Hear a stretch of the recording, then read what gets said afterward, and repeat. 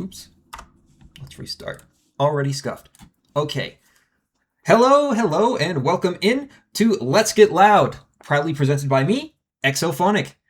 This will be a lecture covering modern mixing and production standards with an emphasis on loudness mixing from the get-go.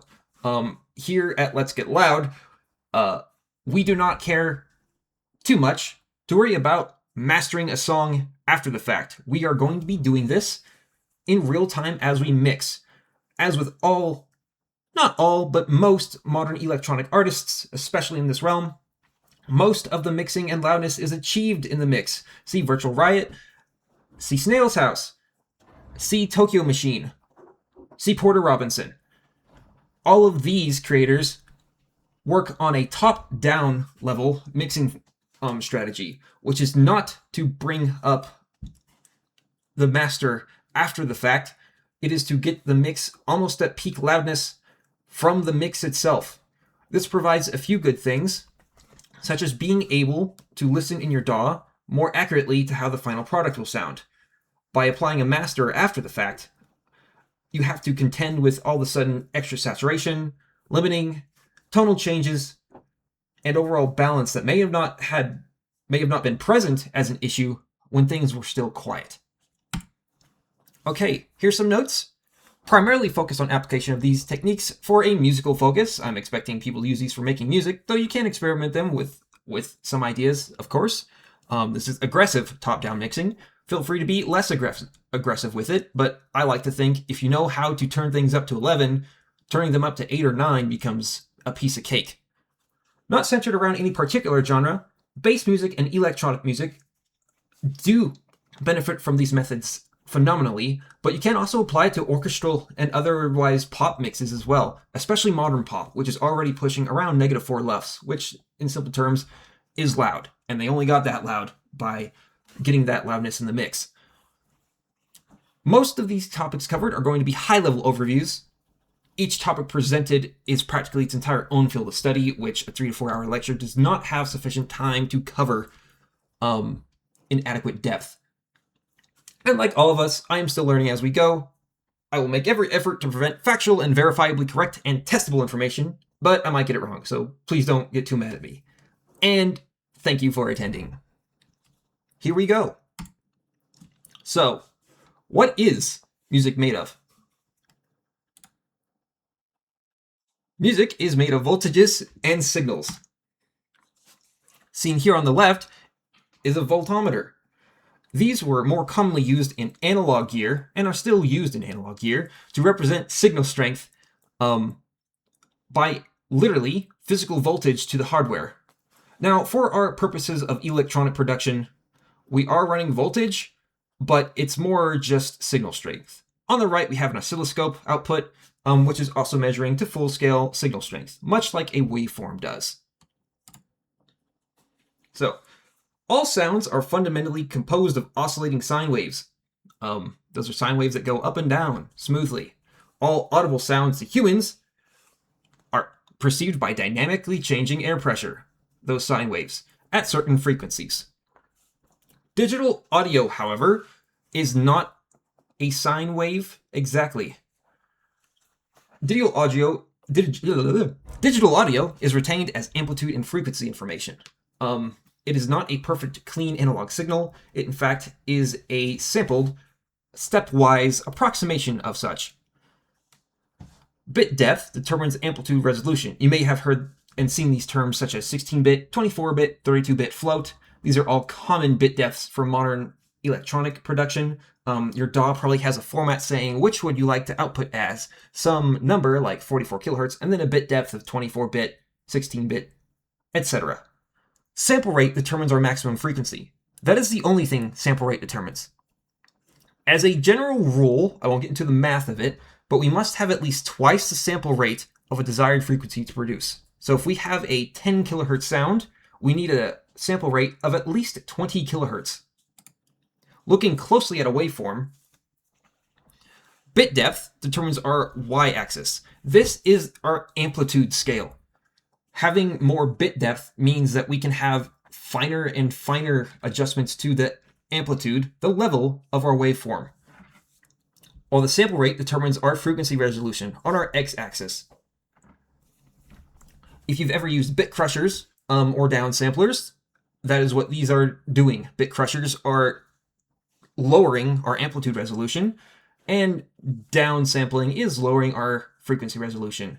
You may notice at high qualities, such as the kilohertz plugin, or at high settings on downsamplers, they begin to act just like filters, which it goes back into the rule stating that we need twice our frequency that we want to produce as a sample rate. Think of it as we have up and down. That's two things. We need both up and down. Thus, in order to produce 10 kilohertz, we need up and down, which means we need to sample twice as often as that. Because if we just sampled up, well, we wouldn't be getting the right modulation. Decibels are a measure of the loudness of a sound, usually in regards to physical sounds and sound pressure levels. But for our purposes in electronic production, these are just signal strength. Voltage, levels, many other adjectives are used to describe signal strength. The common one for hardware and the old analog style is simply voltage. I like using voltage because it sounds cool. If something is being pushed too loud, you'd say, this is getting too much voltage.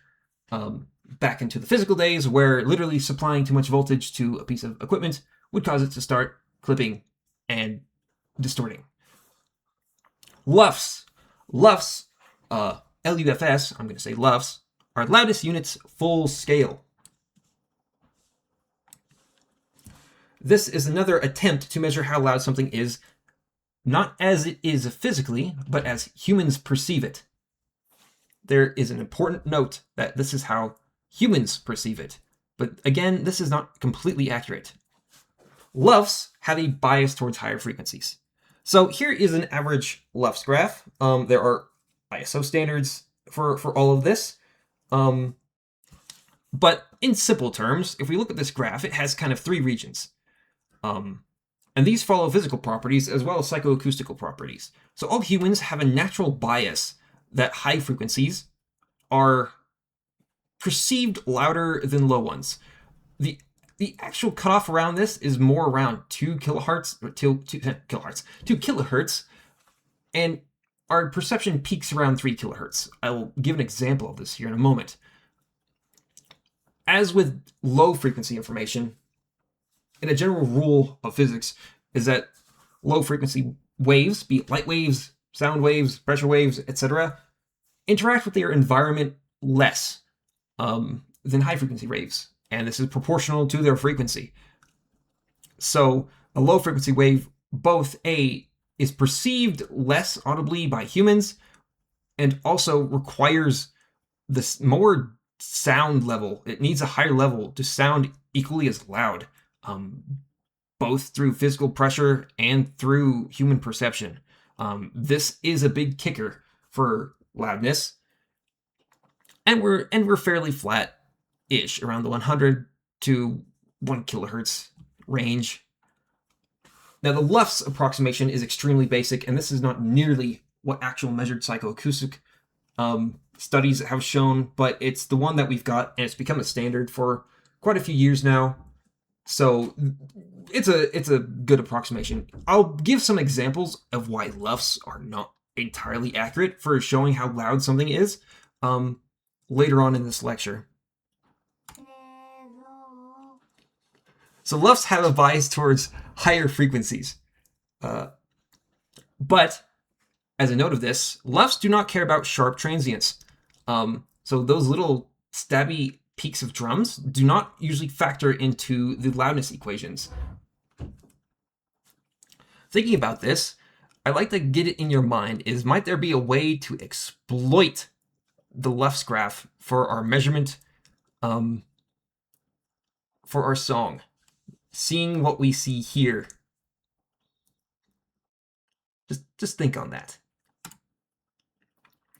You may have also noticed that in audio, especially electronic, your DAW tends to measure everything from negative. It will be always negative LUFS, negative dB. Why is that? Well, that is because I will get onto on the next slide, but let's take a note here. Here's a spectrograph from Minimeters, very good software tool for audio metering.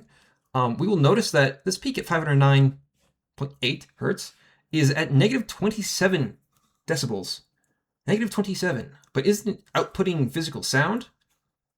Yes. But for electronic production, there is an important boundary. Unlike the real world, where pressure and levels can be theoretically infinite until they become a black hole, electronic music production has a ceiling. The box that holds music. Electronic signal levels are measured from distance to maximum amplitude. Now, here is an output that I'll be showing off later as well from minimeters of a waveform. If this is your standard mid-channel waveform, it will appear as such. Now, there's some important notes on how to read this. The top side is not left channel and the bottom is not right channel. The top half of this waveform is simply the top half of the waveform, and the bottom is the bottom half of the waveform. What do I mean by this? I will showcase this in a moment. Notably, the bounds of this box are the ceiling. This is maximum amplitude. So if something is touching maximum amplitude, it cannot get any louder with an electronic format. This does not care about how loud it's actually being output to speakers. That is a separate thing. This is simply the space we have left in our audio file itself. The distance between the top and the peaks and overall average of our waveform is known as headroom. You may have heard terms like 6 decibels of headroom. That means we have 6 decibels of space between the very top of our waveform and whatever our peaks are hitting at. Peaks being these sections right here where it's the highest. The floor is known as our minimum sound. Now the floor in digital audio is usually 0. This is also known as negative infinity. The floor descends both from the bottom ceiling and the top ceiling. If you want to make your music sound like the big guys, we want to use all of that box.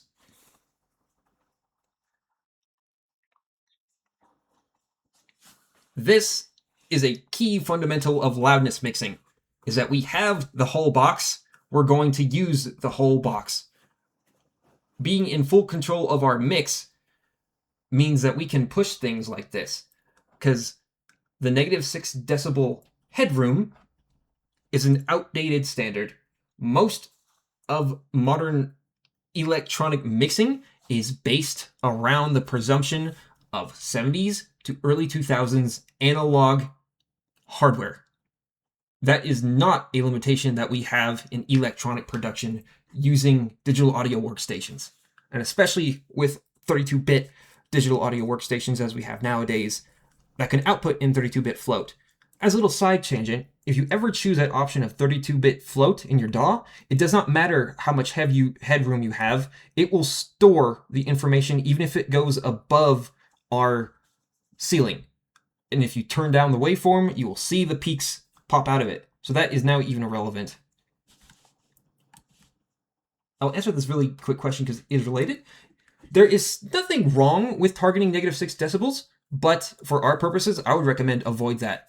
I want to get it fundamentally driven in that we are going to optimize our mix by knowingly using all the space. We don't care about having headroom. We want to crush the headroom and still retain punch and drive in our songs. And there is a specific sort of mindset to doing this, and that is not going to be compromising on loudness. So here are some mixing fundamentals. Mixing, the art of adjusting sounds so that they sound good based on that other song we know it worked on, based on entirely subjective human perception and within infinitely variable listening conditions to control the artistic intent of the music so as to provide a compelling auditory experience and immerse the listener into the song. Or in simple words, it's volume and drums. Now, as a note, there's really only 4 things we ever do to audio. We can adjust phase, which is timing. We can adjust volume, which is amplitude. We can adjust distortion, which is changing the waveform, and we can add or remove delay. Think about all of your fancy plugins, any plugins that you've seen, and try to think if there's any examples that do not follow one of these 4 core principles. For an example here, reverb is delay with phase shift. Distortion is also volume shaping. I count it as a separate category, but yes, it's also volume shaping, specifically very fast acting attenuation, but it does add information due to side effects. So I give it its own realm because it is important as a separate concept of itself. But yes, in that case, there's even fewer if you were to think like that there's only 3, but that even simplifies it more.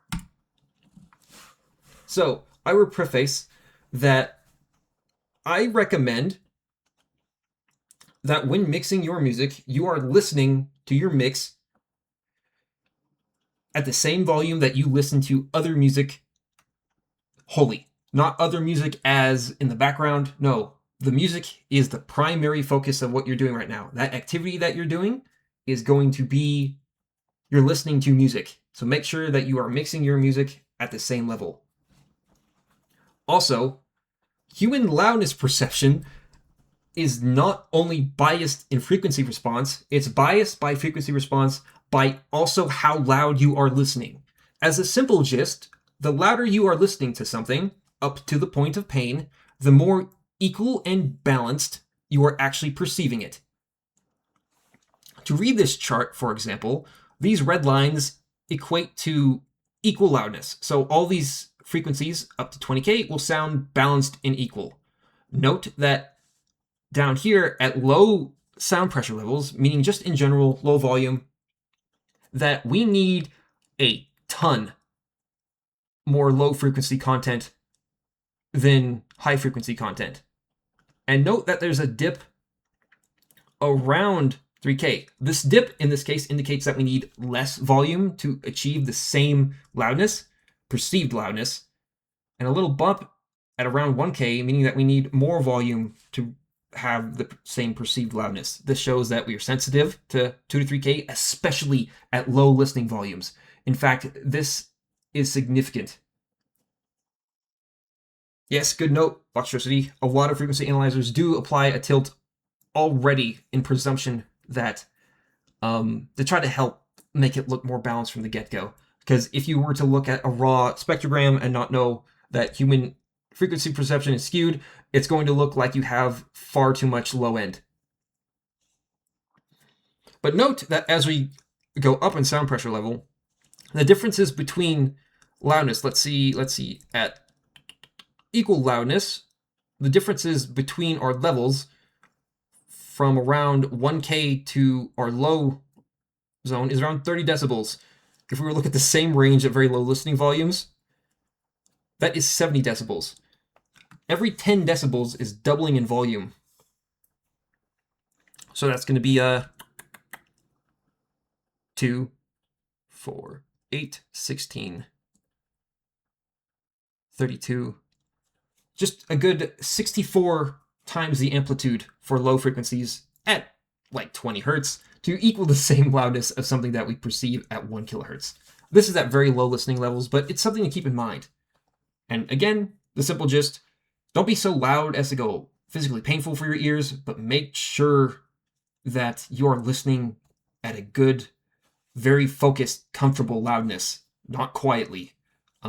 This will cause more ear fatigue, but it is important for mixing because if you mix at low volumes, you're going to run into this skew. I would only recommend doing that once you know your individual response, because this is generalized, but everybody has their own perception. My personal mixing recommendation and style to kind of get us started here is kick and snare are set to unity. You'll hear this word a lot. Unity means 0 decibels, which means we are touching the top of our waveform. This is what I use for top-down mixing. This is called reference mixing in self-referential tracks.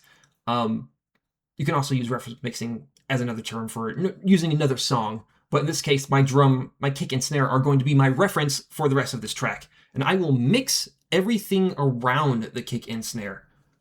So we're going to start from the get-go, from having our kick and snare be at the peak of how loud they can be, forcing us to adapt our composition and mixing arrangements for the kick and snare. This is also set to unity on my master. The goal here being that this output, as I will show here, Live Studio One, is going to be full scale from the get-go. Let me find a kick. Here's a kick.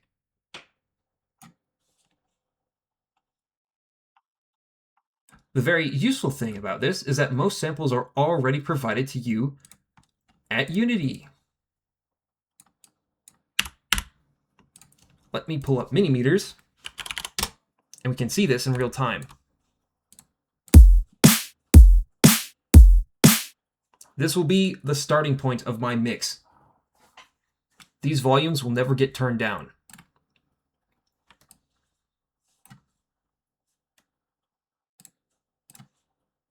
Unless, of course, it's during a drop. But or during like a build-up. Artistically, yes, turn them down. But for our main chorus, our lattice section, we're going to keep them full scale.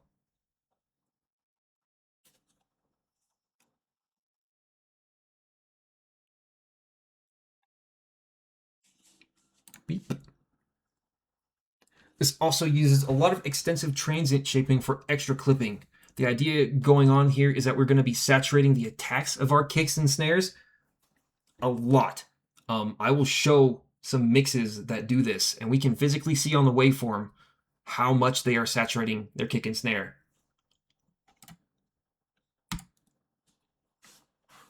Also, for this mixing style, I recommend busing for all sums, for real. All sums of tracks are routed into a bus for similar information. Now, you may be wondering, what is a bus? A bus is a group of sounds. So in Studio One, for example, I have these two audio channels. Audio comes from this one. I can solo it. There's my kick. Here's my snare. I want to control things better, especially my drums. They have a lot of information about them. They're peaking at 0, so naturally, actually, intersample peaks are just above. So my DAW's freaking out a little bit, saying, hey, you're at your limit. And I'm like, yeah, I know. I want to be there. So one thing that is pretty standard, and I would say is the bare minimum, is always have a drum bus. So I will route these channels into a bus. Various different DAWs have different terms for this, but whatever you use to combine audio channels into one, because now this audio channel is playing both my kick and snare. These two items can be modified with processing at the same time. I'll showcase why this is important for drums later, but in general terms, because they have such high amplitude information, more so than most of our melodic stuff is going to actually have, it's vital that you control these in a way that you can get predictable processing so that the master isn't having to figure out what to do with the drums. We're going to be controlling the drums and clipping them and limiting them before they get to our master channel.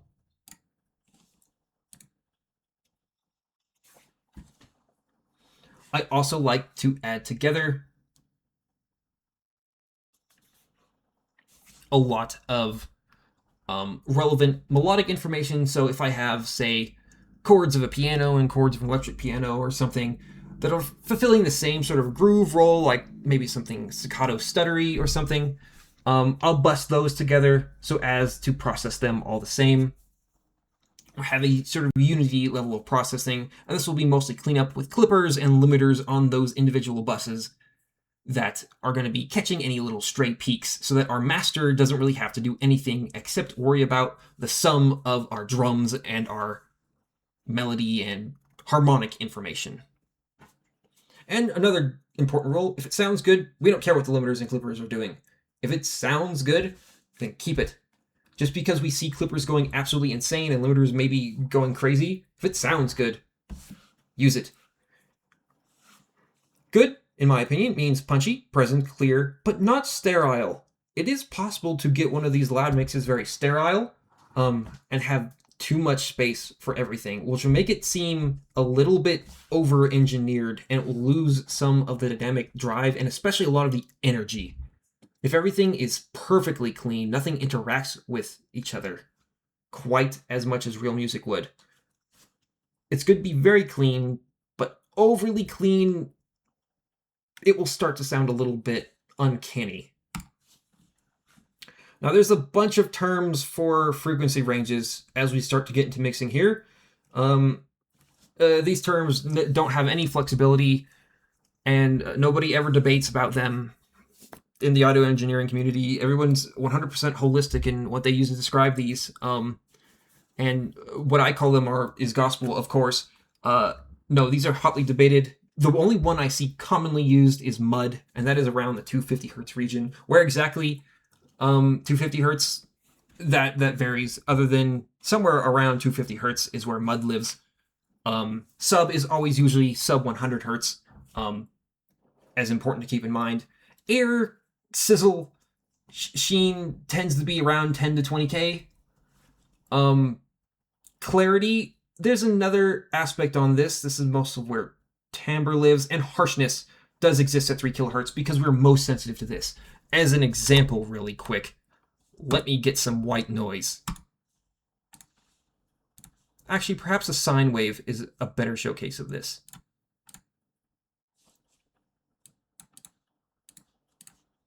Here's vital.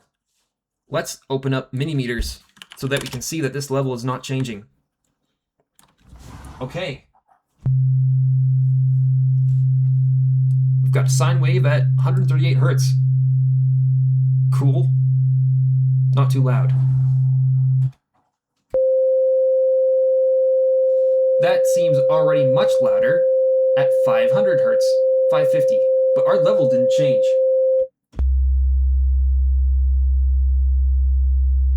Now let's listen to something a little higher.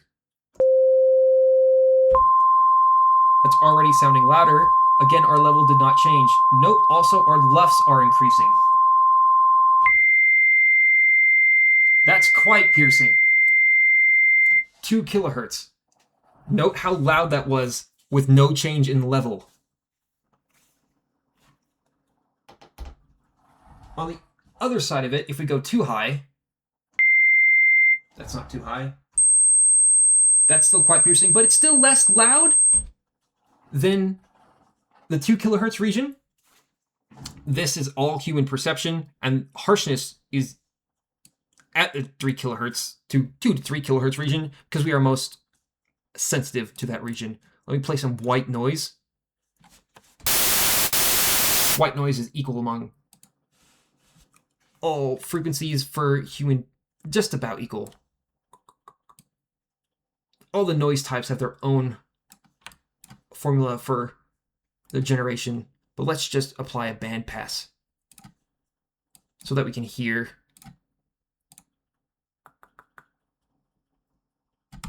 Here we go. Get it sharp. Okay, here's a bandpass. Let's play some white noise and listen around the frequency range.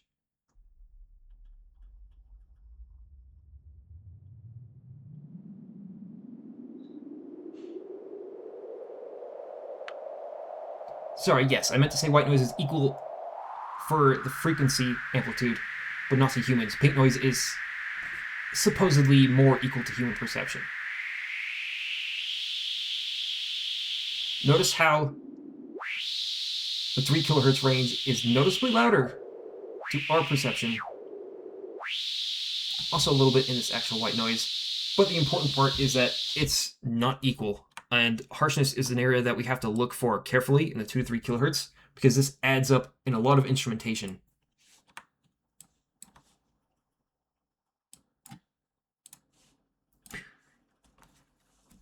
Thickness, warmth, mud, harmonics, anywhere to 5 to 1 kilohertz gives a lot of the body of our sound. If we lack this area, it can feel a little bit off, but it's not the end of the world. As well as high end. High end, you want to just sort of balanced by ear. It's such a dense area of frequency information that we don't have to worry about phasing so much. And it's mostly just for tonality. So, to get started, in order to mix loud, we have to control our low frequencies. These take up the most headroom and the most amplitude information for pretty much all elements of our mix.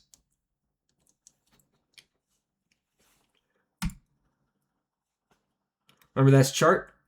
The lower the frequency, the louder it has to be for equal perception. But we have a limited number. We've got a ceiling in the box.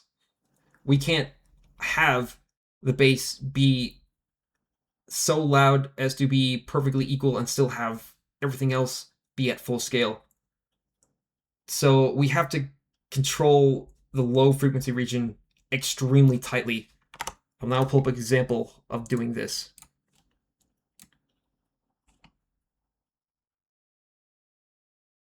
Let me pull up. Here's something that's fairly loud, very busy, but has a controlled low end. And for electronic music, especially electronic music, and even other types of music, even rock, the number one thing I recommend and is commonly used as well for controlling this low end information is going to be, where's my bass?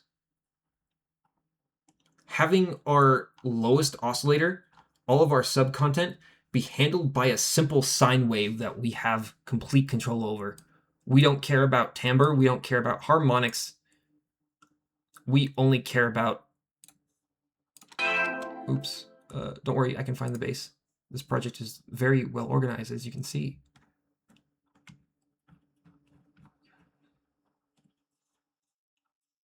Here it is. Actually, this is an example using more distortion. Anywho, my bass oscillator is a sine wave. So low. I've got hard clipping on this to add high harmonics.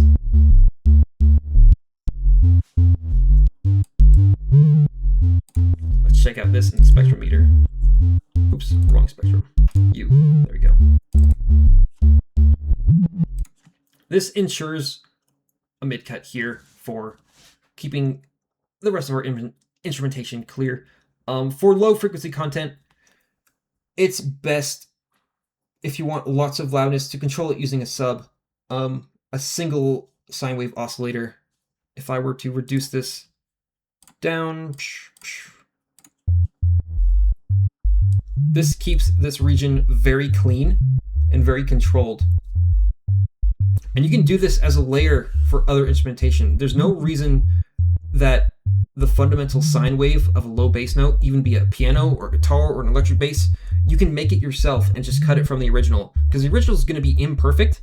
If we want something that's more controlled and that we can more easily sidechain specifically, because we now have a separate audio track for what is essentially our very lowest note in the entire track. Other than our kick, we can sidechain this against our kick.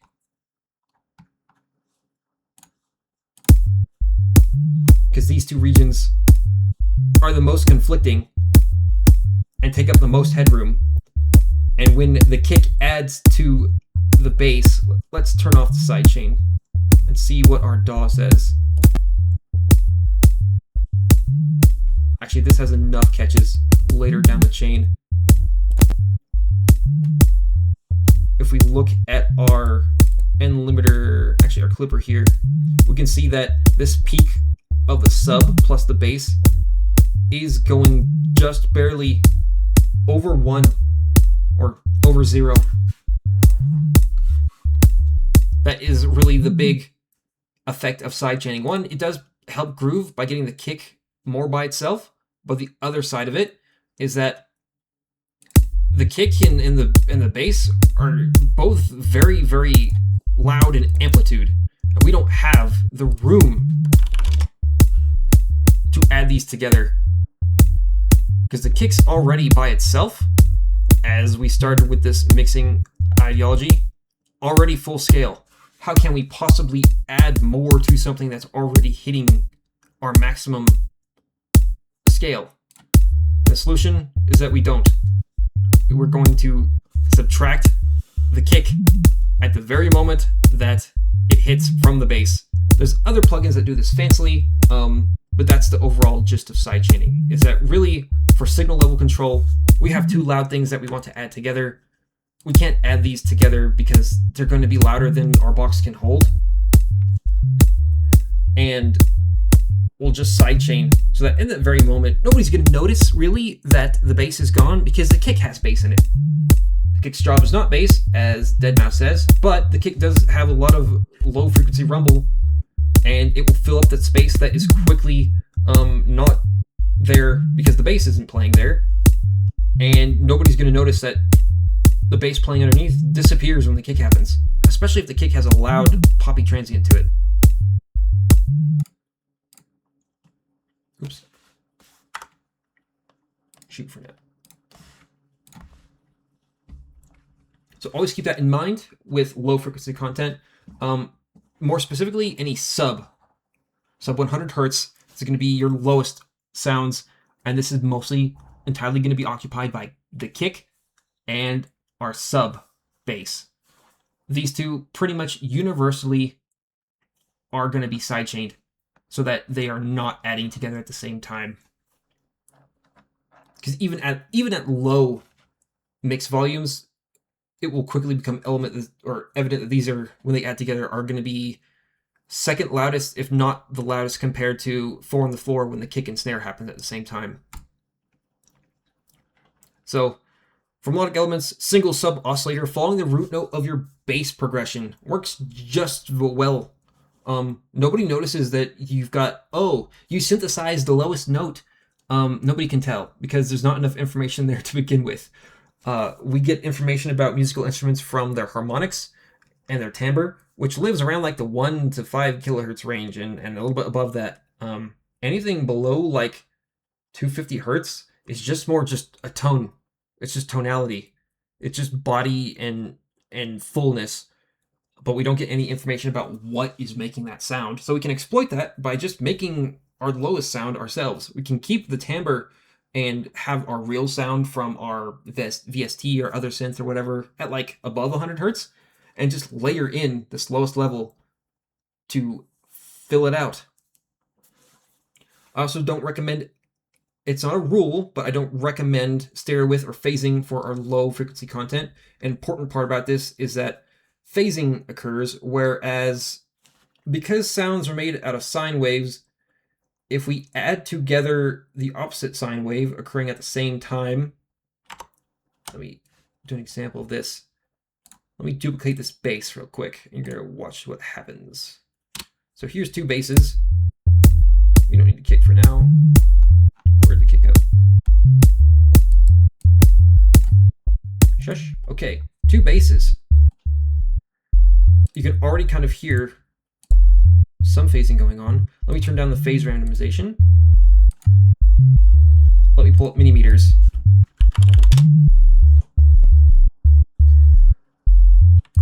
I will do my best to explain this simply. This is not too hard of a concept. Let's and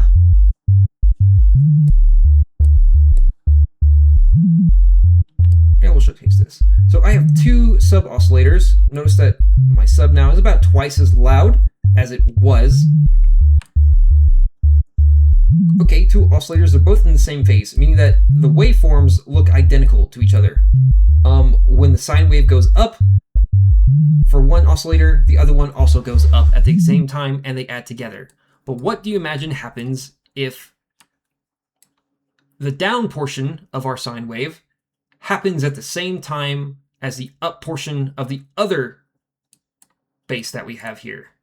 Let's listen to that. I will adjust the phase.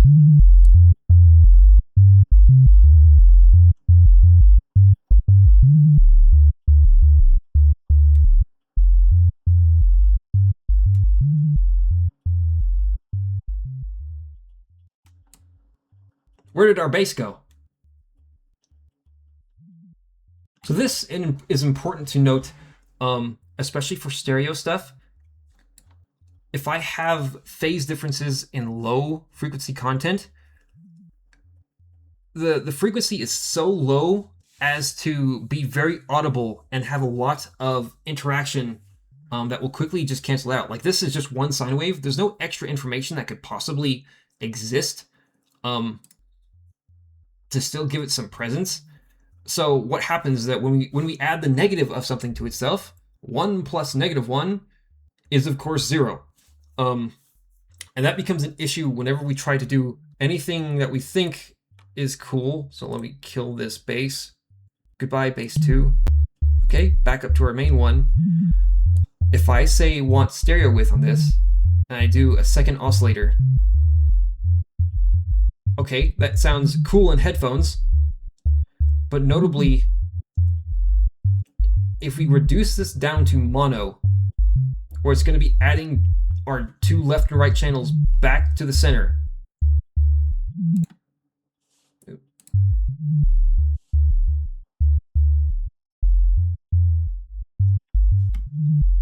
our bass starts fluctuating in volume. And this can be especially an issue if we have phase randomization. Now all of a sudden our bass just randomly disappears. And this is the sub of our song, which generally is not desirable. There is a better way that I like to use to go about getting the perception of stereo sub without actually having to run into the issues of, oh no, my sub is phase canceling itself randomly and intermittently and without control. So that is just a point to note. Be careful of stereo information for low frequency content. The higher up the spectrum you go in frequency, the more high frequency or the more stereo stuff that you can do, because there's simply more information there. Low frequency content doesn't have hardly any information at all. Oops. Shoot again. Okay.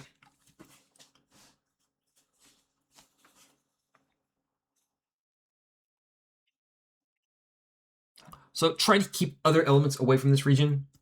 You can generally kind of high pass all your other instrumentation without much issue to keep your sub area very clean. Always sidechain against the kick for this loudness mixing. You won't get the loudness you need if you do not sidechain against the kick, and that will be due to how our end limiting is going to work.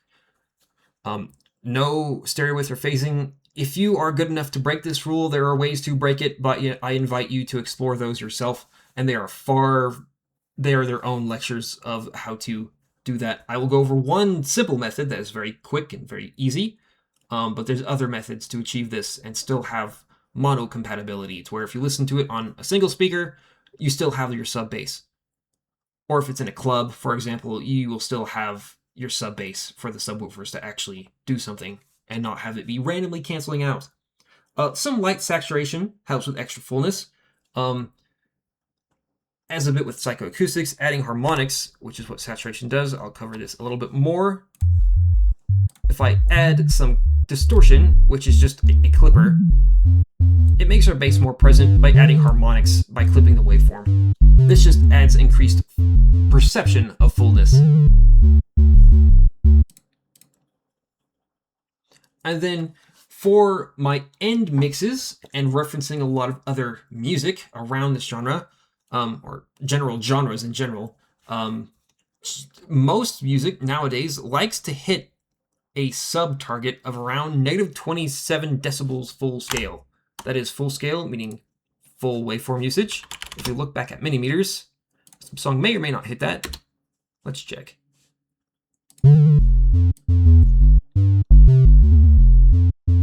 It's hovering around -26 to -24, within range. This was referenced off of another track, so I know these levels are just about approximately the same. This is generally a good area to look for. Millimeters are great for this, but if you have other monitoring tools, it also helps. This can be a good set for your mix. You know that somewhere around -27 decibels, as you set your sub level, is going to be right in the ballpark of where you want, and you can adjust the taste compared to the rest of the song. Bass music and stuff may be higher, as well as trap and hip-hop, and then more J-pop style stuff. Actually, J-pop has been going up in bass levels quite a lot. More folk and acoustic. Stuff may be around -30, but generally at full loudness, -27 decibels is a good compromise between those two ranges. You'll adjust it by using your ears.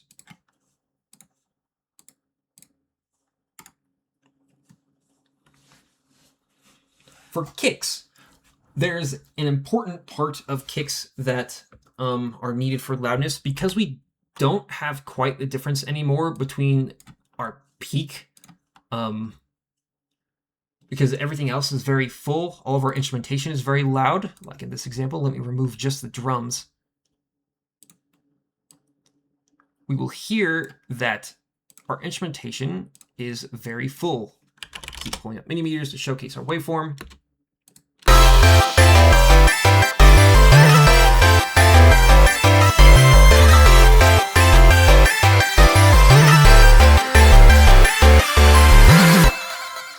That is touching 0 at many places. And how on earth are we going to get a kick and snare, which normally we perceive as having a transient louder than everything else, to be punchy through all of that? The fundamental ideology with mixing kicks like this is to apply a lot of saturation on the attack. Let's compare this kick as it was originally to its adjusted version. I will turn off all my plugins. Boom. Now we're just going to get a raw kick. Okay. Boom, boom. Lots of mids. Has a fairly long decay. Let me turn on my plugins of transient shaping and EQ. Notice very short decay. This is fast and punchy. But the initial attack actually has a lot of high frequency information, specifically quite a bit at 8K. This is where most of the actual perceived punch of the kick comes from, is our high frequency content. The sub kind of is the body and the rumble of it, but to make something punchy through a lot of other elements, we need to have a lot of high frequency information in the kick. This can be, as you may have heard with like techno kicks, the boom, boom. That high-end sine wave descending is very important. If we run this through a transient shaper, or run any kick through a transient shaper, we can bias the attack that has a lot of high amplitude, high frequency content and saturate that even more. I'll go into how to do this later, but that's just one of the ideas, is that for getting kicks punchy through a lot of this. Oops, I did something wrong. I don't know how I broke my kick. I broke something about this project. But the overall idea is we're going to be saturating and clipping the attacks of our drums very commonly. I keep doing this. For every bit of sustain of your snare, and especially your kick, you sacrifice the other elements of the mix in order to have a good balanced sub-rumble. Our other mix elements are going to have less time in the limelight. And make sure, of course, that you're sidechaining your bass and your sub.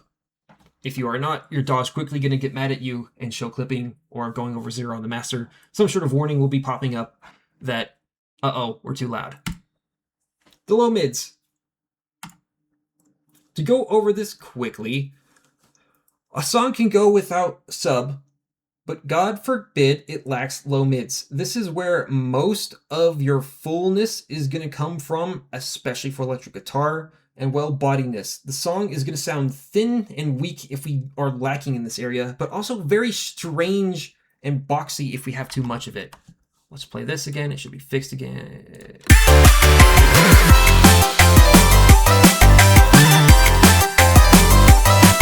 So here's a mix, fairly decent in my opinion.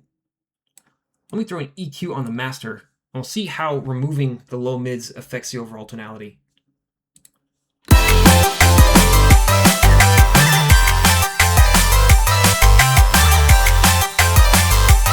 Yes, this is being recorded. if we notice, as we duck our low mids, we lose a lot of the body of our music. It's very strange to have sub and no low mids. If we do even more and say, oh, we're gonna be very weak in this region overall.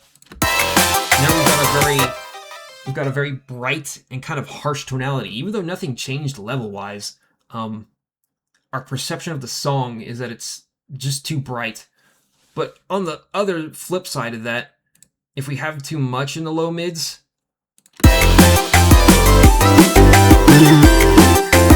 this is called boxy or woofy. It sounds kind of like it's in a cardboard box or through like some sort of cabinet or something. And this is a very temperamental region. I can adjust things in other regions up and down quite a bit, but in this area,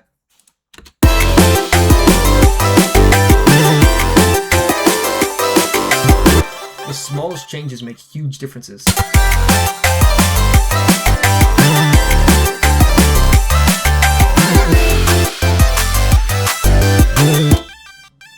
This is an area that you should be thinking of compositionally.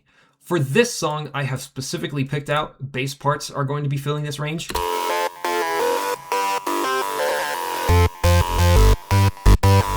With a little bit of overlap, only a little with the synths. Generally, for EQing individual elements in this range, you'll quickly find a buildup of boxiness and muddiness to quickly happen. And the simplest solution is to try to reduce the amount of elements you have playing in that region. And if you don't want to compromise there, subtract a little bit of the lows from everything that's conflicting there so that when they add up together, they're not having too much tonality being towards the low mids. This is a very temperamental region. You'll have to experiment with it a lot. The overall gist, and there's no universal sort of set reference. It will vary a lot by track. The important part is use your ears, make sure it sounds full. Go too much and then go too little. With low mids, you can use an EQ on your master to quickly check changes before you make them, and then you can go back and make those changes on your individual instruments. And choose an instrument that you might like there. Again, we're kind of low frequency still, low mids. There's not a lot of timbre information, so that's information that gives us knowledge about what instrument is making that noise. But we do start to get, we can have stereo width and some modulation and interaction from different components or different sounds, like maybe our chords and our high bass may overlap a little bit here, and that's perfectly fine. That will help the song feel more cohesive. That is an area very much experiment with. Too much will be very obvious, too little also very obvious. Where timbre lives. That's how you say that, timbre. Mids. This is where a lot of, if you've heard very loud happy hardcore, for example, that has those super thick saw waves, this region is where our harshness lives and our timbre. If we remove this, play.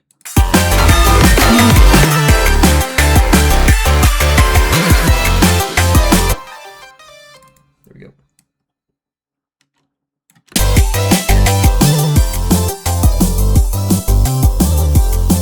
We lose a lot of our song and also a lot of the information that gives us information about what instrument's making what.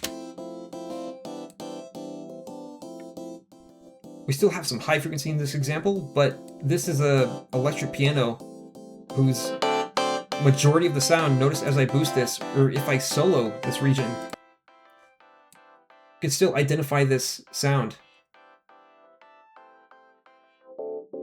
Down here at 200 hertz, this could kind of be anything. Let's listen to 200 hertz at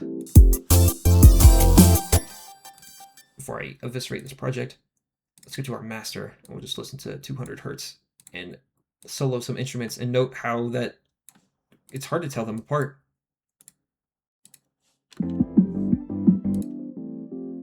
Okay, there seems to be an electric piano. It's kind of just the same.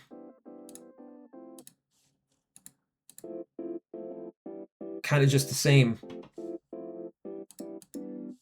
Also the same. There's subtle differences, but these differences are not as pronounced as if I were to do the same thing up here at 2 kilohertz. Oh, that was a piano that we're listening to? Ah, this is a Rhodes. Ooh, a distorted electric piano. A different distorted electric piano. This has a lot of electric pianos on it, but still, we couldn't tell these hardly apart down here. So this is where a lot of our conflicting information for getting our overall mix of harmonic and melodic elements. A lot of stuff happens around the 1 to 5 kilohertz range. That's going to be very important to try to keep clean or intentionally messy so long as they have space. This song, for example, tries to solve that by applying different stereo effects. This piano is panned left. Sorry, right. This one's left. This one's center. West phasing. It's got a flanger on it. And this is an OTT release cut piano, also center. But notably, all of these instruments carry an important difference in how their phase and position interacts, which is just more information for our brains to tell the instrumentation apart, especially because they all have sound around the 2 kilohertz range. They're all sort of mids-based melodic elements.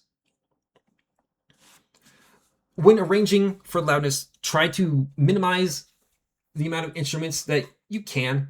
Don't sacrifice creative intent, but do have keep it in mind about if you want to layer 8 instruments here, you're going to have to make some harsh decisions about EQing to make sure that they are still hearable with each other.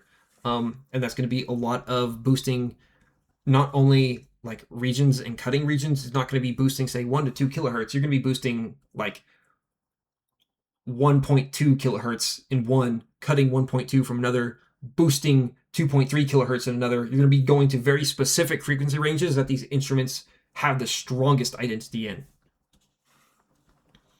As another little note, 500 hertz, 2 kilohertz, 5 kilohertz, and 8 kilohertz are important ranges for vocal clarity. In your instrumentation, you can do some subtle EQ cutting on the overall bus of your melodic stuff to try to keep some space for a vocal to sit here. 1 kilohertz and 3 to 4 kilohertz and 6 to 7 kilohertz, anything between these regions, you can leave more for the instruments to play, and everything right around them, you want to have space for your vocal. You will see in any vocal where those fundamentals lie. In fact, can I pull up Tato real quick?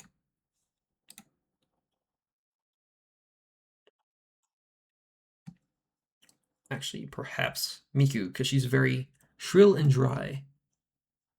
Here we go. And we'll see very obviously those ranges in our vocals, even synthesized vocals, especially synthesized vocals. In fact, they often have clearer peaks than actual human vocals. There we go.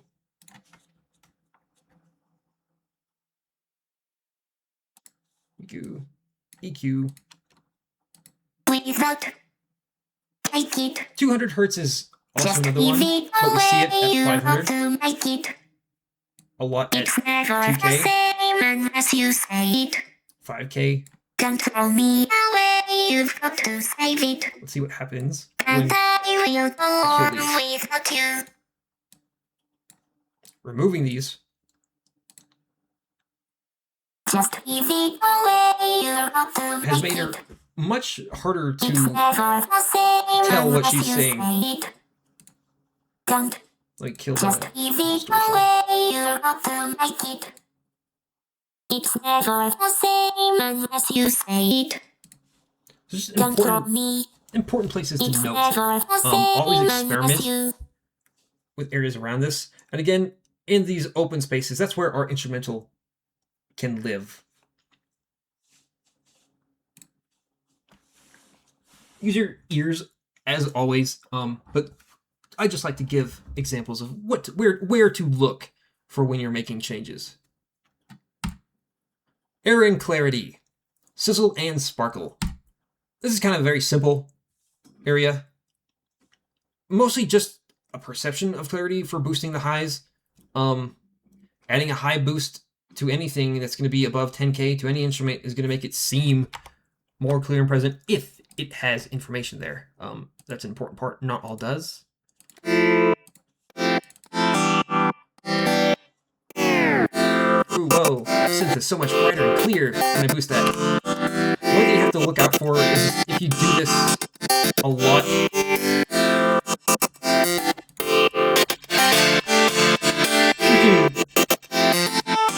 kind of run into the mix sounding quite sharp. So just do it for one or two things. And of course, if it sounds too sharp, and it won't be painful, it's hard to get painful levels of volume, but it will sound like it's shrill, which we don't want, especially if applied to a master track. This is an extreme example, but yeah, we can hear that's very kind of like dragging nails on glass kind of sounding. Most of this region is kind of just occupied a little bit by the harmonics in our instrumentation, but it's mostly just our hi-hats and our rides. That's what lives up here, and boosting high content on our rides and such can give them some nice air and clarity to otherwise fill out that frequency area. Try to avoid any resonant frequencies. We don't want any loud kind of sustained notes here. And that's about it for our highs. Really, it's an area that you don't really have to worry about because there's so much information there. It's also almost going to be impossible to get a mix so colluded and full of stuff that the highs become indecipherable. So it's really just tonality, and a lot of it's just going to be get your hi-hat sounding nice and crisp there, and then maybe a piano or some other element. You will choose one element that can have some boost there. Vocals having a little subtle boost to 1 to 2 decibels in the highs can make them sound much more present and give it that sort of sound that a lot of other music has. And then a lot of it can also be just a taste for really just hi-hats. If we want more sizzle on our hi-hats, it will make our whole song seem brighter and more clear, even if nothing else changes but just the hi-hats. Right? Getting into the ideology of loudness. So, as with this mixing methodology, here comes the actual lecture, by the way. Loudness is made in the mix, not the master. We have more control in the mix than we do with the master. The master gets only the end waveform that it has to work with, and thus has to compete with everything all at once. By controlling the mix and pushing things early, that is how you will achieve a loud master. Master processing in this case is often extremely minimal, usually just a clipper and EQ for final touch-ups, for last-minute changes and kind of a last sanity check to make sure everything is still working. We're going to be ignoring most of what you've heard about all the analog production techniques, and instead we're going to be making things loud from the get-go. To follow suit with this work in progress has already been made. This is only sort of halfway through its conception. Following the loudness, kick and snare, hitting 0. These are already at peak loudness. When I add other elements, I am now doing them in relation. Sorry, let me turn it off. I'm now doing them in relation to how loud the kick and snare is. To get extra punch out of that kick, I'm applying a transient shaper. This one actually is just really adjusting the sustain. I've already made this kick to have good initial transient. from sound design, a lot of high frequency content for the transient of our kicks to punch through. Because again, think of it more as like our kicks are having to fight against the rest of the instrumentation that is already loud. So we need something else in the high range to give it sort of more presence and pop. Also, to kind of exploit that human perception is stronger with loud or with high frequency sounds.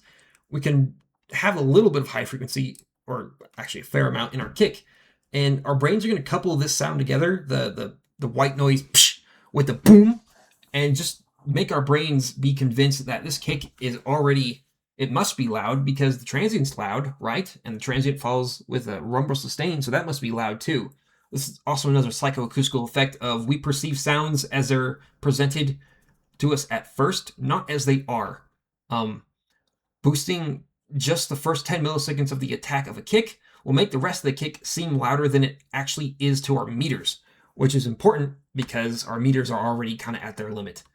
We've reached this mixing style is our meters, our waveform, our audio is already pretty much maxed out, especially for drums, and thus we have to use psychoacoustics to boost things for human perception.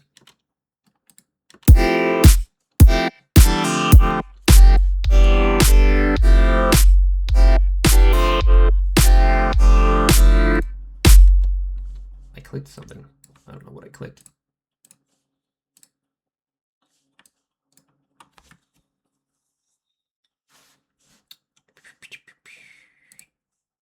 Let me just scoot you there.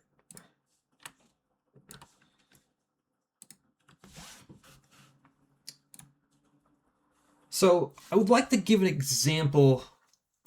There's different types of loudness.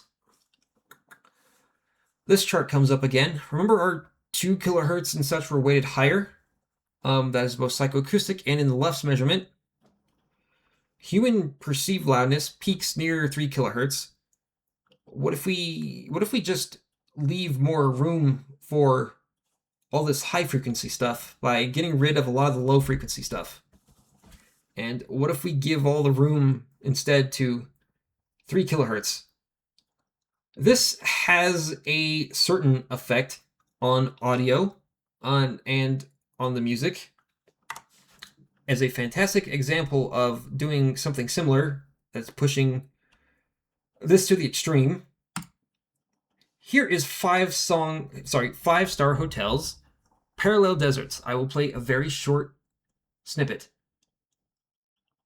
I will preface. Loud sound warning. Loud sound warning. Loud sound warning. Loud sound warning. And again, recall this audio track is peaking at the exact same levels as that previous one that you were hearing from me. However, what levels it's peaking or where it's peaking at those levels is entirely different. Brace yourselves, this is going to be way louder than you expect. This is a rare example of a song that goes into the positive lefts. Lefts theoretically can go up to +4. Most music never exceeds -2. Here's what happens when you do. Get ready. Final warning. Turn it down now. 3, 2, 1.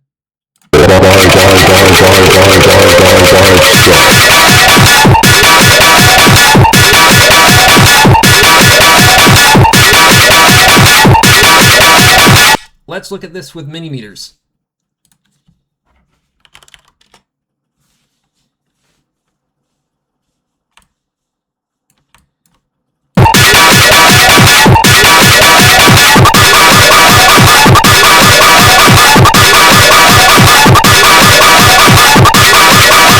Yeah, that's enough of that. One, yes, this waveform is a wall, and two, you may have noticed that the 2 to 3 kilohertz range, and actually a little bit higher, was pretty much 90% of that information. In fact, Minimeter shows us the overall relation between loud and low frequency content in our waveform analyzer over here. Or yeah, the more blue it is, the more high frequency it is overall, and the more red it is, the lower frequency it is. Yeah, that's pretty much all blue, saying that this has a huge ratio of high frequency content to low frequency content. Don't worry, that's all I'm going to be playing of that one. Careful with your speakers and your amps with that bad boy, because that will drive your peak RMS quite high, and your amps things are going to get hot. That has a lot of voltage in it. But as you can see, mixing for just psychoacoustic loudness is an acquired taste. Here's an example of a song that is mixed extremely loud and probably louder than you might expect. I will show the waveform of this as well after we take a short listen to it, and we can see how they're using the same methods of clipping to zero with kicks and snares being at full loudness, at maximum volume from the get-go. Here it is. I love this song. I fell down, I was kinda like, yeah, that works. I guess I'll see you around sometime. Sounds a little bit weaker after that previous thing, but it still is well balanced and clear. Very clean mixes from Fox Stevenson, very loud mixes. And when it doesn't just hurt. Let's take a look at the mini-meters. It's all gone wrong, then you know it won't get no worse. So yeah, I bide my time as I try to weaponize my... If you notice, this is very punchy, but there's no room for transients in this. We're not popping above the rest of the mix. No, the drums are hitting at the exact same level everything else is.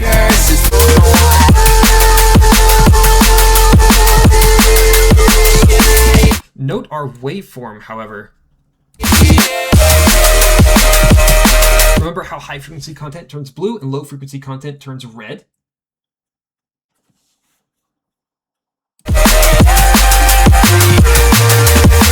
We can see our kick and snare in our waveform here. This is telling us that at this exact moment that the kick is happening, the mix suddenly becomes more biased towards low frequency content.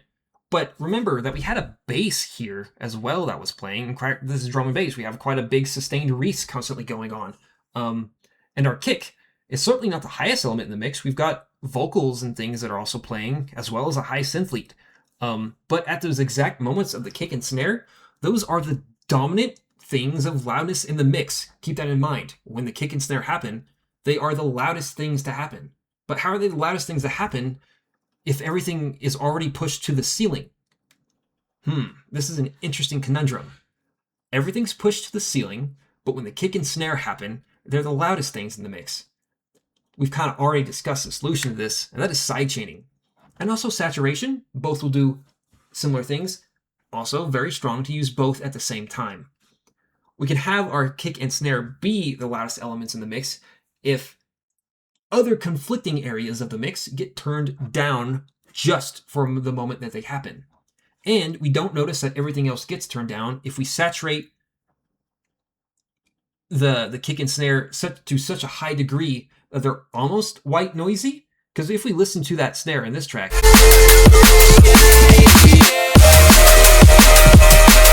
that's very, very full and very saturated. In fact, let's listen to one of his snares alone. Fox did us the kindness of already having this prepared. Good old splice sample. He does have a sample pack, by the way.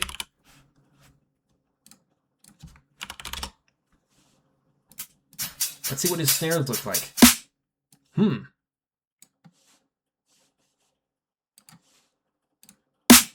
That's very full. What's that look like in millimeters? My goodness.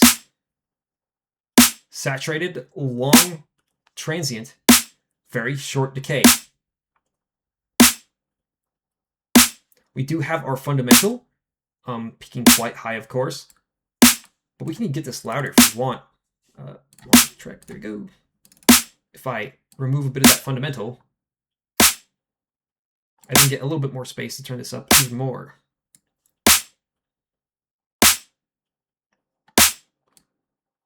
If I increase the fundamental, I start running into the issue of now it's peaking too early, and I'm losing a lot of the perceived loudness. Look, my waveform is no longer hitting 0, even though I just boosted this.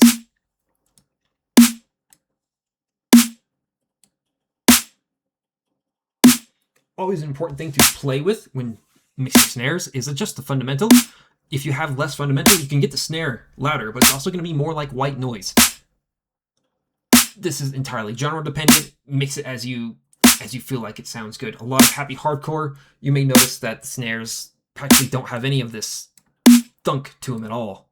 And they're more just of this sound, kind of white noise of the body.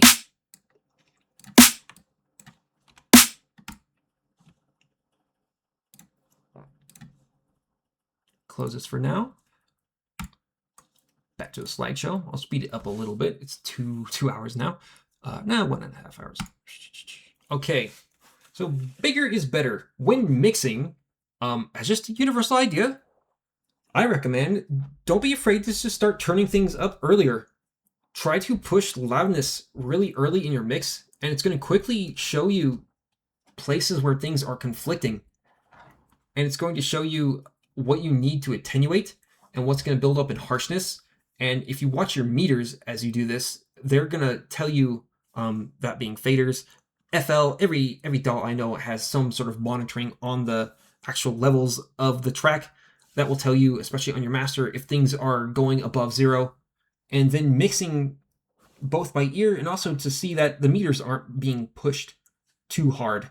You can use mini meters for this as well. If you're really unsure of how much room you have in a mix, let's say, I don't know, I'll just throw a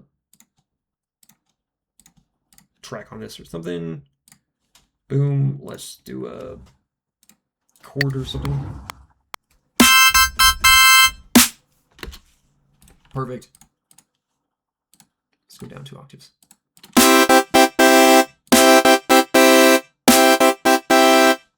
You can always check mini meters to see how much space do I have from my waveform alone. Ooh, let's see. That chord example is already pushing near the top. The chord plus my snare. It's kind of conflicting. That snare sounds way punchier alone. We can keep this in mind, saying, okay, if these things are conflicting, what if I just simply sidechain so a compressor to snare on this high ratio instant attack. Boom, and now it just works.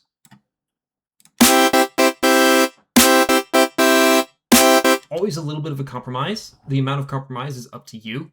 If I set the threshold lower on my compressors, it's going to duck the chords even more. At this level, we can obviously hear that the chords are ducking.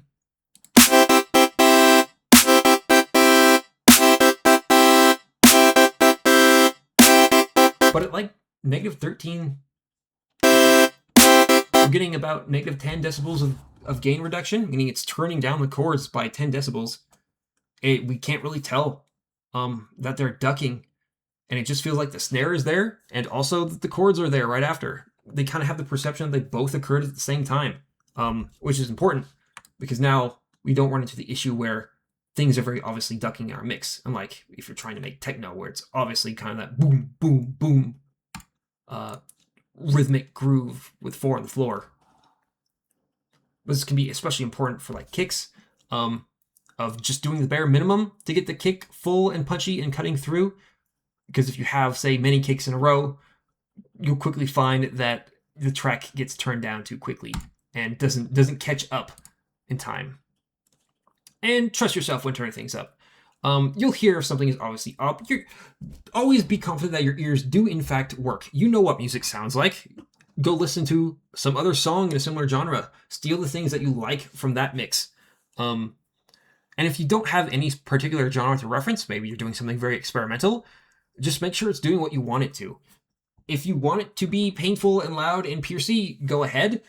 Just keep in mind about the previous mixing techniques of nonlinearity, human perception of sounds, and LUFS, and just be aware that if it sounds potentially good for you in your environment. Consider how it sounds to other people in theirs, and if that's going to be the same as what you want it to be as it is right now.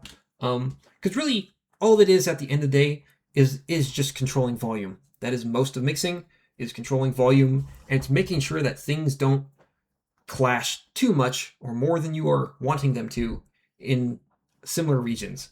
The sub gets its own place, as does the bass, which is just above the sub, 250 hertz-ish and 100 hertz, as do the mids, which control the timbre, give them space by panning or providing some stereo effects, and the upper highs and highs are mostly for tonality and polish and sheen.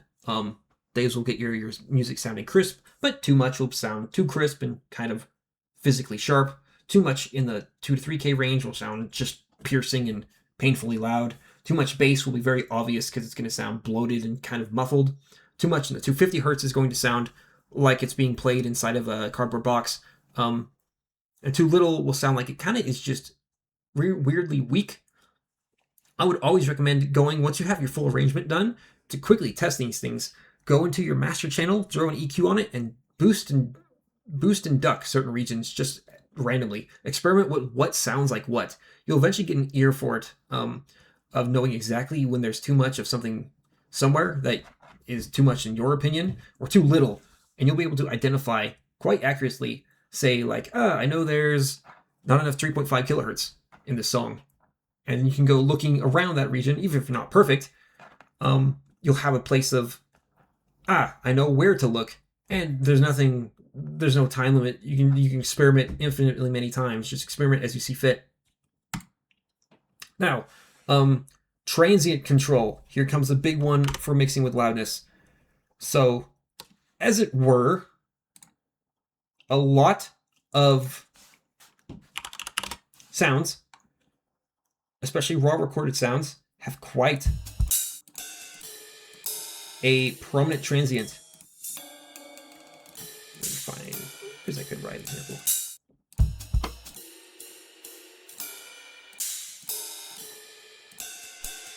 Here it is. Get rid of these guys. Boink. Okay, let's look at this ride cymbal.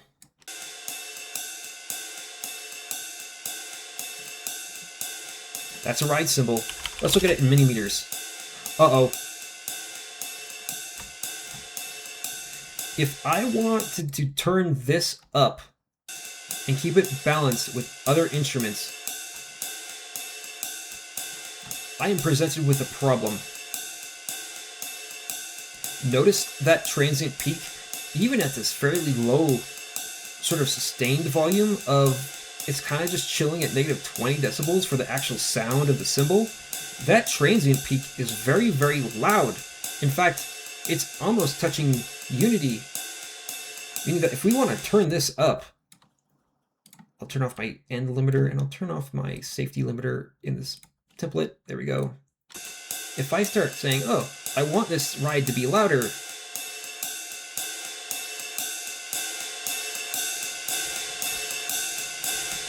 I don't have more limiters on, do I? Oh, wait, no, I do have one. Do you hear what my master is doing? It's ducking everything when that transient is hitting. If my goal is to turn up the sound of the ride, I'm presented with an issue. Is that I can't turn this ride up anymore because the transient is too high and it's hitting 0 and trying to go above it really early, way before it's getting to the volume I want.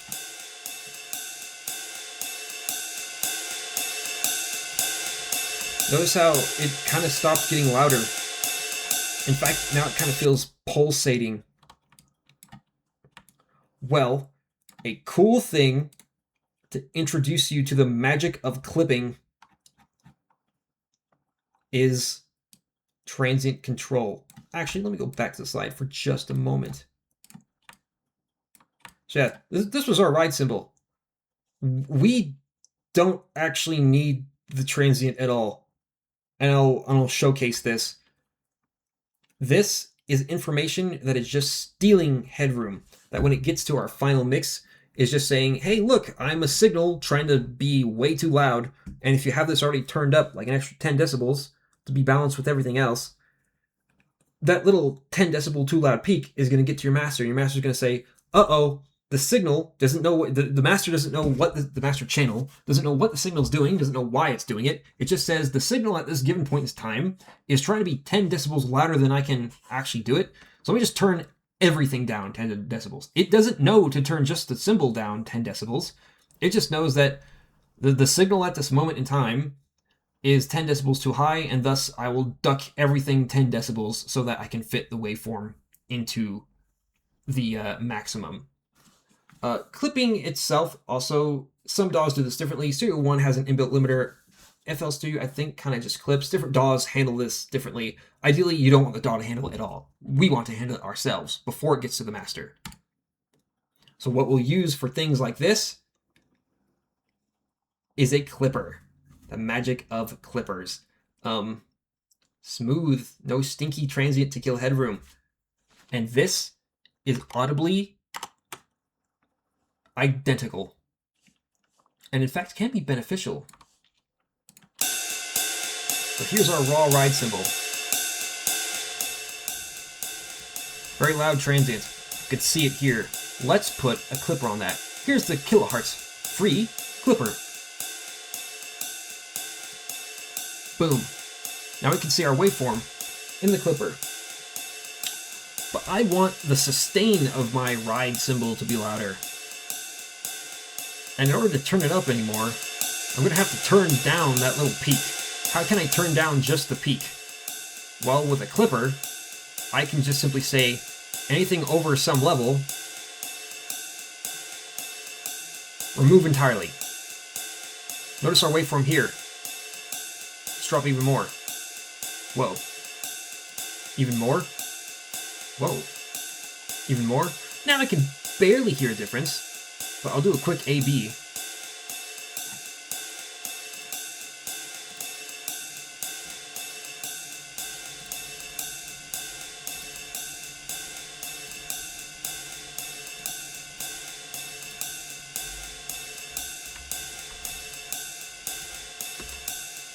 Without knowing that there was a clipper there, it's almost identical.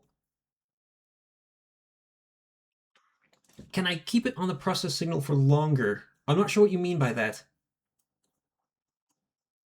Clipping is instantaneous. It doesn't have any decay or attack, generally.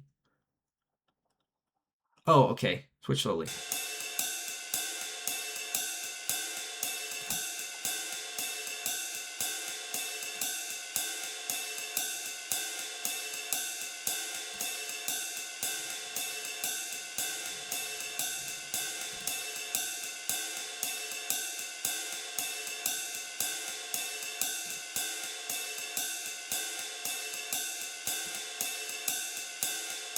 If you notice, there's barely any difference. Now, astute ears, because you know that this has been modified, you can hear a subtle difference in the transient, but guess what?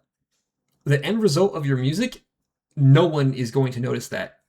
Because the goal of a ride cymbal is not to provide that transient pop or attack, it's to be a ride cymbal. And a ride cymbal sounds like psh, psh, resonant ding, ding, ding, psh, psh, psh. That's the sound of a ride cymbal. Well, the transients are nice, and thus can be relegated for live performances, but for electronic production, we're going to have so much other stuff alongside this. That little transient, we can safely cut. And as an example of what this does to the master, let me get a, let's pull a splice loop with something random. The song starter. We'll hear how this affects, yeah, sure.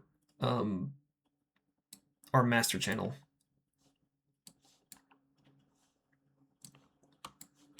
There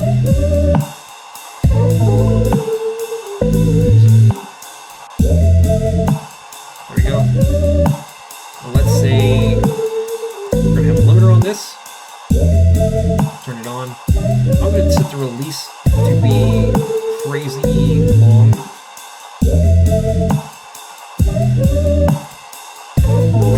We've got some music, and we have a ride cymbal on that music. let's say good golly, I would like to have that ride cymbal be even louder.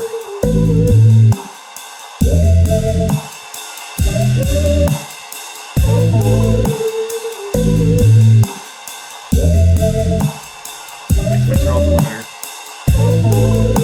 Ooh. We can hear that instrumental ducking underneath that ride cymbal. If I turn on a clipper, whoa. We're now clipping that peak. Sorry, I'll turn that off. We're now clipping that peak. And notice how more consistent the volume of that instrumental became.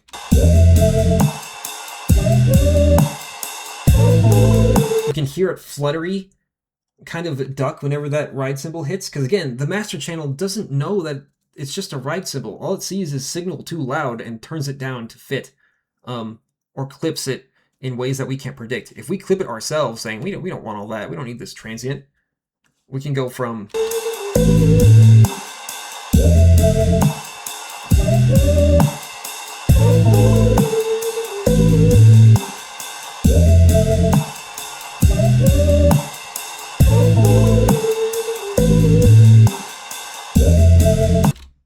a very sort of uncontrolled, very randomly sort of ducked sound to a very controlled and consistent level in our instrumental by changing the transients of our percussion. And you can apply this to all percussion. Do it as much as you see fit for balancing, but in general, we're going to be doing quite a bit of it, especially in extreme examples. I chose this ride because it does have quite a crazy big transient to begin with, but that is something that we're going to be attenuating with clipping. There's other ways to do this as well, which I'll go over.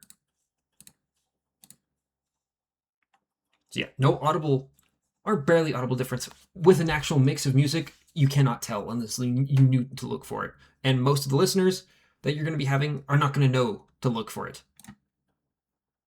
And nope, we don't need transients. Because guess what a mastering engineer is doing when they turn up your song? The exact same thing that we're doing in the mix. They're using compressors and clippers to remove transients to increase the overall signal level.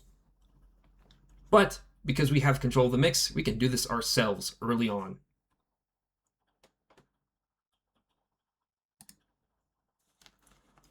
Now, I'll go over compression briefly. All a compressor is just a volume fader. It's just an automatic volume fader. If you've ever saw people drawing sidechain in for automation, that's what a compressor's job is supposed to be. It's just volume. It turns down the volume of the signal it's get based on its input. How fast they turn on the volume, how fast they return to normal are all adjustable. Here's a generic compressor. Another method that we use to reduce transients. This is the older fashioned way. Compressors have their own charm to them. So the threshold is how loud does that sound have to be that I'm getting input before I care to do anything. That's all that means. Usually we'll have an input, which is going to be how loud is it being inputted into me? Or do I boost the gain?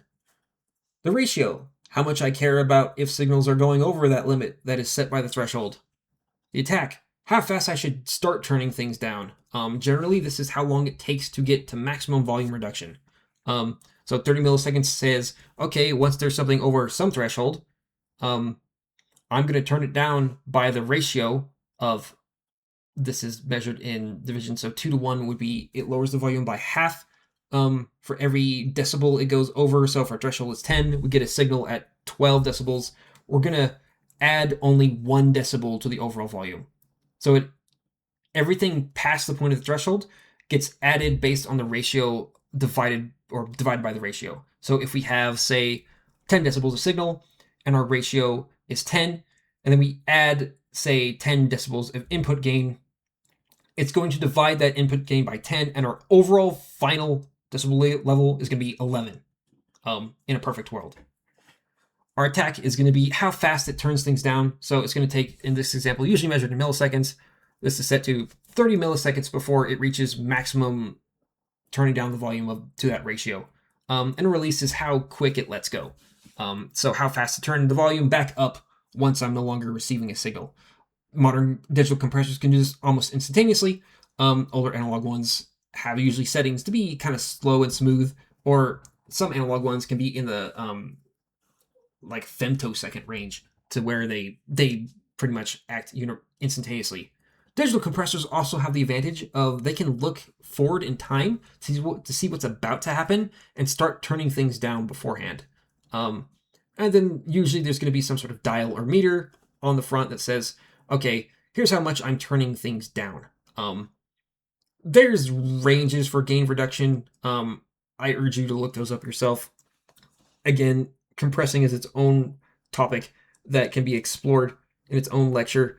But as a simple gist, I hope this did a little bit to help of just how loud before I care, how loud going in, how much it cares, how much it turns it down, how fast it does that, how fast it lets go, and something that tells you how much it's actually working. Limiters, also just a volume fader. In fact, this is just a compressor, but their ratio is infinite.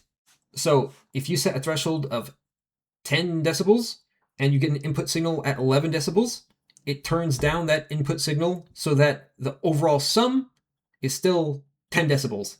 This says I'm not letting anything go past a loudness. I've stopped adding them together and made sure that if we get 2 plus 2, it's not going to be 3, it's not going to be 2 plus 5. If our ratio is set at 2 and we get something that's 2 plus 2, I'm halving the signal. I'm halving the overall signal.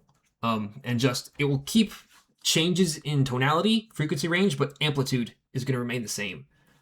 As a little also side tangent, note that human perception is not equal in loudness. Thus, if you have a low frequency signal at 2 decibels, I'll use positive here as just an example for easy summation, 2 decibels, and we have a 3 kilohertz sine wave added at 2 decibels, this limiter is still going to have the signal be sent out once those add together at 2 decibels, but now it's going to be 1 decibel of 2 kilohertz and 1 decibel of 1 kilohertz, and all of a sudden it's going to sound way louder and way brighter to humans. That is something to keep in mind. Limiters don't know this and treat all signals equally. Clippers, as I showed just a little bit, these do not necessarily control volume like a fader. They simply remove peaks above a certain threshold. How each clipper does this is secret sauce of all the manufacturers. That's why you would buy a different clipper. That's what they usually sell you on, is their tone and their algorithm for how they clip sound. They all have their unique tonality and saturation. With any distortion of a waveform, such as a square wave, we get added harmonics, and this increases saturation. So those clippers both shave off the peaks and essentially trade what we get for very sharp peaks for instead just filling out the frequency range. So they change harmonic energy, or they change amplitude for harmonic energy. And yes, going to state, well, they're great for sound design and mixing, especially mixing for loudness. Saturation. I will cover this quickly because there's tons of saturation plugins. But these work essentially kind of like a clipper, but their best case use is usually added in parallel. That means I am creating another channel, that I'm getting my audio, sending it to that channel, running it through one of these bad boys, which usually simulate some sort of analog equipment to some degree with an algorithm of how to add harmonics to the sound signal. They have their own distortion drive settings. FabFilter always has tons of fancy stuff. The other ones try to just emulate simple tube. As a note, soft tube styles, there's 4 main ones I commonly see, and then a bunch of proprietary ones. Soft tube adds even harmonics. Even harmonics are following the harmonic scale, are always musical. They will always be, if I recall, it's going to be the harmonic series for the first 3 are like probably wrong on this. A 5th, and then a 7th, and a 13th, another fundamental, then it extends up. The simple fact is that this will always be consonant for the most part with the sound that you're throwing in. So if you want to make something sound fuller but not dirtier, you can add a little bit of soft tube saturation on it, and it will just kind of fill out any frequency ranges that sound may have not had to begin with. A classic case of this, as I'll showcase with a sine wave. Boom. Here's a good old plain. Let's do 1 kilohertz. Shapes. Sine wave.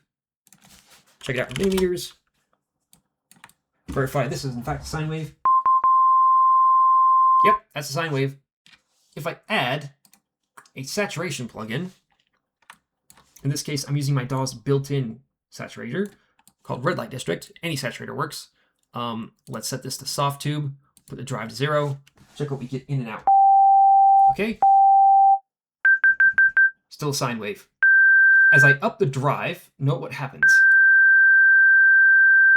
Hey, what are these guys?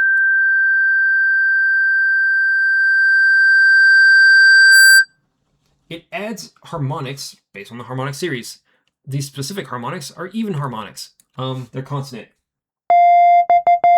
This helps this otherwise very sterile sound wave, sine wave, fill out more space. It fills out all this. And it's doing this for every sine wave in the series. So if I have a more complex signal, oops, there's an example of a bad complex signal. Here's a chord, 3 sine waves next to each other. I'll space it out a bit for clarity. Let's go down. Good, C major chord. Adding a little bit of drive.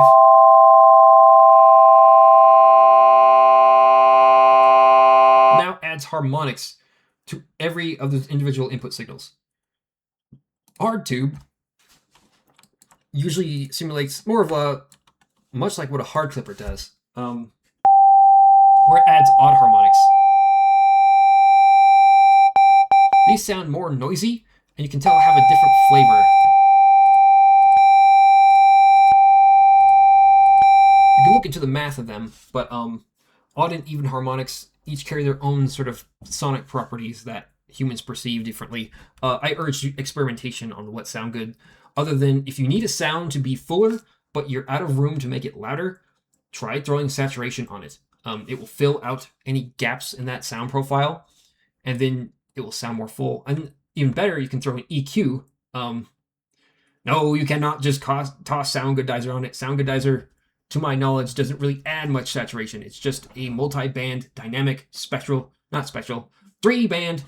Does it add saturation? Really? Oh, goodness.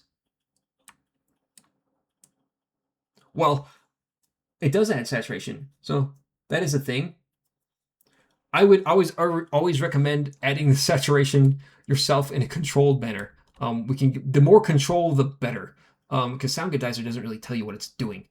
In that case, one knob is you may mix it in if it works, but you could probably there's leftover bits on the table that you could be pushing things louder that Sound Goodizer doesn't know to do on your own. For sound design and stuff, OTT and yeah, stuff like that, go nuts. If you're making a cool synth sound, and then mix that synth in with things after the fact. But for mixing, more control is better. Knowing what every plugin does is an important thing. You got to know what you can do to shape audio so that when you hear something that you want to change, you know how to change it. There's other types of saturation as well. Again, this is where all the secret sauce and FabFilter and all the different marketers of these saturators will say, oh, we've got a warmer tone, we've got more clarity, we've got extra air. It's all just going to be the algorithm about how they're saturating things, and a lot of that is just going to be adjusting things with different biases towards frequency spectrums. One saturator may have extra loudness in the mids to try to get better with warmth. One may have extra loudness in the high end and it will saturate extra there, or it may do like even and odd saturation in the mids and then only even saturation in the highs, etc. Whatever combination you can think of. Fuzz usually is, most that I know of have this kind of preset. This just kind of adds white noise to some degree, or some sort of noise signal. to kind of fill out space. This is not inherently linked to any harmonic series explicitly. It's just going to be kind of some algorithm of noise that is behaving based on the input. And usually they also have some kind of broken tube, which is going to simulate a hard tube that is not working correctly to some degree. What that degree is depends on what their individual programming and algorithm is going to be. The best way to check is just see if it sounds good, see what it sounds like, and try to figure out what the tonal properties are. There's tools to get this information objectively. Dan Worrell, I'll link the YouTube channel at the end of the lecture, has a great series of videos showing exactly plugins for debugging audio to where we give a known input signal and it only shows you the output of what has been changed and how that change is occurring through signal level and such. Saturators also care about the input signal, but for the most part, play with the knobs until it sounds good. Psychoacoustics. Music isn't real, it's all in your head. Music isn't real, it's all in your head. Music isn't real, it's all in your head. So, our last layer of processing.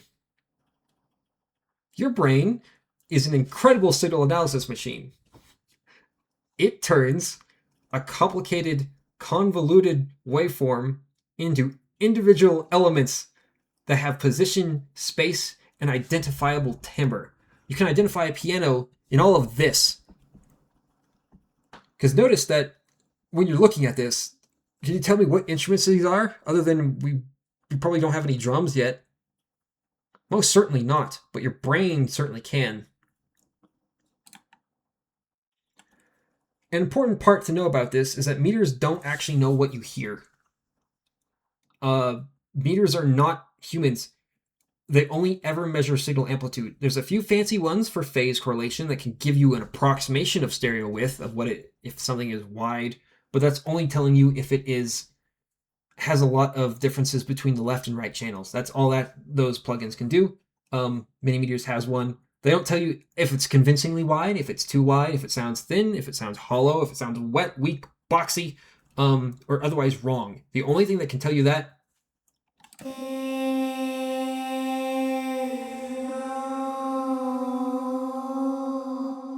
are your ears. And they are the most important part of the processing chain. That is checking if it sounds good to you.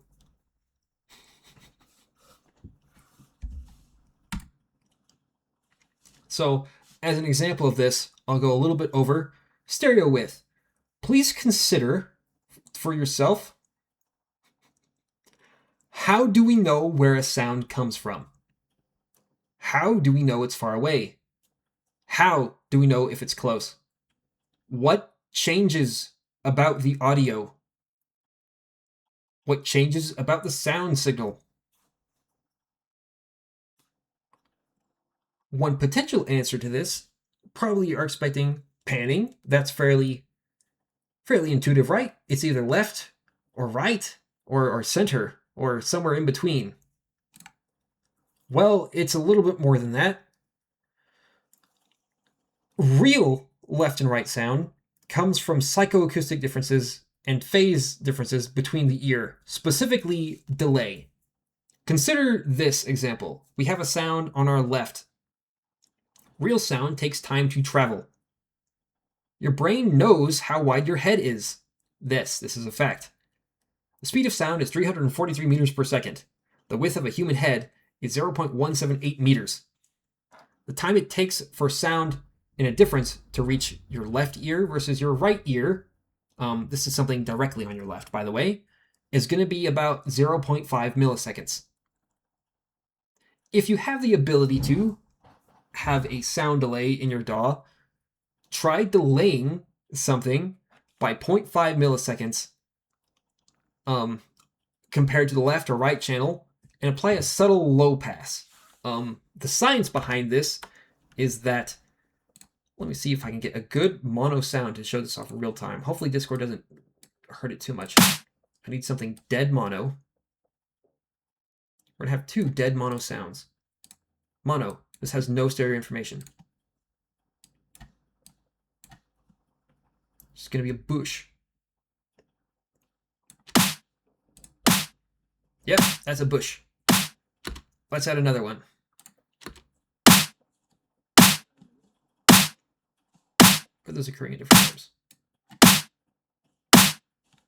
Cool, we've got two bushes. Well, that one is panned right. Let's pan them one left, one right. Uh-oh, okay, we're the same. Let's add a little bit of delay. Now this is not measured. Let me just do the minimum amount. There. Oop, not enough. Let's do a little bit more.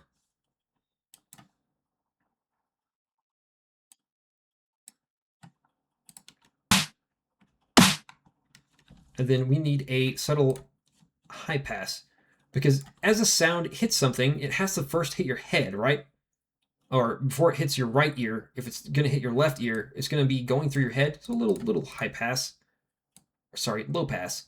Very subtle. It's only going to be a smidge.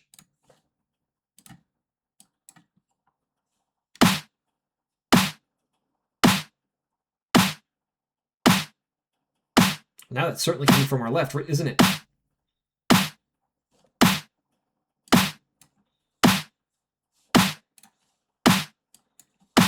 Let's delay it a little bit more.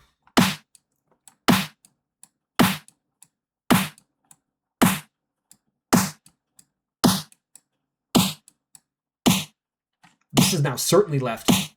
But how is it left?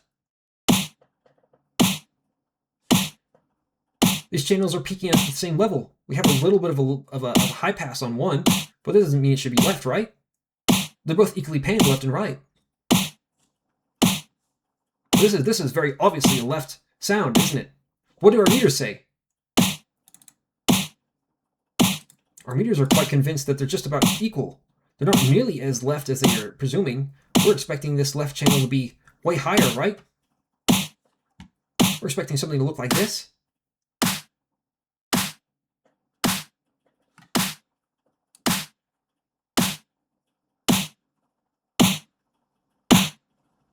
In fact, no matter how much I turn up the right channel,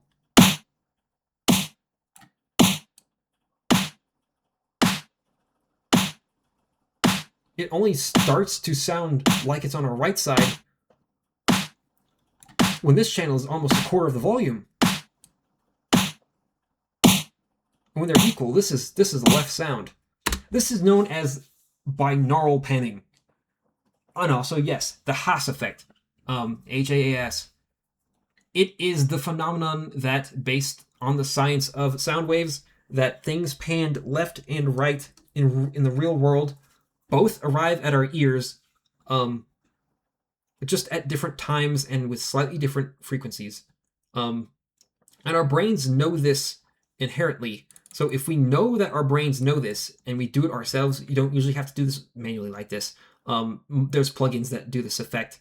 Kilohertz does have a Haas plugin. My DAW actually supports it as a binaural feature for panning. I can just set panning to binaural and it will do this automatically.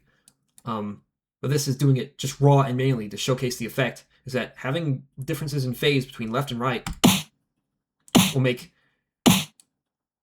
an equal stereo signal appear to come from the left due to phase differences and a subtle high pass. The high pass is important, or sorry, low pass.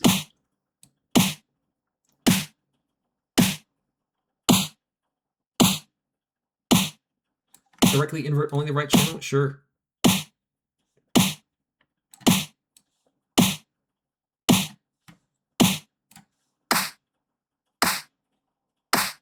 We get even more of the effect. Actually sounds a little bit funny now, but this is very hard to describe.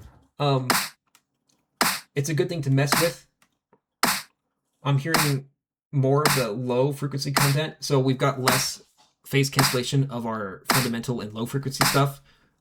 When we invert it like this is no rule. This is just check the phase, try inverting the phase of things, and it's going to interact differently. Regular, inverted. Inverting the phase gets rid of our low frequency cancellation, but cancels out more of the highs. And the opposite is true. Both still sound like they're coming from the left, but the inversion has a weird sort of artifact that the low frequency content comes more from the right. So that's just something to consider.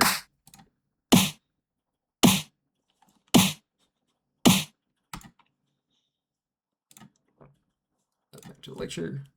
Boom. Okay. So yes, do be careful when panning and delaying identical sounds, as we did just show off there. It will cause some filtering. That is because comb filtering is an effect where kind of not every frequency cancels out with each other, but a lot of them are overlapping if we delay it by enough to where the down peaks are interacting with the up peaks of the identical sound. We're going to get like every other or every so other frequency is going to cancel out with its nearest neighbor. And then we're going to get a very weird, phasey kind of sound that's going to ultimately, it sounds strange and it will always sound uncanny. You can do this intentionally for sound design, but just be aware of this effect when mixing, is that if you do this too much, you will turn something like a ride cymbal into sort of a phasey, unidentifiable, glorpy mess of incomprehensibility that won't sound like any real instrument and will kind of start to lose some of its musical properties. So just be mindful that if you do this, try to find some way, in the best case scenario, to modify the second waveform. Add distortion, add saturation, be very aggressive with processing, or just use a similar but different sound. In the real world, this is known as double tracking. You can double track with different amounts of panning, but this is usually not too big of an issue, because if you say have one guitar take and you pan that all the way left, another guitar take and you pan that all the way right, because of the natures of reality and the chaos inherent in the universe, those two sound signals will be different enough for the most part to where they don't really cancel out. But if we have a sample that is run by like a VST and we try to pan things and delay them just directly, well, for one, is that without any differences to pan between left and right, notice how these two channels are all the way, this one's all the way left, this one's all the way right. I'll remove all of our processing. The sum of this is, center is not actually, there's no center channel. Center just means that it's equal on left and right. It just sounds dead nut center. This just sounds like a center sound. If I lower the volume of one of these, it sounds louder on one channel, but only louder on that one channel, not like it came from there. If I lower the other, same thing. If I try to delay it too much without applying any differences, we do get the weird effect of, let's do this. There we go, now our peaks are interacting. That sounds weird. That is because some amount of frequencies are canceling with each other. In fact, let's zoom in closely and we can see. So we've got our initial sort of thunk, right? Here's them lined up. Okay, there's a peak here. Here's where it's going up. Here's where it's going down. What happens if, let's see, equal waveform. What happens if I say put the peaks here? We've lost a lot of our punch, haven't we?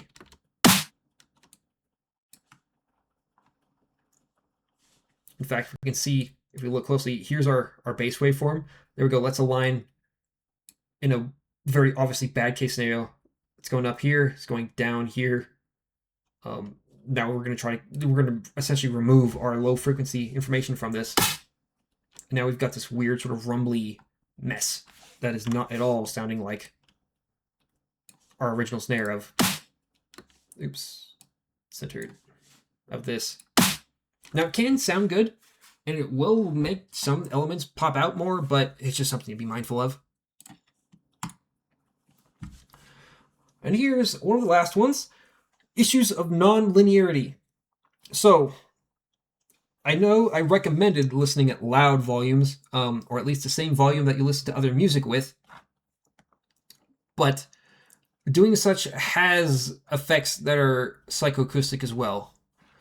If you listen to the same music a lot, like the same song for hours and hours and hours, your perception of it will be changed completely. The musical effects that it has, the things that you liked the song to begin with and why you kept writing it, will stop working. Your ears will be fatigued and your brain is going to start to automatically, both physiologically, your ears have a muscle in them that will constrict to try to dampen sounds when they've been listening to loud sounds for a while, but also your brain, just like if you stare at a wall for long enough, will your vision starts to go away.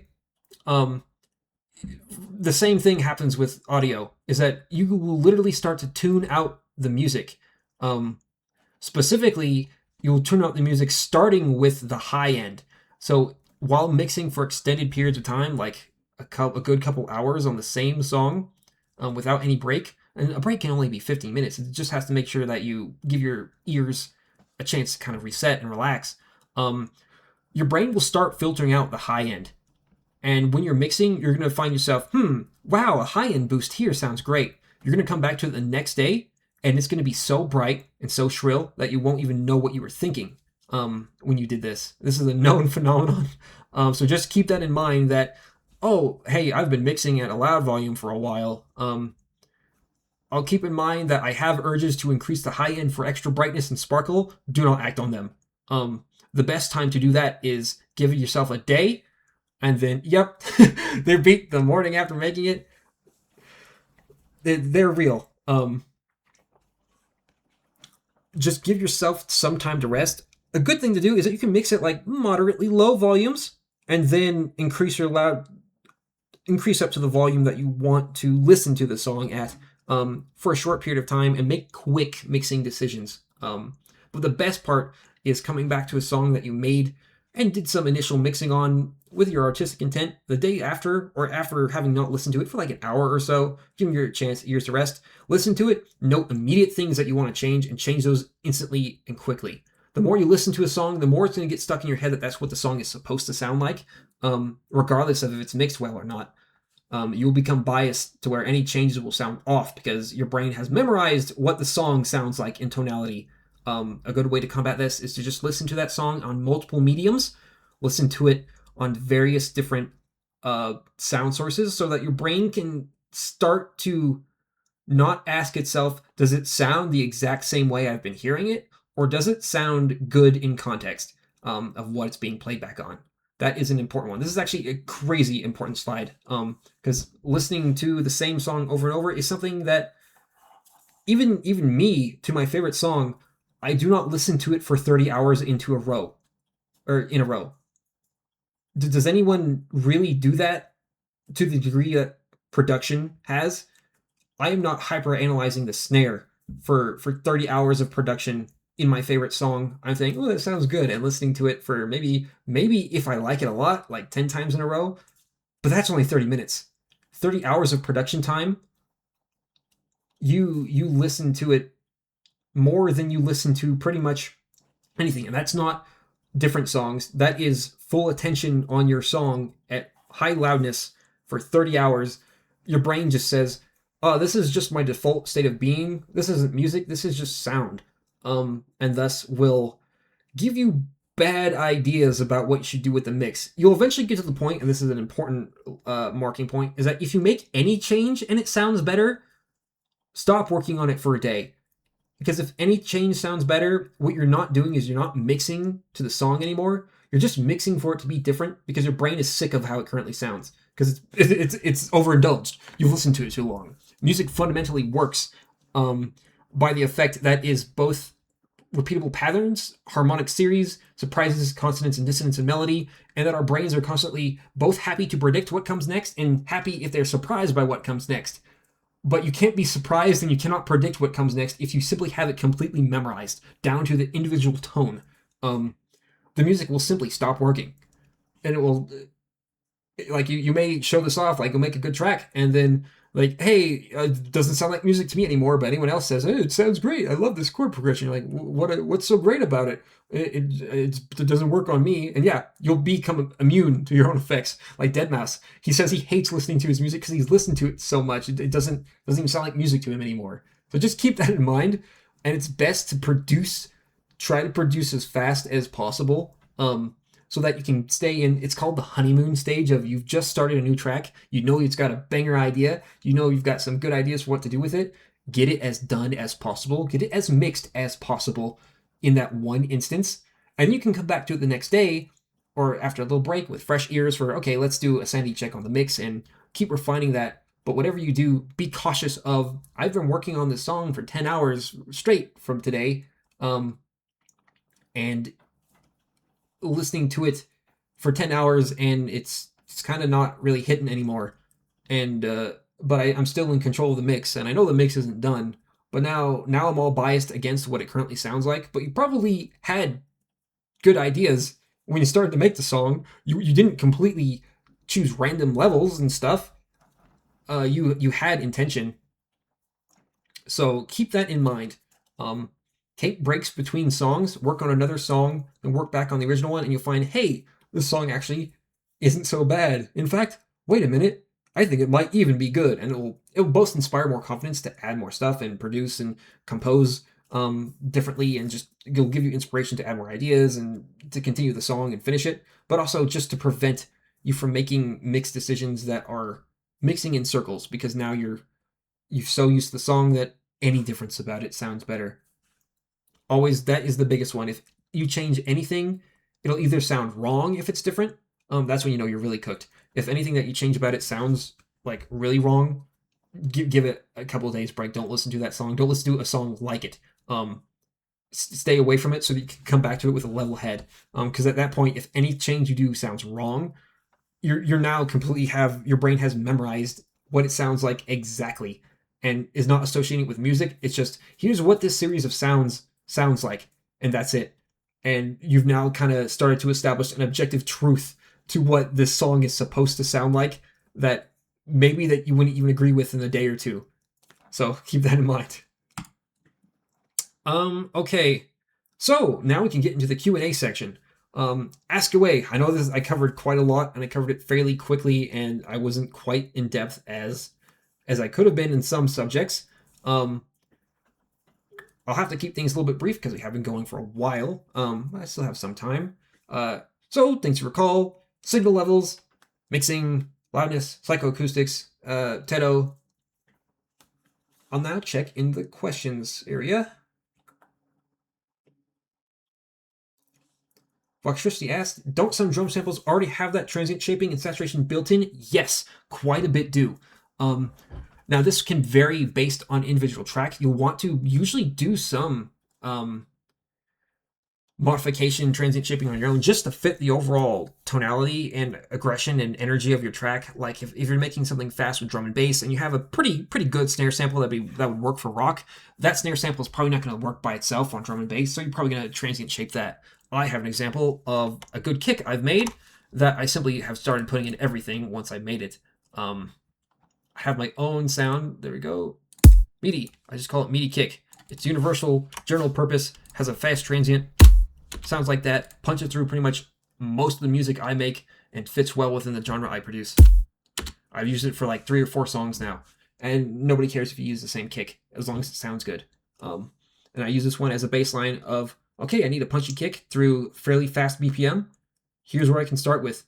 And I can still change this to fit the individual song. Notably, if your song is higher BPM, you'll want usually less or a faster decay on your kick. And if it's slower, you can get away with a little bit more. But you generally don't want more than a beat. Like, we don't want this. Here's 1 beat. We kind of want it to end before it gets to the 1 beat line. How do you mix Tedo SV2? I am still figuring that out. Vocaloid is very secret sauce on mixing. I'm applying general principles of any vocal. The SV2 stuff is more realistic, especially than Miku, and the older Vocaloid V-Synth sounds much more human, and thus has a lot more fullness in frequency response, but it's still weird in their pronunciation of stuff, and you do have to take extra care to make sure that they cut through mixes by keeping the 500 hertz, especially around the 2 kilohertz part. I've been finding is really extra critical for synthesized voice stuff.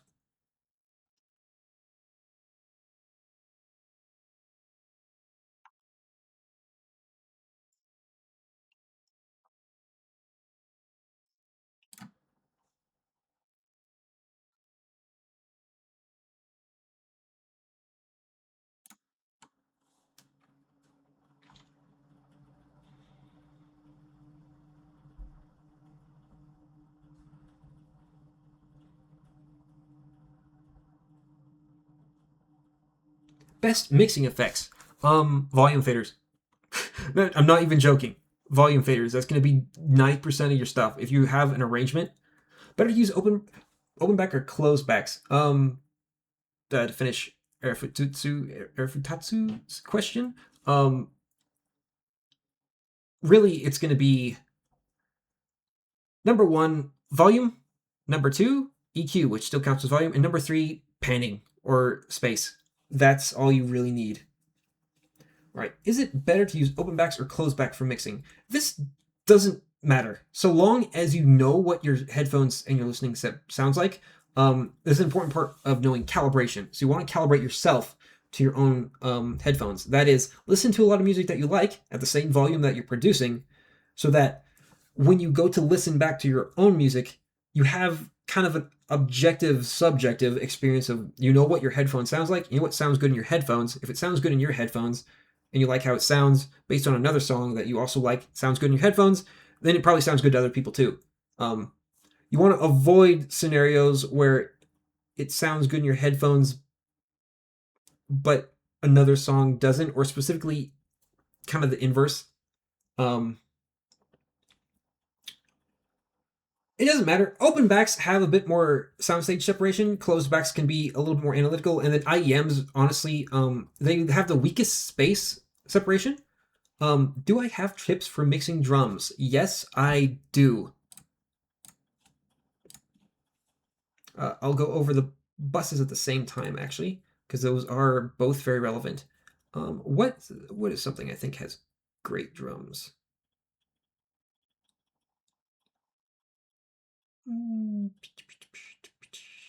This is pretty decent. Yeah, this is very heavily processed samples.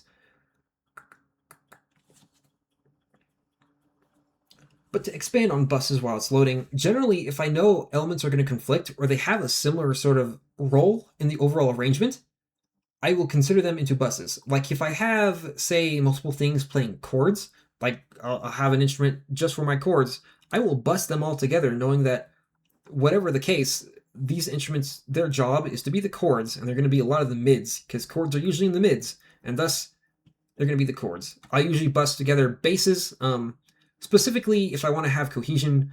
If I have a layered bass that I've made out of multiple sounds, like in this example,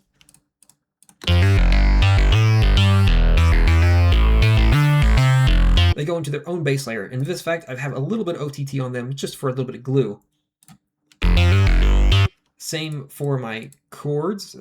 Boink, bass chord layer.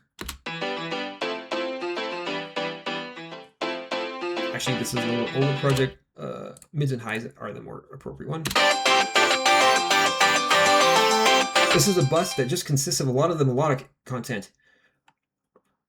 To control this, to make sure that things don't get too out of hand, rather than, I can be a little bit lazy and just a smidge of OTT, honestly. Just a little tiny bit of OTT on a bus of melodic things can help to glue things together and also just kind of attenuate buildup of frequencies. This also goes straight into my instrumental track, which includes my bass now. This is everything but drums.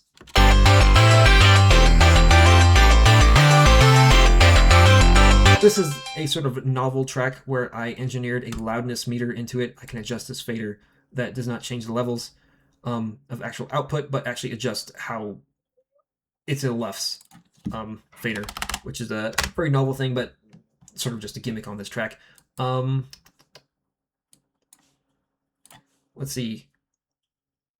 I always have my drums. Everything that's transient, for the most part, I hierarch as the less it occurs in the song, the more effort you put towards making sure it's hearable. So drums are very short moments. Thus, when they do happen, they only get a little bit of time to happen. And thus, when they happen, they better be taking center stage. The chords and other things like the melody, they're kind of sustained throughout the rest of the song. And thus, they can duck for a moment to give some space. My drum track on this sounds like this.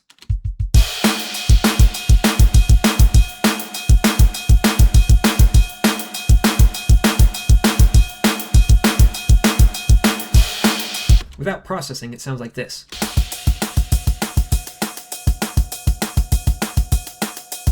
Quite a difference.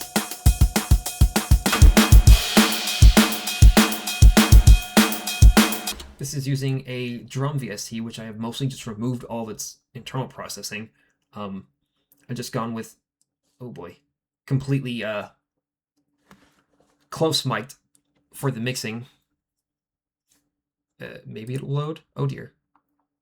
Oh, it did. It's a snare by itself. This is going into a few different things. So one, I have an actual drum compressor. Tried to keep this a little bit more traditional sounding. Thus, I have a bus compressor to attenuate the transient and boost the sustain. I have an EQ boosting a bit of the fundamental. I'm lowering a little bit of the highs, just for tonality taste. Running into a clipper, clipping even more of that high transient off. Adding a little bit of saturation as well. And that turns this. I'll add the plugins back one by one. The compression does a lot. We've now got a little bit more sustain. EQ. Extra oomph. Clipping also a lot.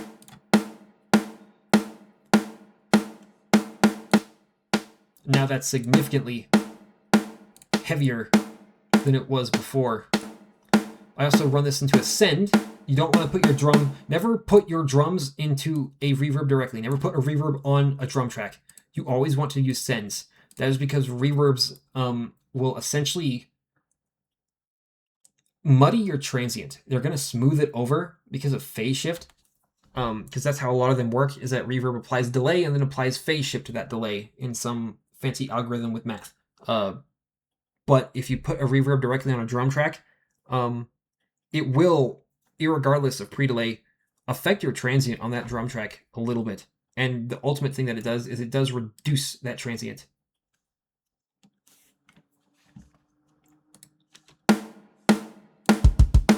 Kick, similar processing.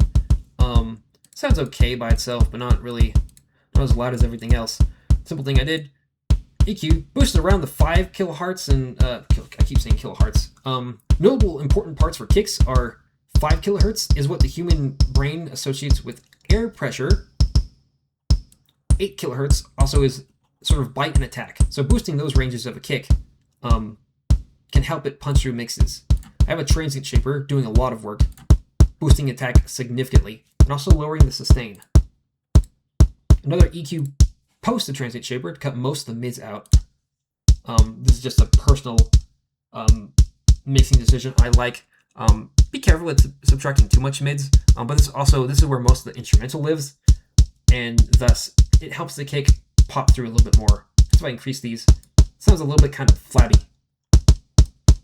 Getting rid of the mids gives it more of a kind of oomph and punch.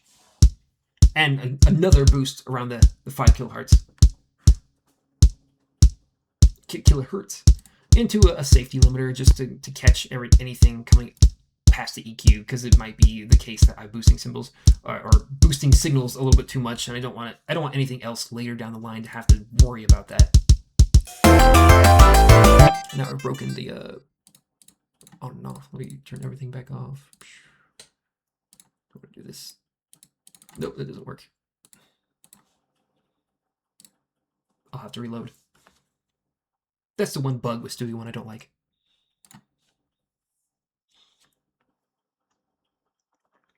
But a lot of it is, in all my buses, and honestly almost on all my tracks, I just throw a limiter, because if you try to push anything past the limiter is set to unity, you're gonna be hearing that the song is gonna be fixing itself, and you want to mix to where you're getting maximum loudness that you desire, up to a good aggression that you want, without obviously hearing that things are freaking out. Like if I'll, for example, turn these pianos up too much, and we're gonna watch my end limiter here. This is not fully gotten to full loudness, but let's watch this end limiter. You'll see a little yellow bar start to show up when it's actually working. Actually, I can do this as well. We're gonna see some movement, because it is essentially just turning down the transients of when the drums add to the instrumental, which is fine, because even with clipping, this idea is, oh, our drums and our instrumental are adding above 1. What it's going to do is going to clip off the waveform, which is going to distort the waveform, which is going to saturate when the drums hit, wait a minute, our whole song gets all of a sudden super saturated when our drums hit. That's going to make the drums feel really big and punchy, and it's going to saturate everything on the exact moment that the drums hit, which is actually kind of what we want. At that very instantaneous moment, our drums are going to super saturate everything.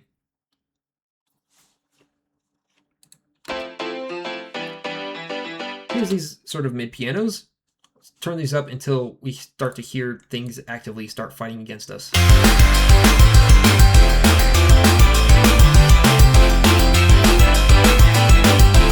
We can hear their volume is now kind of inconsistent. We're hearing a little bit of ducking.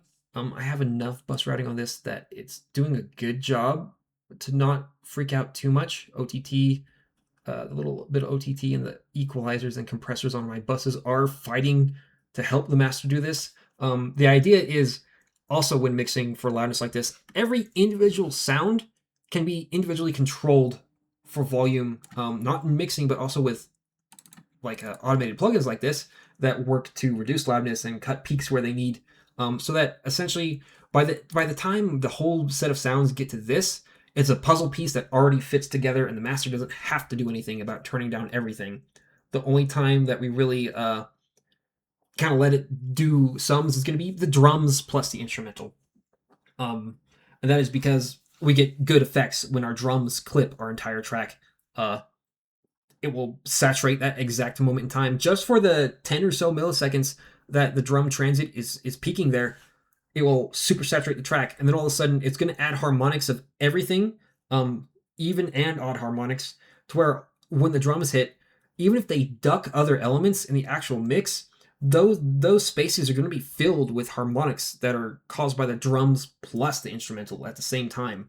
So our instrumental is going to both get sort of a little bit louder and also saturated when the drums hit, which will just build bigger sounding drums.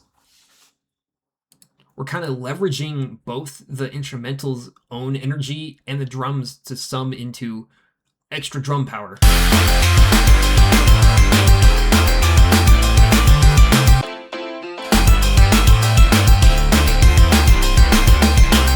Note the instrumental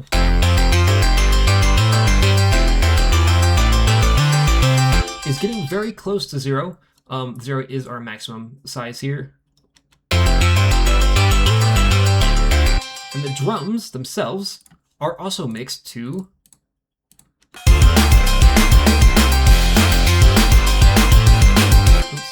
let's turn on just the drums. I was thinking those drums sound very melodic. There you go, just the drums. Drums are just barely squeaking by right under our maximum amplitude. And the limiter is doing practically nothing for each individual half of this song, being the instrumental.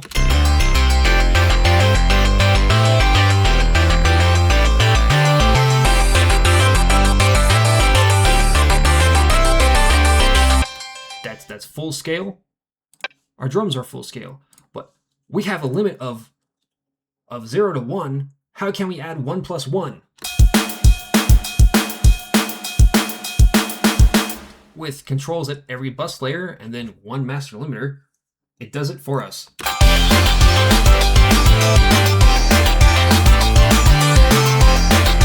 We see that the limiter is working only when the drums are summing with the instrumental. Now, if I put a clipper on this, it's actually going to get significantly louder, and louder in a good way. Clipping is bad when it's uncontrolled, but we've controlled every single sum of this track up until this point, and thus the clipper is now only clipping the sum of the drums and the instrumental. Thus, it's going to add energy and harmonics to that exact moment. And now it sounds like this.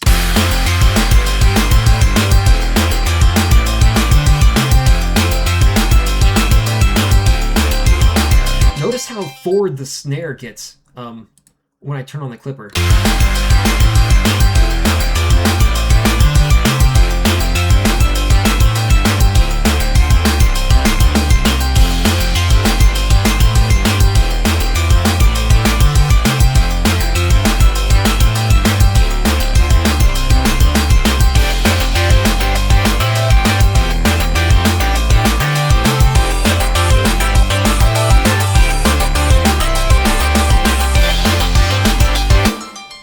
instrumental has changed almost inaudibly, which is good. The only thing that really changes from this mixing setup is that now my drums are more present, which is always going to be the sort of crux of mixing with loudness. Let's see. For the most part, I would recommend mixing into a limiter to start off until you get used to this technique. Clippers have a side effect of that they do sound good, but they also add a lot of noise. So you want to adjust your ear for at least the genre and style that you're going for, to see what's acceptable. Generally, I recommend do mix into a limiter, at least onto your master, because that's going to give you a more accurate representation of what your song sounds like. Even better, limiters on every sum. If something adds together with another thing, especially in similar veins, limiter on that. It will force you to mix well, because if you can't, it says you can't keep turning things up. Giving yourself headroom means that, oh, if the piano's not loud enough, turn up the piano.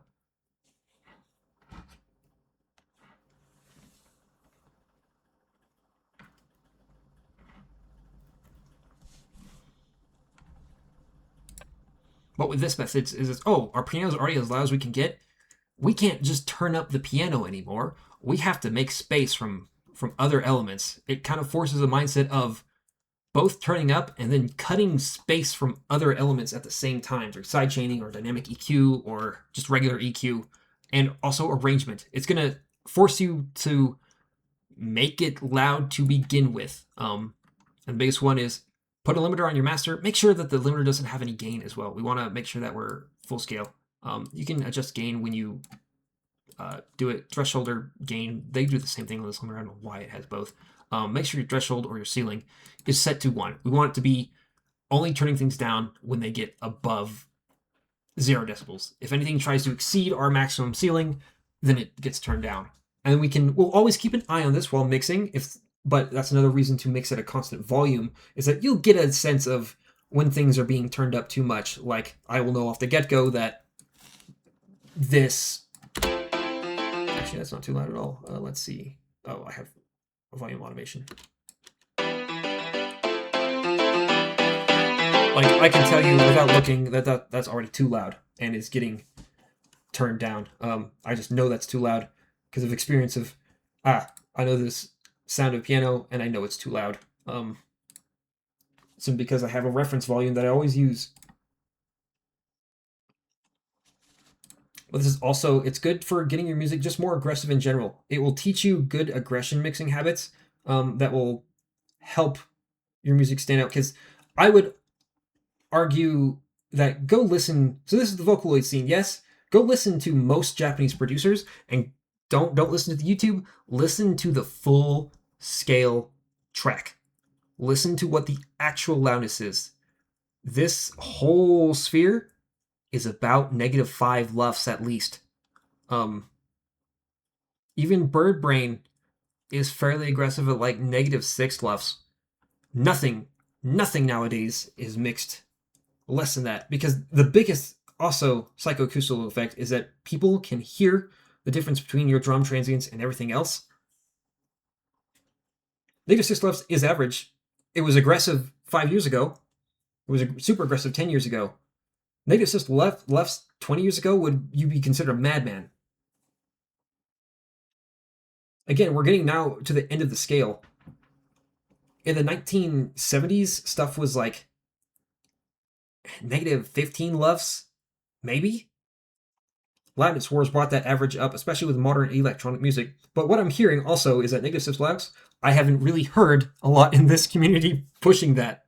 We're getting close. The average, as I've been hearing, is about -10. And it's way easier to get high loudness if we make our songs with loudness in mind. Not just to be loud, but we know how to get our sounds loud as we compose them and mix them, so that we know, is this song going to work as an aggressive song? Now, of course, if it has if you're like a lullaby or something, then yeah, don't mix it loud. Or maybe do mix it loud, because louder is kind of just better to the average listener. That is the unfortunate side effect. The only people that really care about loudness going down is if it's physically painful to listen to. Because the big issue with loudness is that low quality speakers, louder music just sounds better, way better. Low quality speakers is what the majority of most people are listening on. Nothing can produce the transients that you're trying so hard to preserve, especially when you just turn it down in the mastering stage. Because mastering stage, you have to make a bunch of compromises in order to get the loudness again, and you don't have the individual level of control that you do for a per track basis for top-down mixing or mixing for loudness in general. Virtual Riot uses this method, as is most electronic, and now it's getting to the point where yes, K-pop bands are having their songs mixed like this because now it's sort of the new standard of -6 LUFS, kind of for electronic general purpose, minimum mandatory to sound alongside other tracks. Now, there's of course volume attenuation from streaming services, but there's also the fact that your song's going to sound different than everyone else's songs if you're not the same volume. And it's up to you to make that decision. You can say mix your song to -14 LUFS so that Spotify doesn't turn it down at all. But listeners are going to notice the difference between how aggressive and saturated your drums feel compared to other people. And when, you've got those transients and they listen to their, they're listening from their phone. Yeah, all that work you did to preserve your transients is lost. And in fact, the mix that is louder is going to sound better on the phone and lower quality listening devices. That's the biggest kicker. Oh, right. LUFS has 3 common different measurements. There's short-term, there's momentary, and then there's integrated. Integrated is the average sort of value over the entire duration of the song. I will do an example of these. In fact, I can set that quickly in millimeters. So over the whole duration, or actually, I'll showcase momentary, then instantaneous. I'll have to go to settings. There we go. So here's a section of the song.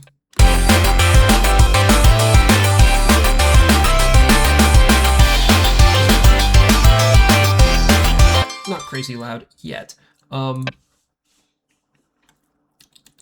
Let's do. Where is it? There it is. Oh, I got loudness. Where's my loudest settings? Mode. Okay. Different things have different ways that they measure this. There's momentary, which is over generally less than a second. I've seen a lot of different meters have this momentary be measured differently. There's a few different standards. I don't know them off the top of my head. Yes, momentary is the fastest measurement. This is not really useful, in my opinion, because it's mostly doing the same thing that your meters are telling you, or that your ears can tell you just as well. You know that things are getting louder with your drums at that exact moment, and it's not stable enough to get you at sort of an average kind of level of if things are actually loud. Because you can get high momentary with crazy, you can get an unbalanced mix that has very high momentary LUFS that, oh look, it's hitting -3 LUFS, it's very competitive. And that's because just the drums are spiking way higher than everything else. And it will still show. You can have crazy oversaturated drums and get that effect. And it will kind of still look that, oh look, my song's mixed competitively well, when it's really just kind of blown out with the drums. I like short term the most because that tells you in the moment what your sort of average loudness is. It averages over usually 1 to 2 to 3-ish seconds. It depends on the algorithm that they use. There's a few different algorithms out there and a few different standards. The only one that's usually kind of commonplace is full integrated because it's just math at that point. They all use the same equation, mostly, over the entire duration of the song. But even that has issues. You see, my momentary, or my short term, is about -7 for this one, negative 7.5. But my momentary is going to show probably -6 in some areas.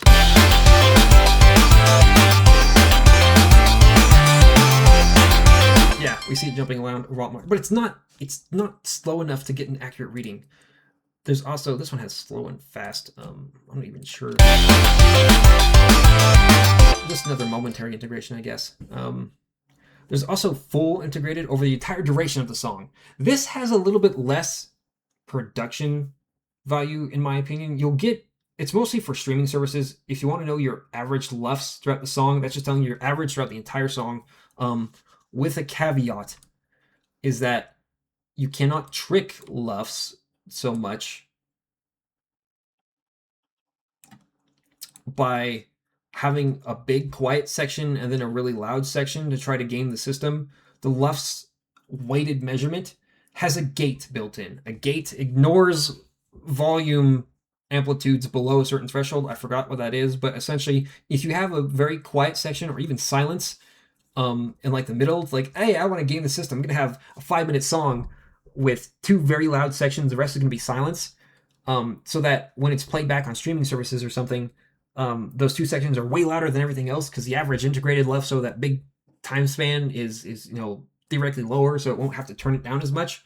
No, it will ignore those quiet sections. There's a YouTube video, you can look it up if you'd like, about how to game that. But it's people are gonna know that you're doing that because it's gonna be you're gonna have breakdowns and stuff that are so quiet and it will sound poorly mixed. Anything decently mixed and balanced, the left's integration will take into account of anything reasonable that pretty much everything will be having the effect over the full length of the measurement. But overall, integrated lefts is for the full duration of the song. I think I can do that quickly, really here. Where was the...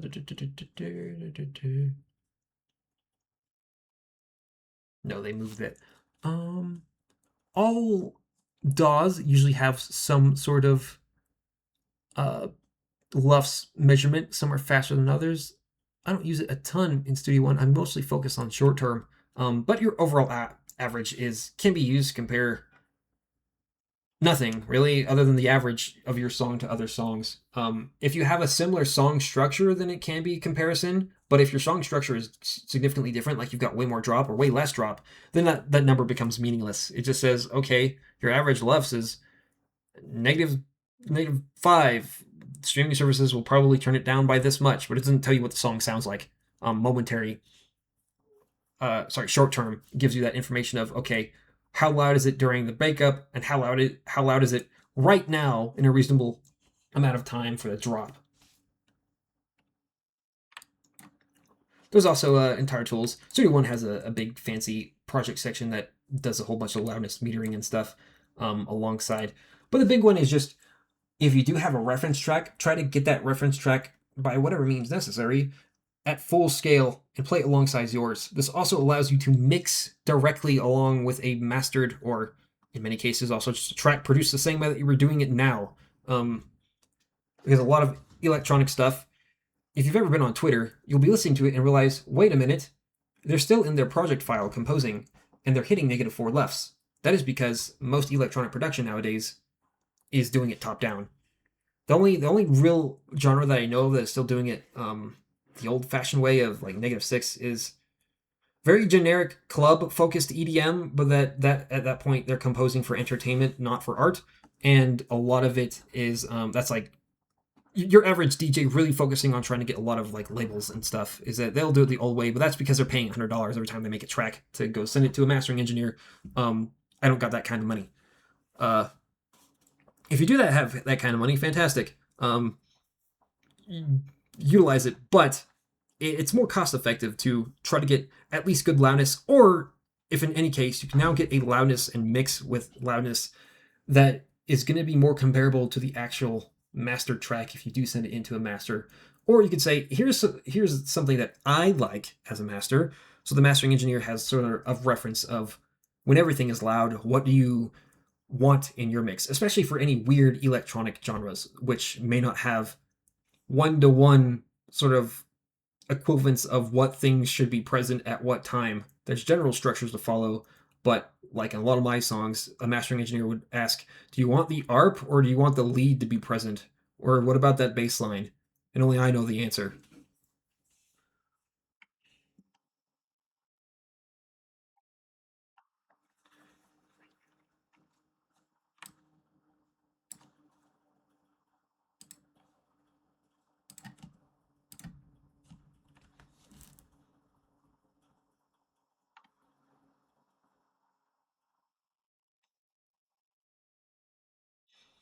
I'm not saying the negative 6 approach is invalidated. I'm just saying it can be more. Another method of doing this is, and that I see a lot of other producers doing it this way as the sort of new standard, is the mixing top down. For the most part, I know for a fact Virtual Riot, Tokyo Machine, and Snail's House mix exactly this way, and they have a diverse range of music that all sounds very good and has large audiences. The negative six way is also, consider why we have the headroom there. Why negative 6? What are we telling our mastering engineer? And who is that marketed towards? Who's making stuff that has negative 6? What producer of electronic music isn't mastering their own stuff at this day and age?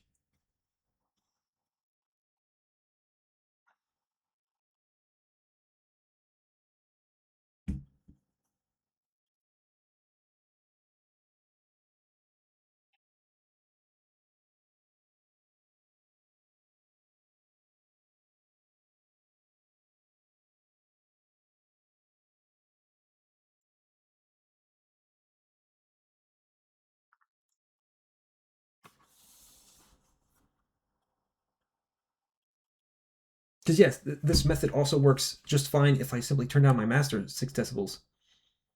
I now have 6 decibels of headroom. But what happens to those transients the exact same second that it goes to a mastering engineer? They're doing the exact same things we're doing here, except they can only do it per the entire mixdown. We can do it per track. Thus, we can do some crazy things that theoretically a mastering engineer can't, unless they do some crazy manual automation, to where we can randomly have a section that actually has transients and a big variety. Because the big one is bring up the term of bring up the ceiling, or bring up the floor to get closer to the ceiling.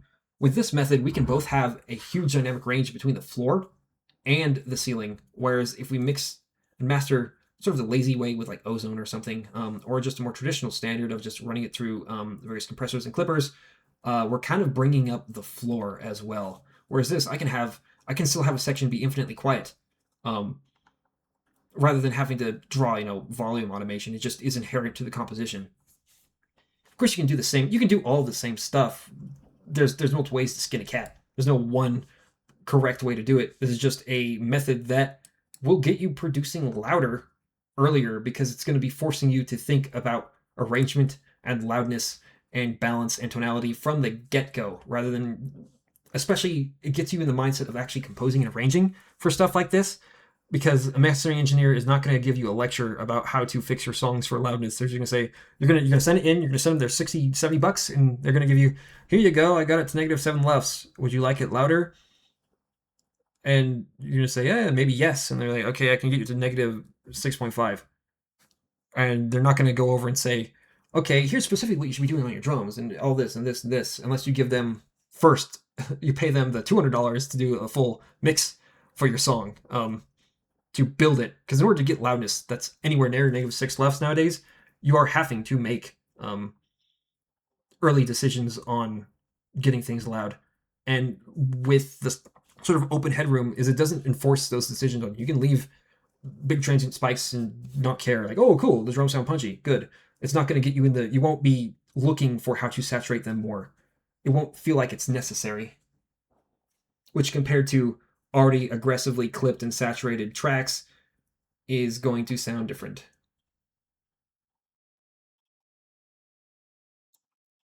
Clarity and dynamics. This is going to force clarity and dynamics.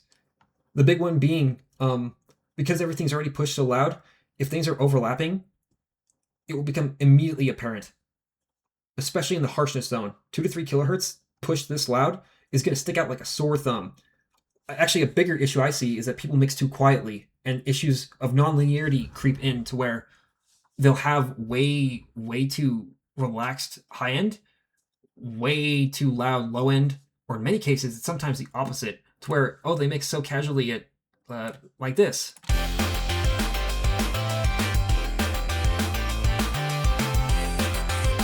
And I'm like, could use more bass. Especially when they go to listen to other songs that have already been mastered. That is the important part. No, you're not ever referencing anything that's just a mix. You're always referencing a master or a final product, and you're trying to mix to sound like a final product. You can try to volume match, but you're not going to get the same level of aggression because these are different waveforms. If you're trying to mix against a brick wall that has the same volume average,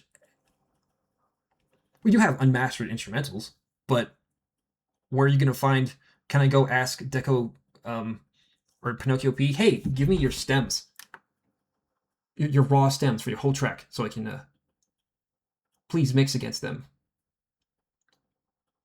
We are lucky to get Jamie stems. She's very nice, but it's not guaranteed. And definitely utilize that, but also, have you listened to Jamie's stems and realized what the stems are already? If you play Bird Brain from the stems in your DAW, it's the same loudness, or just about, as the master, as the final product. Which means that it was mixed like this.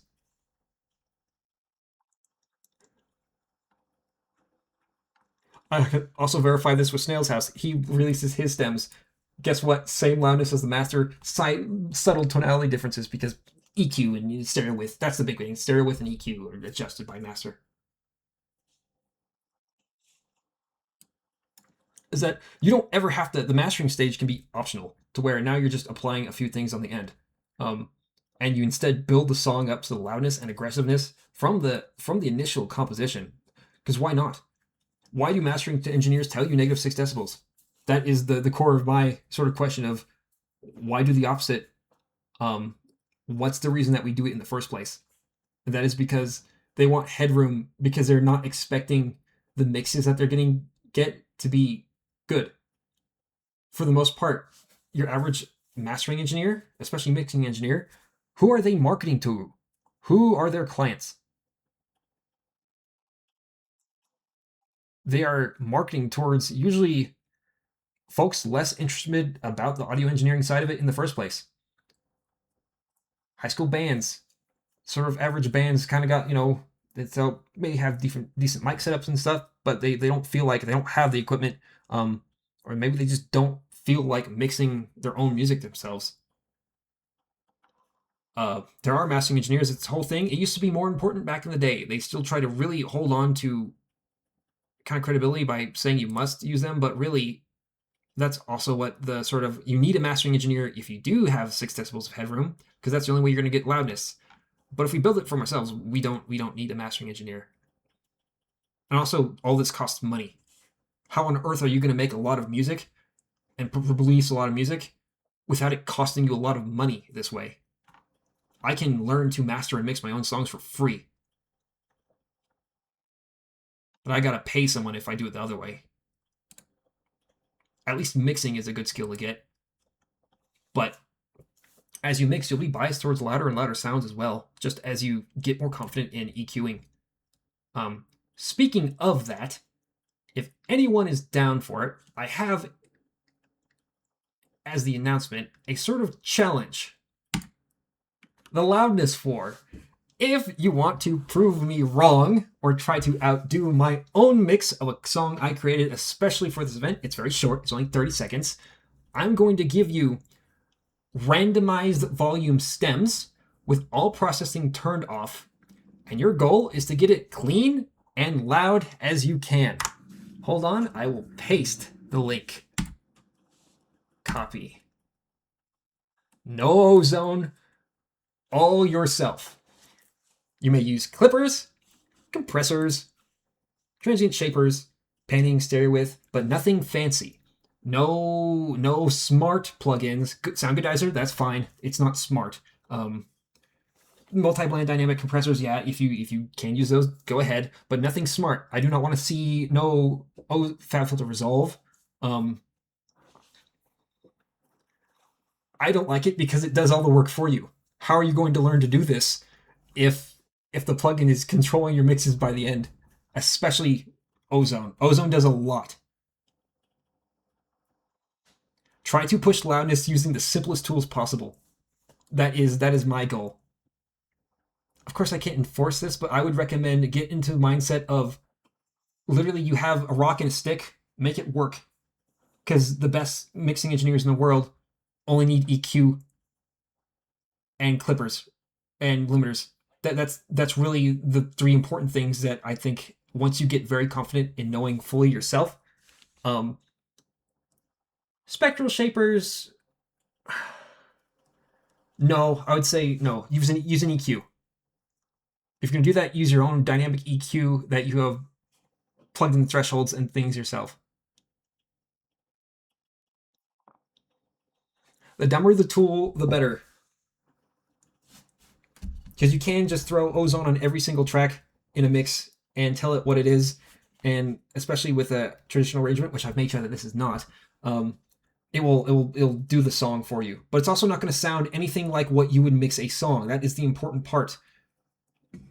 All of these songs that are mixed through ozone and a lot of the plugins have the exact same sound.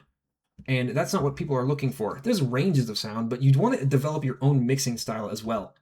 People want to be able to listen to a track and know that you're the one that made it fully. Think about most of the big artists that you listen to. You absolutely know a difference between their mixing by what sound choices they make and how they use those sounds in their songs. More than just composition. A lot of J-pop and rock and stuff, especially with the Vocaloid, the Japanese scene, is a lot of the similar.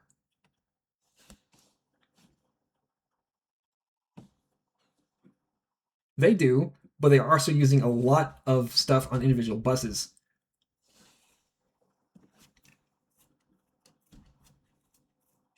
You can use their dumb plugins. Avoid, just in general, avoid the smart plugins that, anything that bills itself as, put this on your master and your song is fixed. Anything like that. If you're telling it what instrument it is, don't use it. If you're putting an EQ and you're saying, you can use presets, I guess, but if you're doing a fancy spectral EQ and you're telling it, this is a piano and here's a sidechain of the other instruments. No go. Figure out what important spaces are and what you like out of the piano yourself. Let me post a link. There we go. About 30 minutes. You need more. There's no hard limit. No spectral unmasking. Use a dynamic EQ. Those are strong tools, but I also feel that they're a little bit too powerful. They're crutches. My goal is start minimum as possible. Ozone Maximizer, I prefer no maximizers in general, especially not on your master. Try to push this yourself. Because again, the maximizer is doing most of the work for you. And it would be on the realm of smart. Because you can make any mix, throw a maximizer on, and it will be loud. But the goal is to get it loud from your own doing. If you had to make music 20 years ago, how would you, with a computer? Those are your limitations. You have clippers, you have EQ. Compose like good old S-Serial does. They made Happy Hardcore in 2006. They didn't get no ozone maximizer that had all the fancy capabilities. No, all it did was turn up volumes and clip them. Here's the drive. That should work. I think it's like 20 stems. It's only about 30 seconds of music. Not saying there's anything wrong with using new. Yeah, absolutely. I just want walk before you run. Deadline 30 minutes to an hour. If anyone needs more time, go ahead. It's not a long section of music. It shouldn't take too long. And of course, I will go over. You will be able to submit them to me. Let me pin a message. Can I pin a message to this channel? Let me pin this.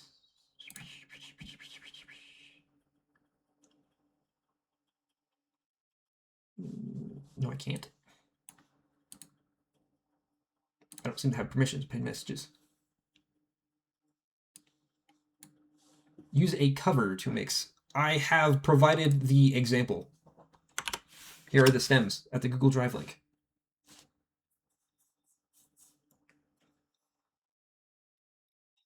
It's simply so I can more sort of go over specific things, because I know I wrote the song, so I know what already is conflicting and what needs to be done to each individual thing. As a notable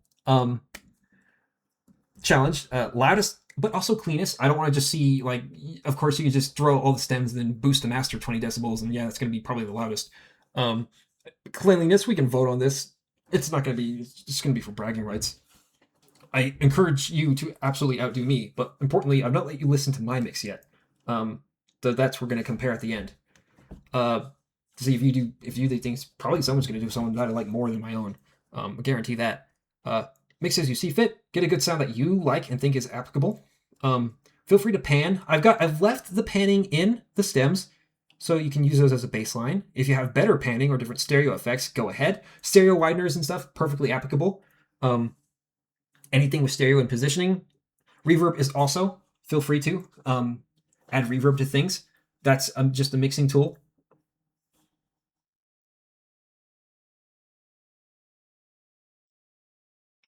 As a note, all of the stems have been randomized in volume. Don't presume anything is to where the artistic intent is supposed to be on this track. That I have done explicitly. Because a lot of stems, I want to make sure that it's not just throwing the stems in and then just turning up the master and then throwing a clipper on it. Because most of my stem work would have been mostly mixed. I've encountered a few like stem project files like that. Learn how to mix, where it's not really learning how to mix, because all you need to do is turn up the individual stems. They don't conflict with each other at all. They've already been EQ'd. This has no processing on it whatsoever. I would urge transient shapers, definitely clipping, definitely saturation, definitely reverb, and a lot of EQ.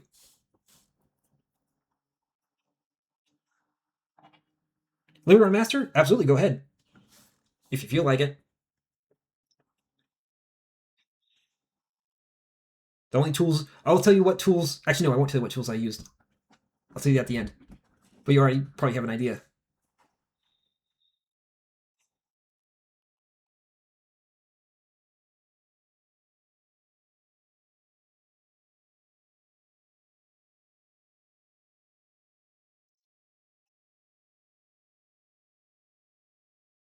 First time mixing stems, can you play dead? Nonsense.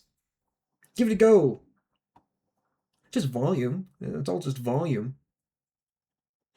Don't worry, I'm not going to be mean about it. The important part is just learning. And another thing is mixing other people's music.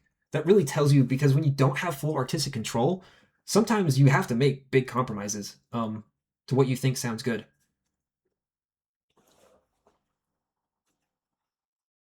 It kind of forces you into the mindset of, this is no longer a problem that I can just remove. I'm going to have to look out a way to solve it. I'm going to have to think about how to compromise in solving it.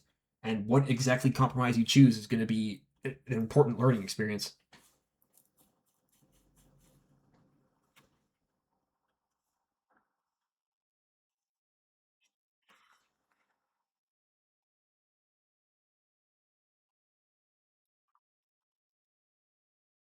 And when you're done, send me an MP3 file, DM, or SoundCloud link or something.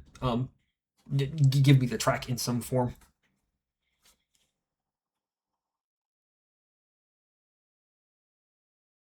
If you do MP3, make sure it's like 360 kilobytes per second. We don't want to run into any issues of low quality. Oh, what tempo? You possess all the tools to figure that out. But I can help.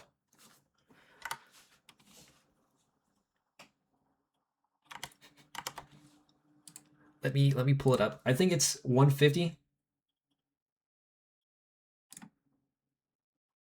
Never mind, I would think a different project. It is 95.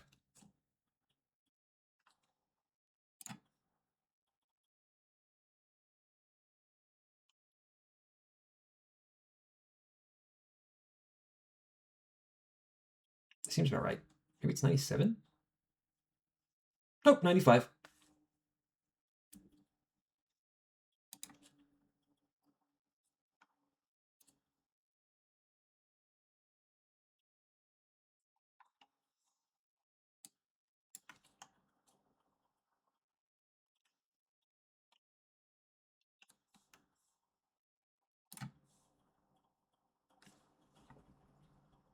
Let me pull up like a timer.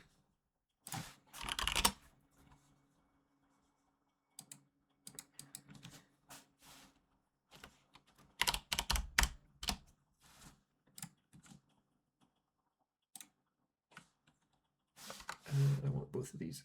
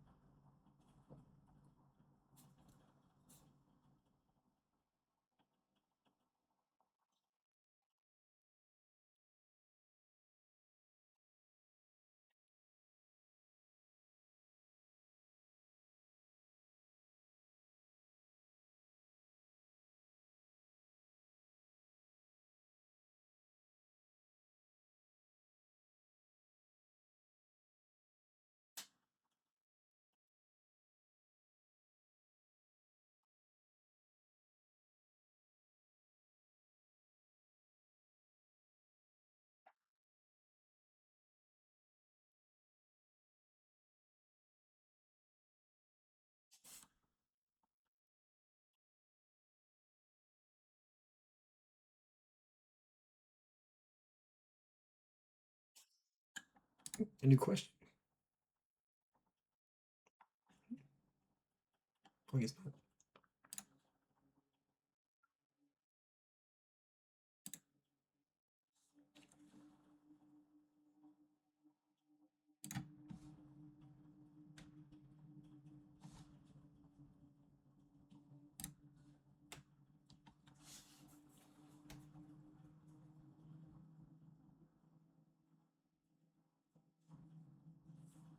Summary. It is recorded.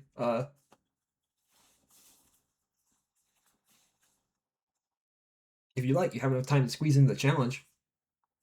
Check in the class no mic section. I have posted stems.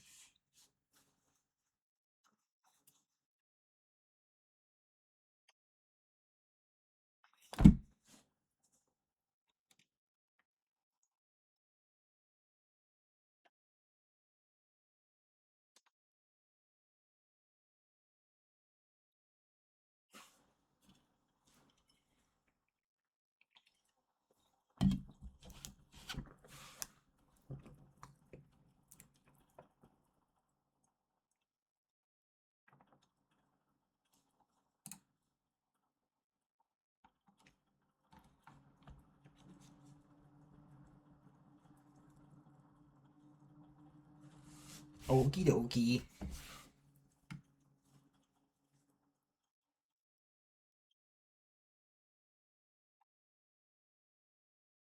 Of course, yeah. If anyone can't do them right now, they still want to. Feel free to just send me your mix whenever. I'll give always my thoughts on it. And if you did something that I like more, I'm going to ask you how you did that.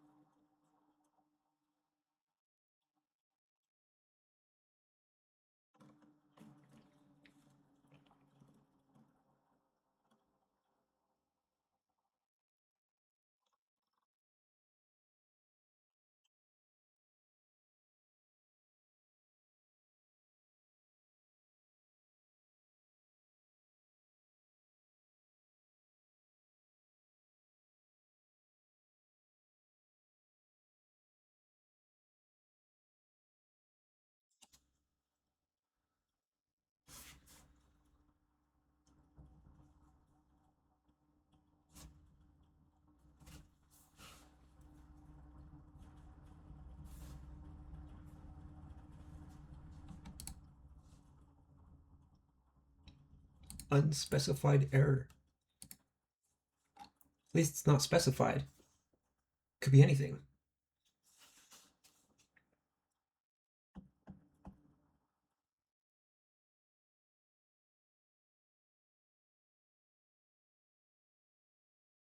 I'll go ahead and end the recording here. Actually, no, I'll keep going. With every stem, they're just dot waves.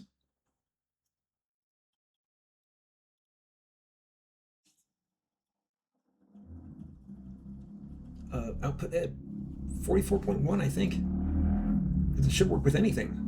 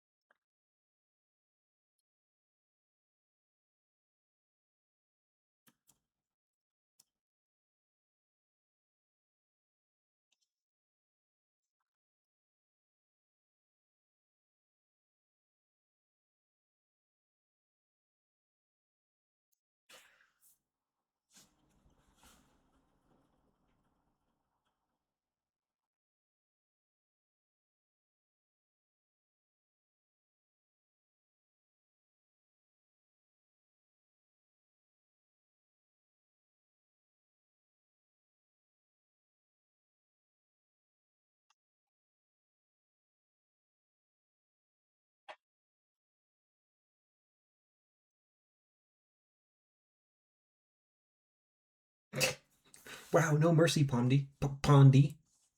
I almost called you Pomni. Someone else called you Pomni earlier.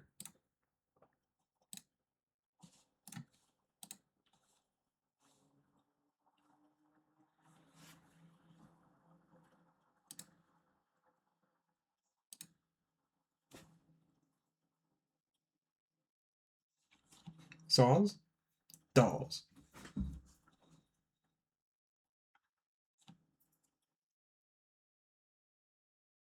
Big dolls.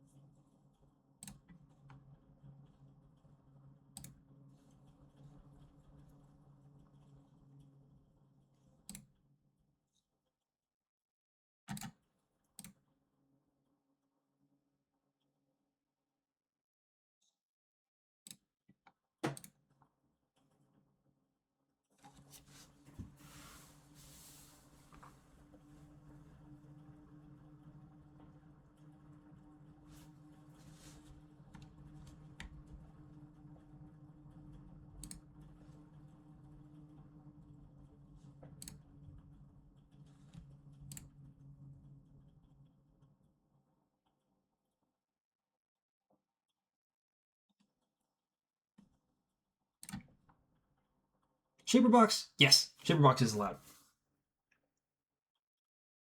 It's versatile, but it's not smart.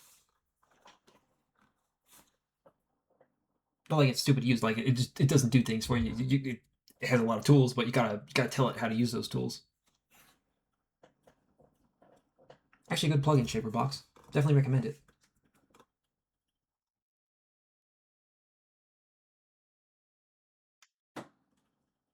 It does a lot of stuff. Most notably is that it has Ableton has this built in, so Ableton users don't really need it at all. But it has a lot of volume followers, so you can assign, for example, white noise.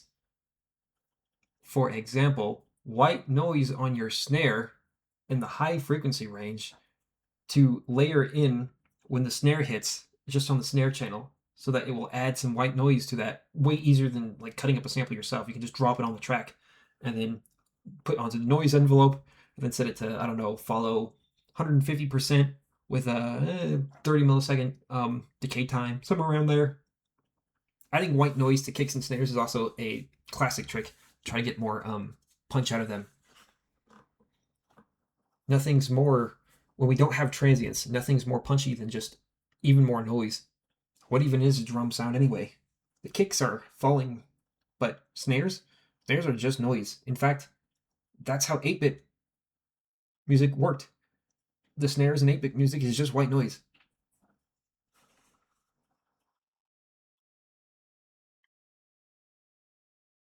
As a basis for most drum sound design, if you ever get into that, that is also a common starting point for snares, is just EQ on white noise with a envelope.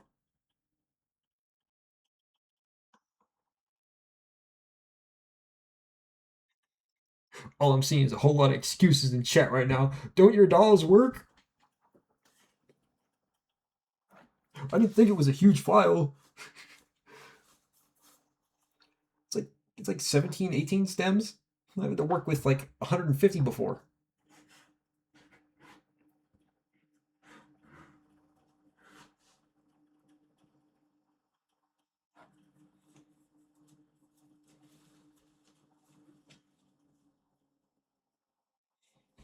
It's too powerful. We're not powerful enough.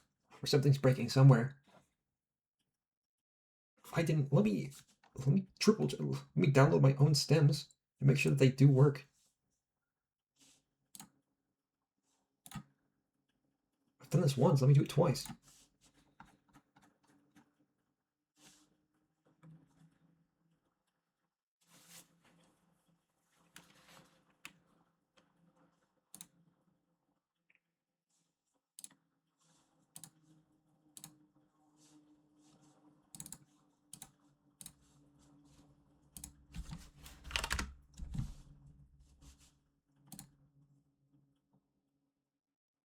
Also, 17 minutes. If I can speak, 17 minutes remaining. 17 minutes. I repeat, 17 minutes remaining.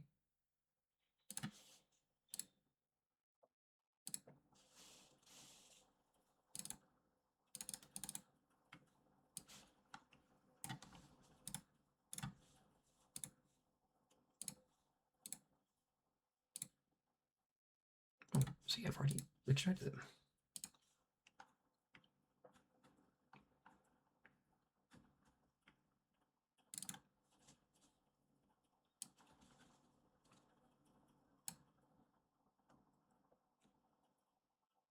Do it.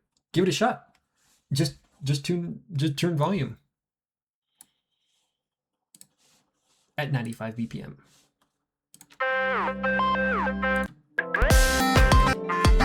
Oh, they work.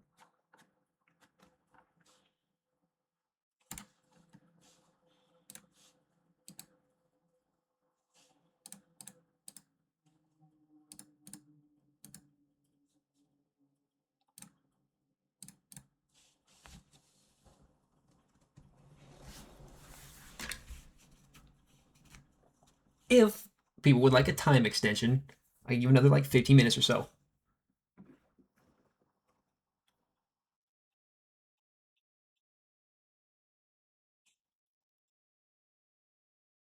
We'll burn that bridge when we get there, once like 2 minutes are remaining.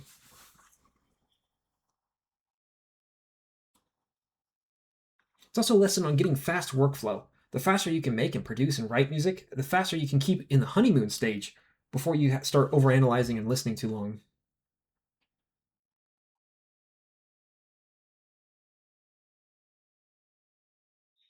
Minimal barriers between what's in your head and what goes on in the DAW.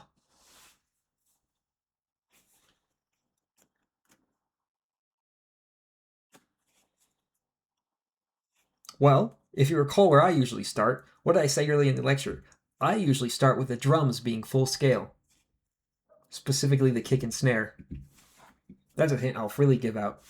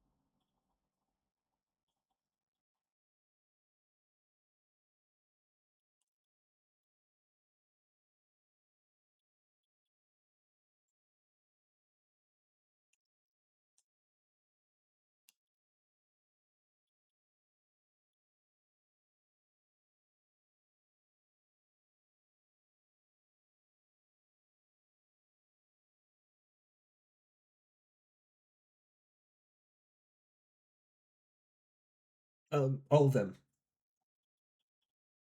It's a full mix down. Use all of the stems. They're all parts of the track.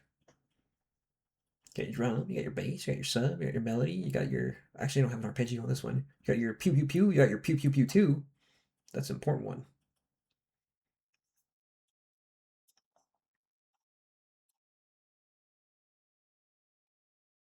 Even if you don't get a result that you like, feel free to send it in as well. We can discuss it.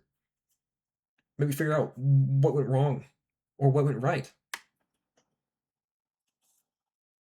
That's okay. I can give a time extension. Also, about 10 minutes remaining. 10 minutes remaining.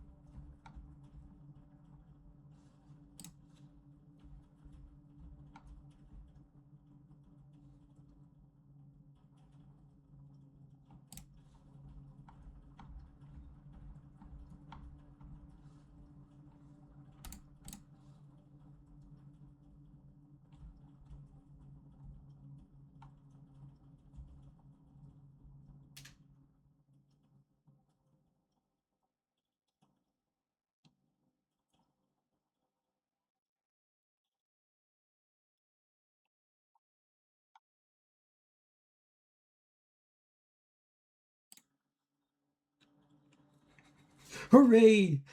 FL. Always wanting to crash.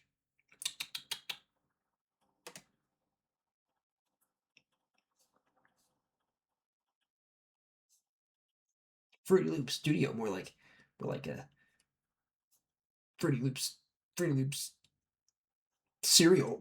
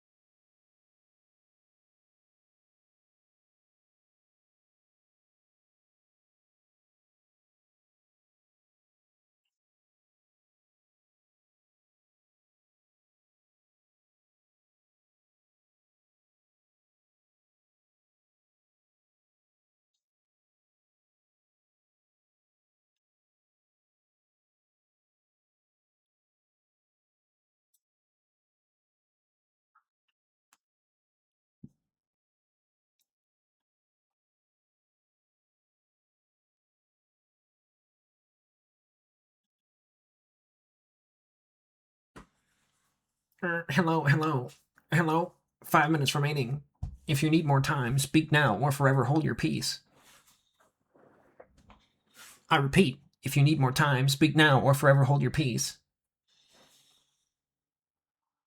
Okay. We got one that needs more time. Do we got a second? Okay. How about another 15 minutes?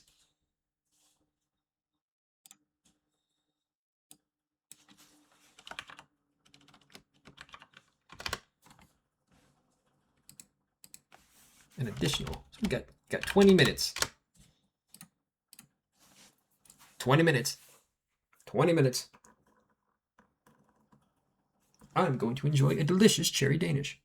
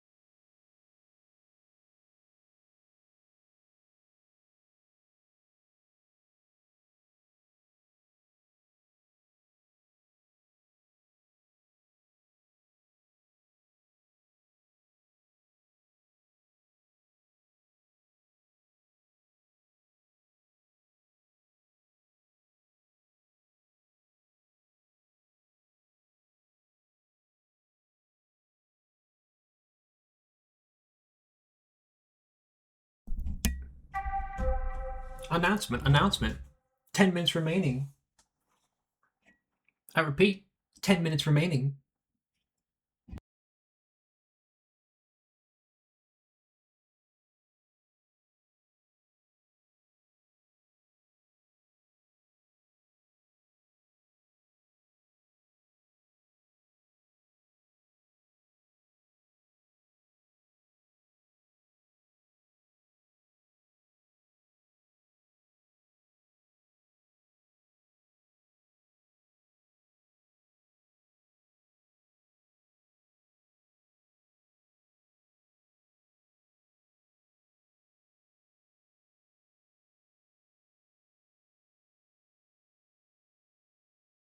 There's nothing to be scared about. See, the cool part is you get infinite tries with music.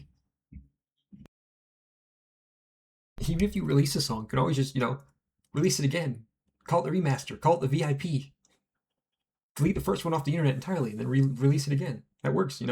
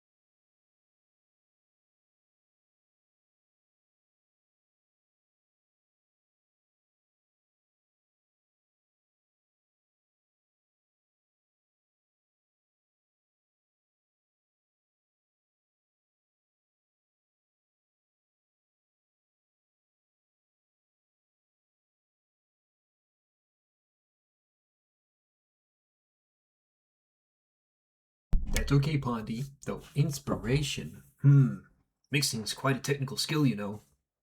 It's work if you think about it. Does Dr. Dre need to feel inspiration? I don't know, maybe.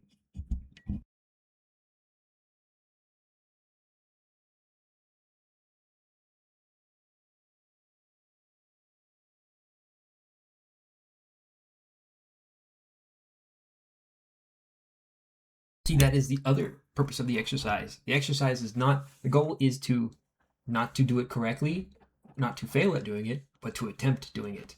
Because by attempting it, you know what you don't know, and you know that you may not know something, and you learn to know what you do know, and everything in between.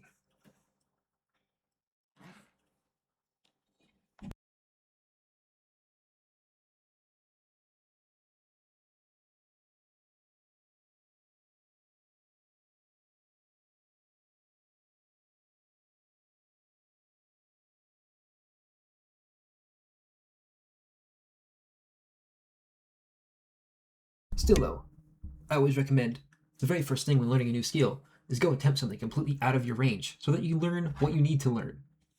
That way you have a goal.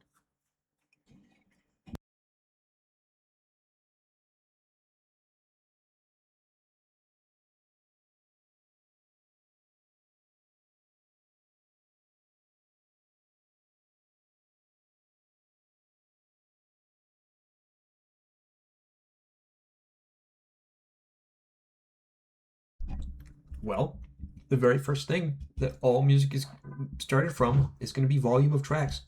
That's a good starting point. You can get 90% of the way there.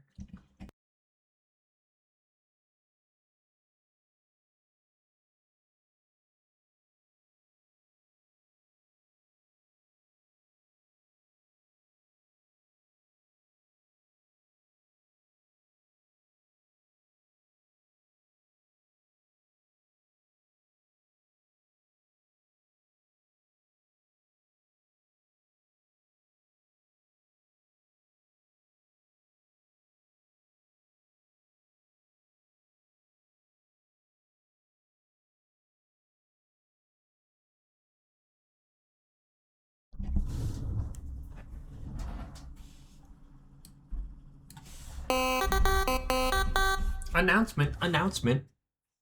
4 minutes remaining. 4 minutes remaining.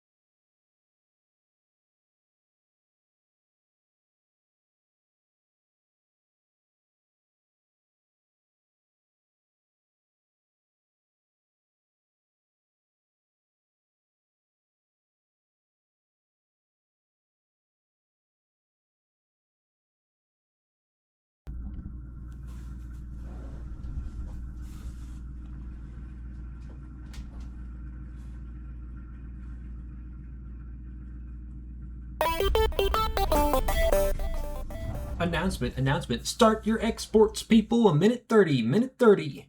Get them exports exporting.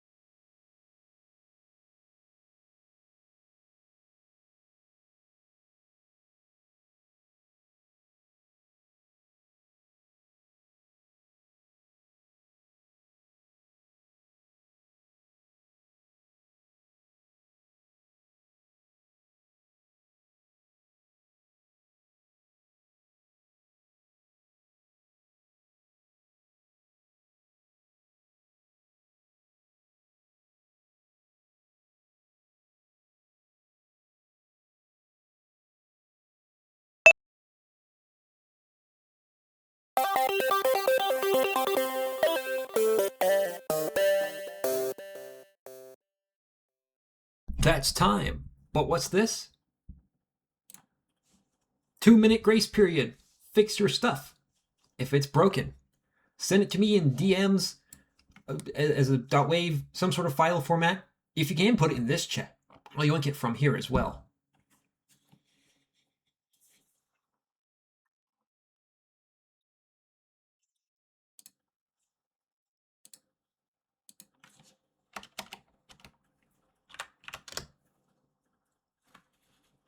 No, Maximus. I think I already said no. If it's a stupid plugin, yes. Like, it doesn't do hardly anything. Simple plugin, the better.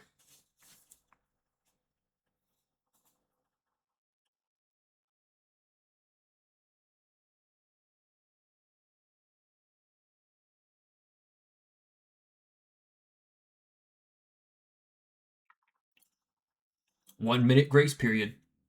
1 minute.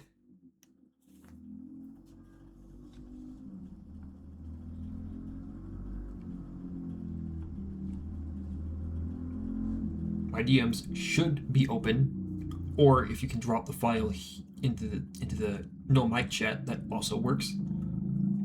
Probably has to be an MP3 to fit, unless you've got Nitro.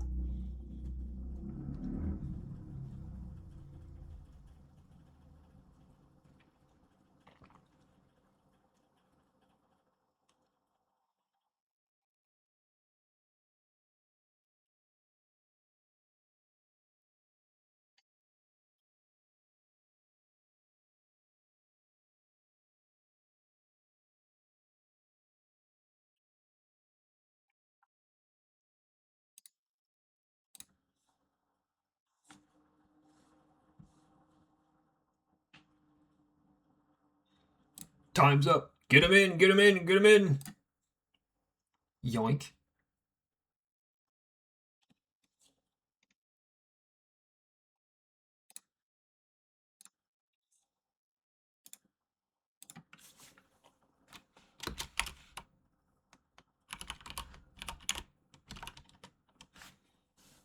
Send him in, send him in. I've got one.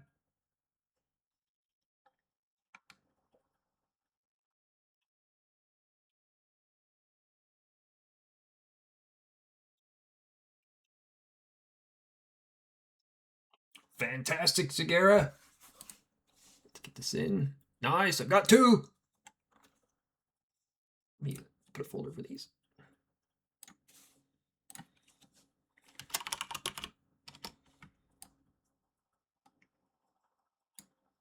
Why did I name that folder?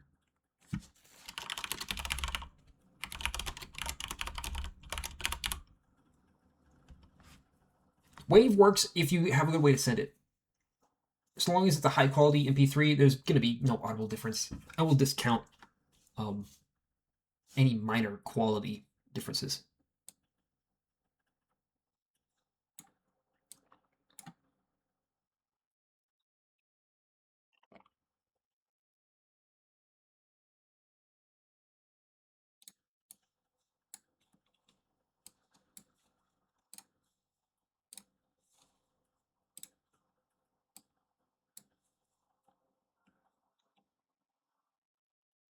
Get him in, get him in. Come on, come on, come on, come on, come on. We got two, we got two.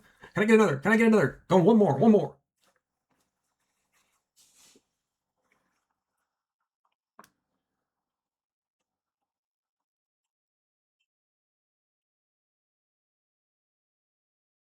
We can start listening to them.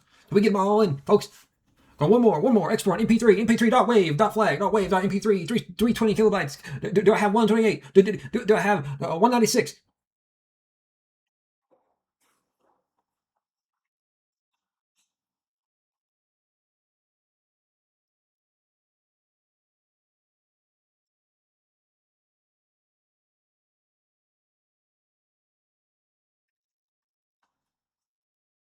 Do I got .AAC, .FLAC, .WAV, .MP3, .Blu-ray? I didn't take an MP4.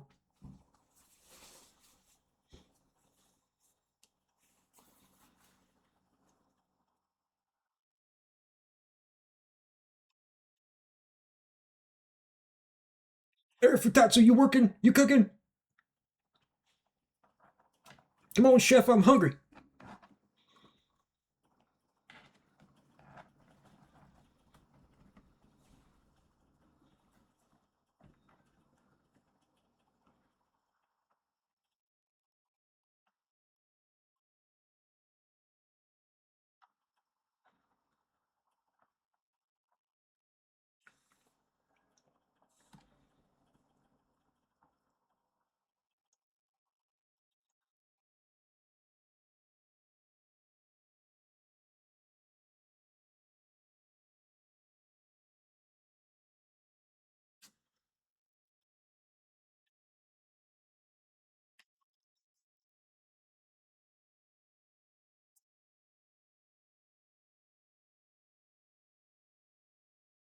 Okay, we got technical difficulties.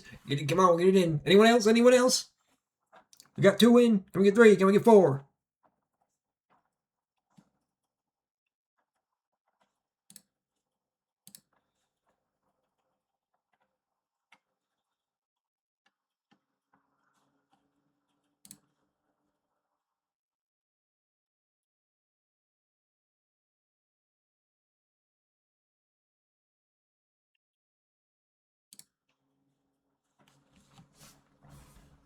I think we're waiting on one more. One more. Come on. Come on. Come on. Come on. Come on.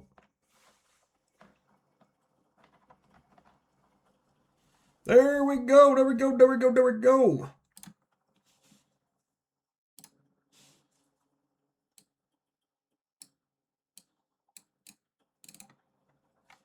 Alrighty. Let's take a listen. I'll pull up mine in the background. I will discuss each one. Note their differences. Know what we like more. Know what we like less. Areas of technical difficulty. Areas of subjective difficulty.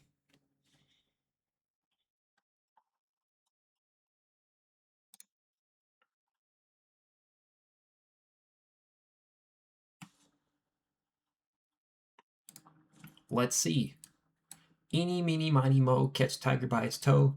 If he yells and take a bow, I forgot the rest of this little rhyme. How about we go with this one here? Close my eyes. Close again. Nope. There. There, we'll start here. Here we go. Boom, boom.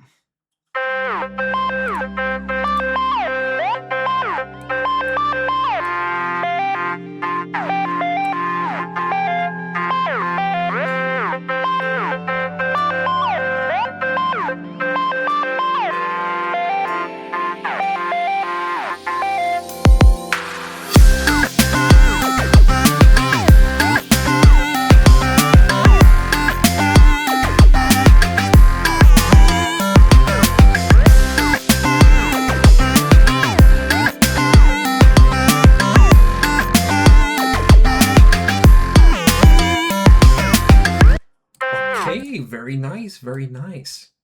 Look at loudness after we listen to each of them. Whoa.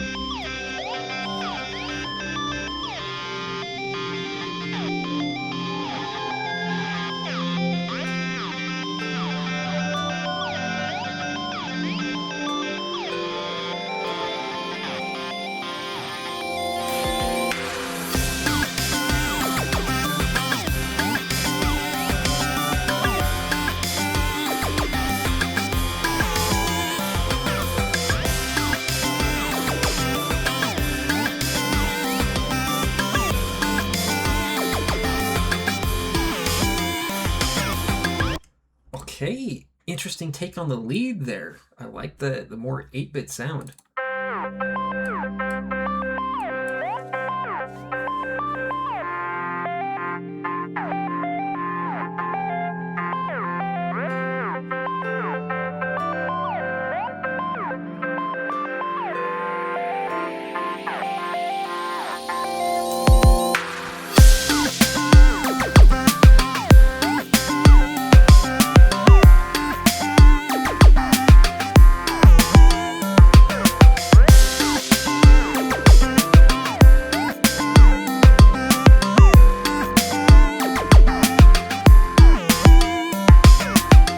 Okay, definitely going with a kick-heavy mix there.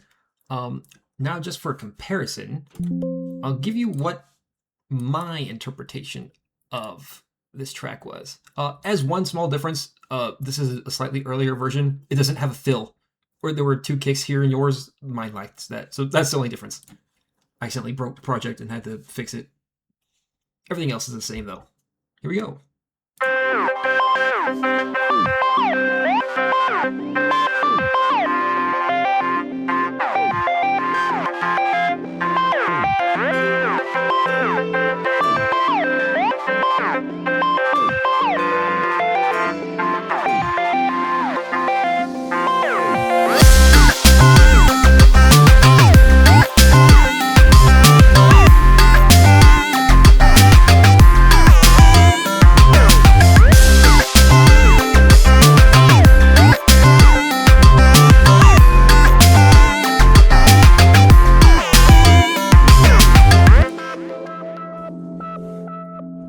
So let's see. There were some differences among these mixes.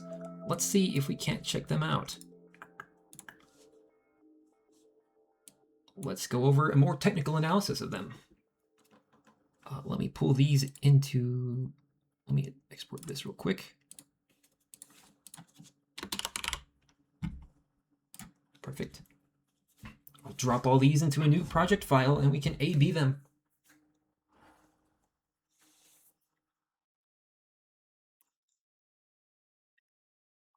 For my initial listening, I heard different takes on actually kind of the three main things that were different was where everyone was placing the kick.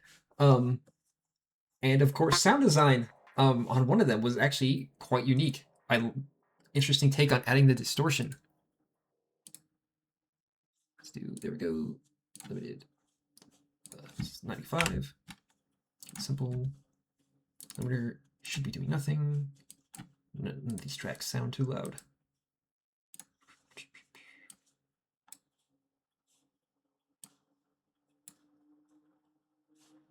Boink.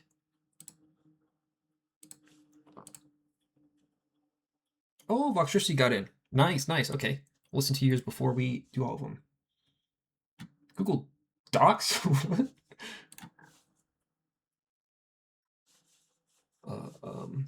Yoink.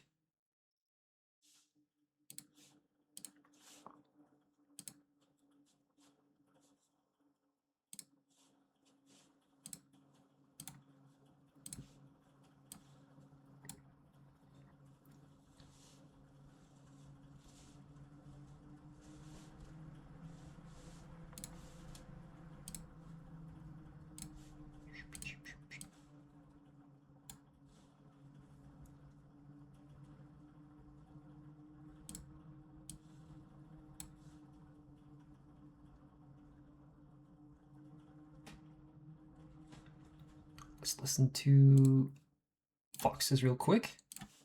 Nothing doing anything. Nope, you're doing nothing. Should be doing nothing. There we go.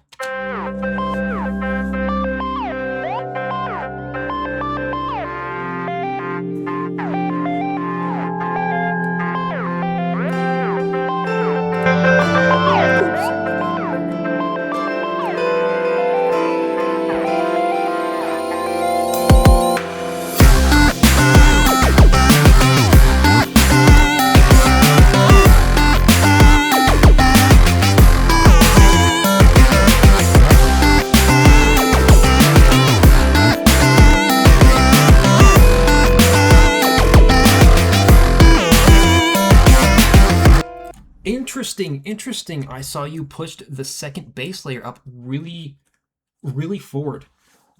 Let's do a quick A/B between all these guys. So this one has a very interesting take on distorting the lead, which sounds kind of nice as like a guitar.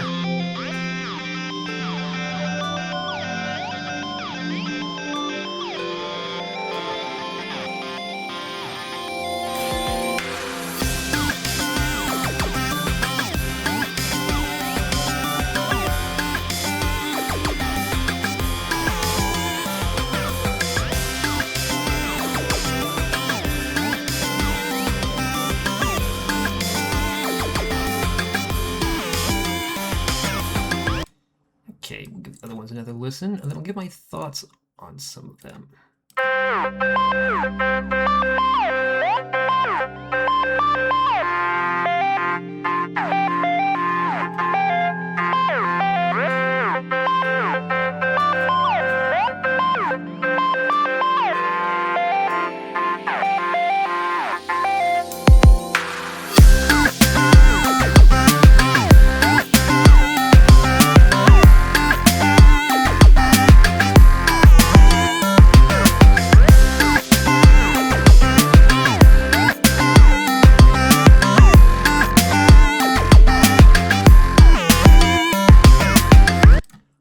The ones I've heard so far, I will say, Segura, I think you were closest in my artistic intent for your interpretation of the mix.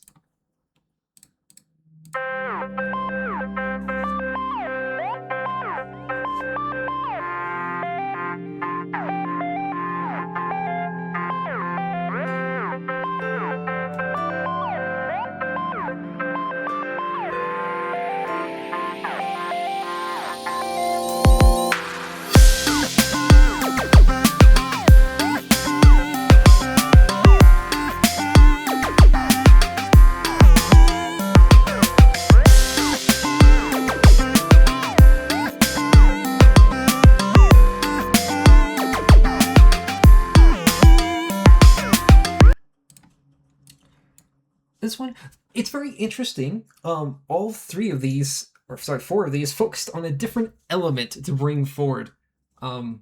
Vox very much seemed to have preferred the low sort of the mid bass I had. Also very loud in general, nice.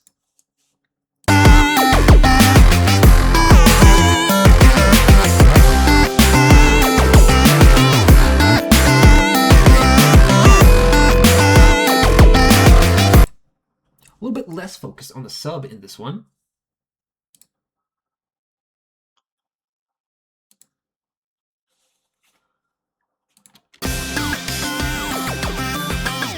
I will say here, this was bigger.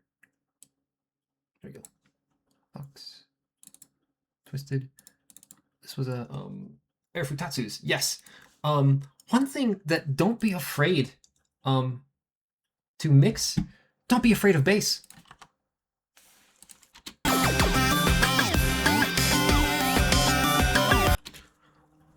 The sub is a big scary waveform, but also as just general, you have so much headroom here. Don't be afraid to just turn everything up. Like I can quickly and easily turn up this entire track, and let's listen to it from the perspective of if we had mixed it from full loudness from the get-go, maybe there's some things that would stick out a little bit more than they do when it's quiet.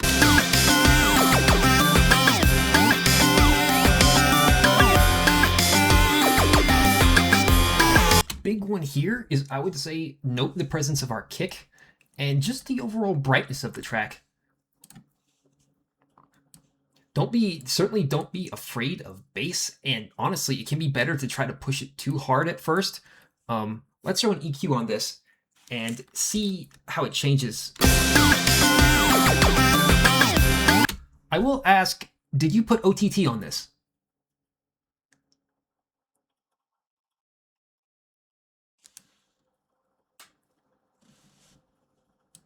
Any sort of sound godizer?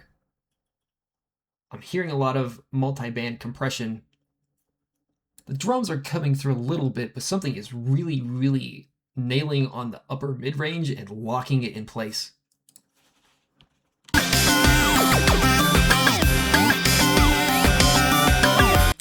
It kind of gives that away with how flat this waveform is. In fact, if we note a very quick and easy addition that kind of brings a little bit more fullness into this, just adding some bass.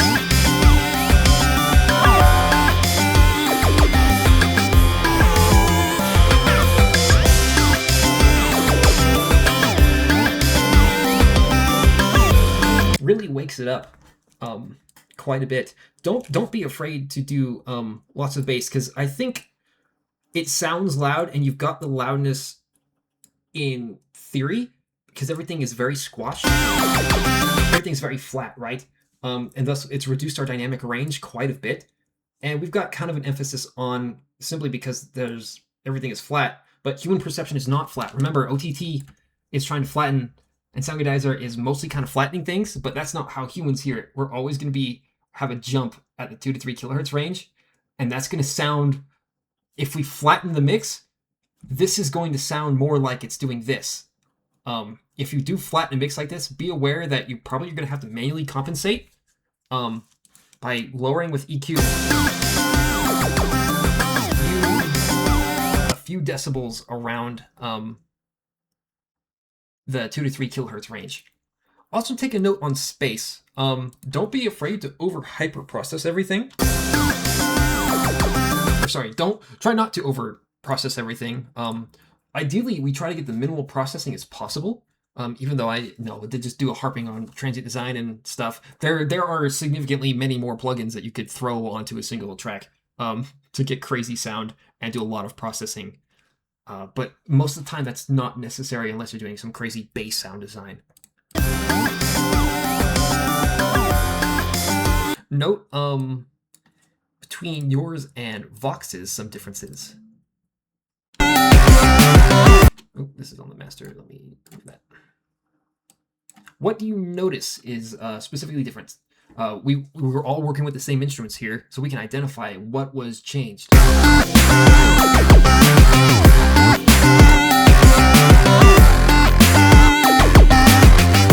What was brought forward? What did Vox bring forward? I hear that the lead and the mid bass got brought all the way up to the top. I do hear reverb on the snare, which was a good call. I removed that as I considered it a mixing choice. But going with a dry snare is fine. I was kind of trying to lead in a little bit with the space of the rest of the track. That we've got some delay on things. Oh, noise tail from Shaperbox. Interesting. Well, it does a good effect.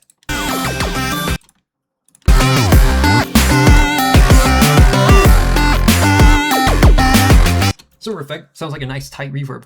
I suppose it's kind of what it is, though, isn't it? What is reverb after all, if not just harmonic noise? But this one, let's take a look at some LUFs now. For clean, I would go for Vox, and this is objective ranking, I'm just saying. Things I think are fairly clean. Clean.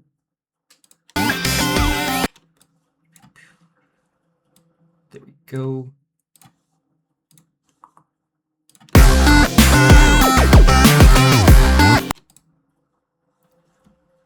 Let's pull up mini meters.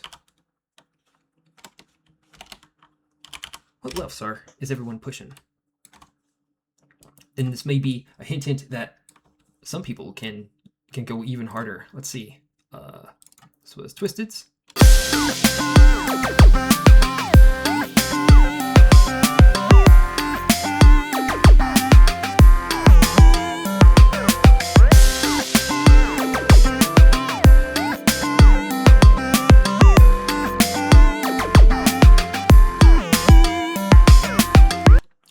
Sure I've got it on the right setting.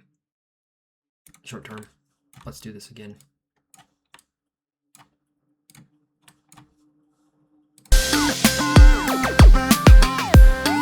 Notice we've got a lot of the drum transients left over. Remember, we can get rid of a lot of those. Or in this case, we could turn everything else up as well. Did you encounter any difficulties while trying to turn these up, or did you just did this feel like a good loudness to you?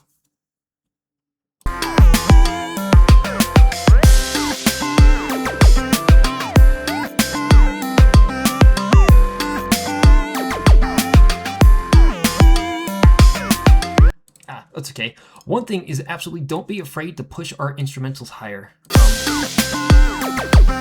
There are objective sort of ranges that I could cite for the distance between the top of our transient peaks and our average waveform for the instrumental, but I won't get into all of that nonsense because it's a little bit tries to formalize it a little bit too much. I would just say think of it more of have the drums do their thing and try not to compromise on any aspect. This seems definitely a drum-focused mix.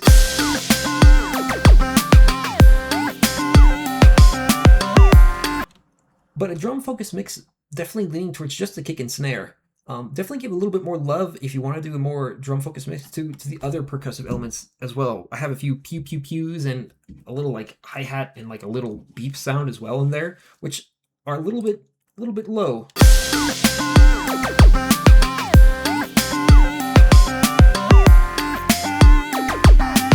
Another goal of even while mixing like this is make sure every element is very much clearly heard. If it's present in the song, unless it has the explicit intention of being supportive as like a tonal texture, give it its time to shine. Always ask yourself if something is forward enough.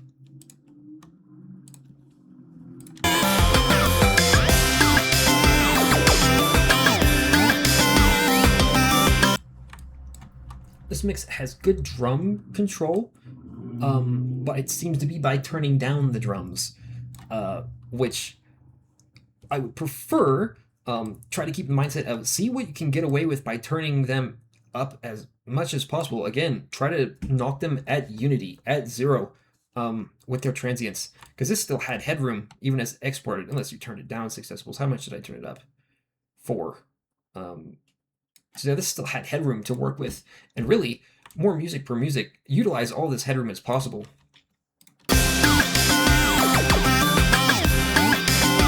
The biggest one here is that our bass seems to have been shot and killed somewhere in a back alley to get this sound, which, please, definitely, the bass and sub and stuff is a very important aspect of mixing. Make sure that if you set levels first, one of the big ones to kind of, in order to go in, is kick, bass, snare, and then chords and high leads and melodies and such. But the big 3 being kick, bass, and snare, and bass encompasses both the mid bass and our lower sub. If we can get those sitting good next to each other, the rest of the mix will fall into place. It may not fall into place the exactly same way every time, but it's going to be all relative, because those are 3 huge anchor points that we can base everything else around of. Because if our kick and snare has this loudness, and we listen to like other little perks and hi-hats and things, and they're way quieter, that tells us, hey, what exactly is this drum kit supposed to be doing? I know it's not a real drum set, but these perks are supposed to be sitting somewhere alongside the rest of the kick and snare, right? They want to be heard. And if the kick and snare are very loud, maybe our instrumental should yield to them a little bit. Things to keep in mind, but definitely recommended anchor point. And I recommend that anchor point. Going with the drums is never a wrong call, because the drums are one of the most important things. The biggest one, even with getting loudness, is that usually the first thing to suffer is the drums get buried. Just as a comparison, just take a note of the difference of forwardness in the drums.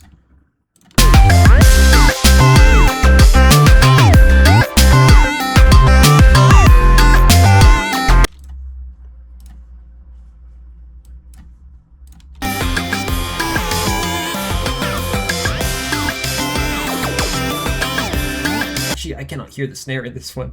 Did you include that stem?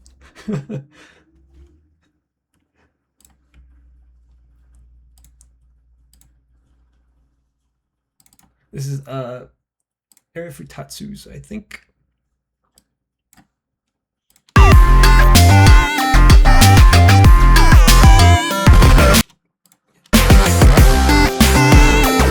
Box did well to keep the kick and snare very forward and present.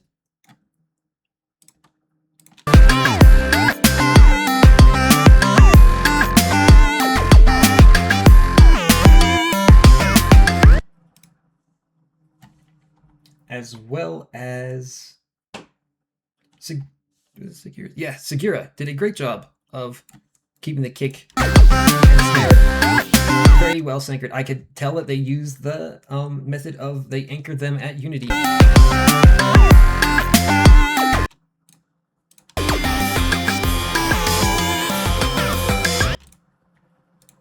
And don't worry, there's never anything bad about this. This is all stuff to learn from. Take a note of some things and ask yourself how people might have gone about this differently and why they made those choices, so you can make informed decisions of your own.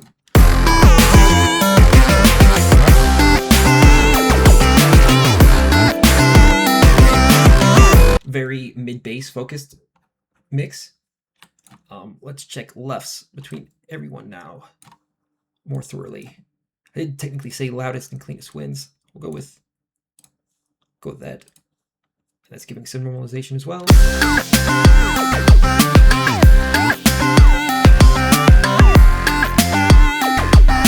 But hey, starting out a mix at -8 to -7 lefts is already good.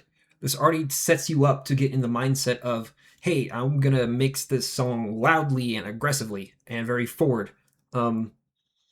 It will kind of get you already in the mindset of, oh, we're already going there, let's keep going there, which is good to have, because you'll be more critical and you'll be more open to cut things where they're not needed, especially in arrangement as well.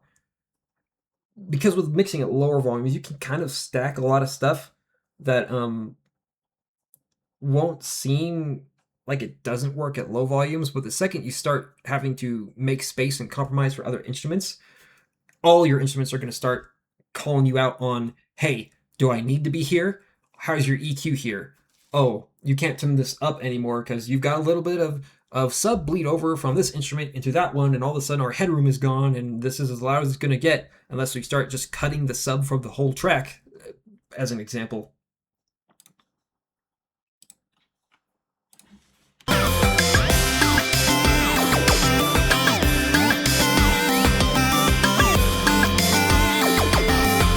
Maybe 12 lefts, but we do have some peaks in there. Think about if we really need those or not, and if instead of having those, we can use clipping or volume attenuation, compressors, for example, to shave those off to push everything louder. This is one of the examples where also just, I would say, tonality. This is very, I don't know what listening setup you have, but compare this bass level to other music, and you'll probably find that other music tends to, even softer stuff, even like a lullaby or something, is probably going to have a little bit more bass. So don't be afraid to boost that. And stuff like this can be quickly checked, like with an EQ is going to mix, throw an EQ on your master, check around a few ideas, and you may find, oh, wait a minute, a little bit more of this or a little bit less of that sounds great. And you can go back into the individual instruments knowing that, hey, okay, adding a little bit more bass sounds good. Let me remove that EQ and I'll go to my bass track and just turn it up a little bit.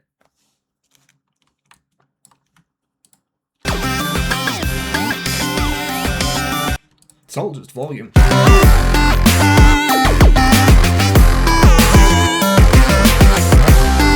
Very forward aggressive mix. Seems to have taken more like a hardcore bass music.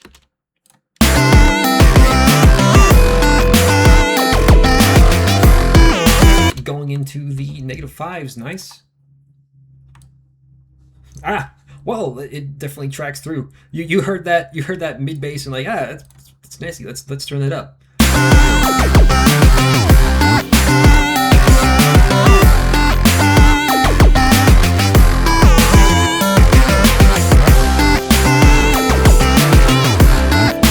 Like how you kept the piano in there. Good job with that. That was even tricky for me to mix in there as well as it is, and I'm not even I'm not even super happy with how I mix that.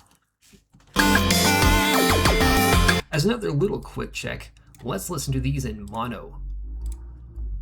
Stereo effects are going to start to show their rough behinds now. If anything was used as a stereo effect to get extra sort of presence with things, they're going to fall apart now, and that's just the bane of mono. If it sounds good in headphones, half the time it doesn't sound that great in mono. The important part is just to see if the song holds up. Oh, okay, we got one more.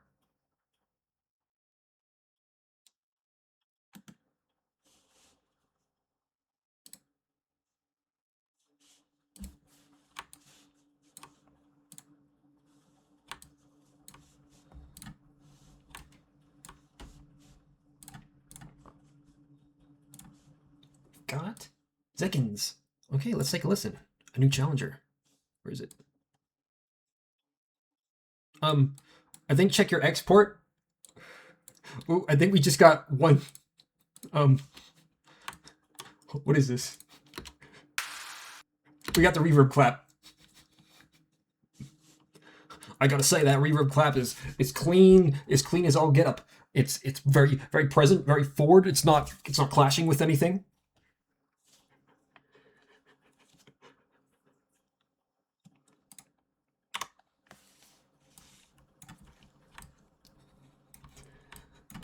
I'll give you a second. Check check what tracks you have set as your mix down. I'm not sure what DAW you're using.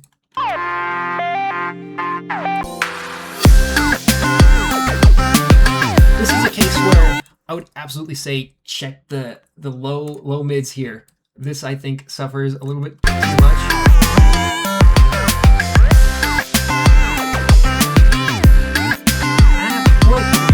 500 to 750 hertz. I think it sounds a little bit more balanced, just coming down a bit. And this is always tricky because that's where the lead sits. So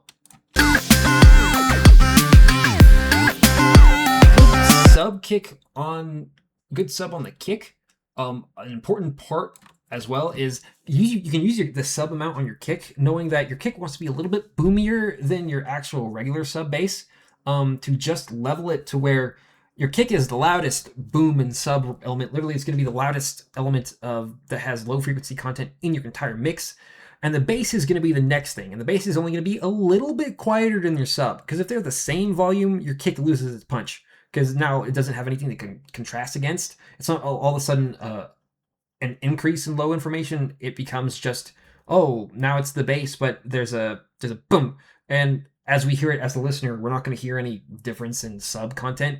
And thus, it's gonna mix too well to where it's not gonna sound like there's a kick. It's gonna sound like there's just a like a pop in that moment. Having the sub be like 2 to 3 decibels on the for the bass be 2 to 3 decibels quieter than the kick is usually a good starting point. And then adjust. You'll find as you lower the amount of actual sub bass, the kick gets stronger, and if you increase sub bass, the kick gets weaker. So it's always a balancing game there. As well as side chaining. I'm not hearing a lot of issues with side chaining here. I'm not hearing any crazy amount, but only 3 of them were really pushed hard that I think side chaining would be necessary.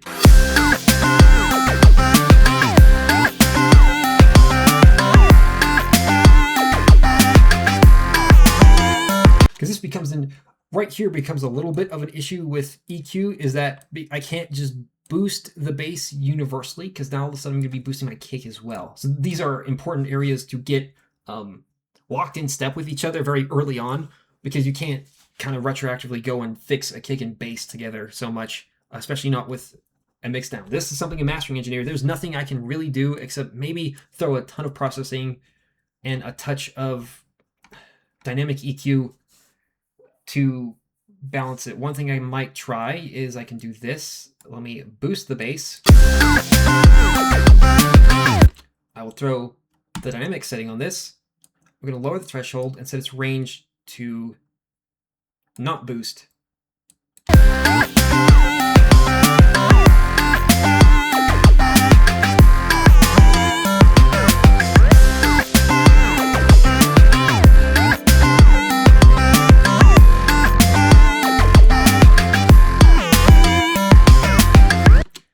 Works okay, but it's not as clean as we'd have with full control over each individual stem. So that's always things to keep in mind. You can put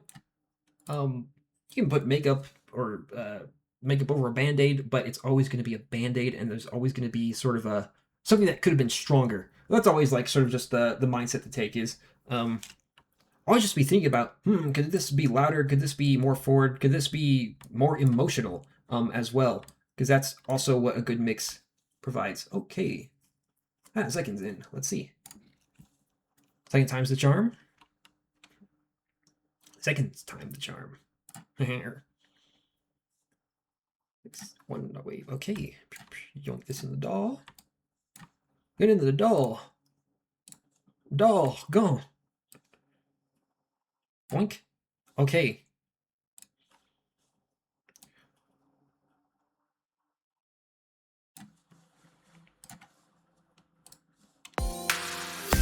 From the beginning.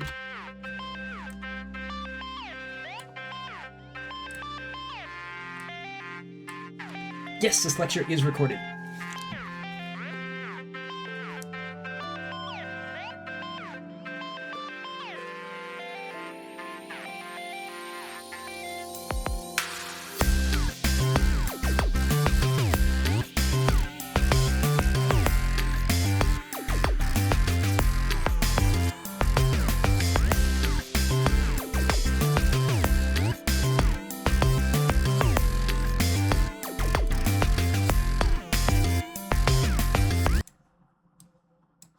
Interesting. Okay, we've got another fan of the mid bass. Let me normalize this. I'll discount normalization because that's free headroom that we can just turn up. Let's listen to it now. From the drop.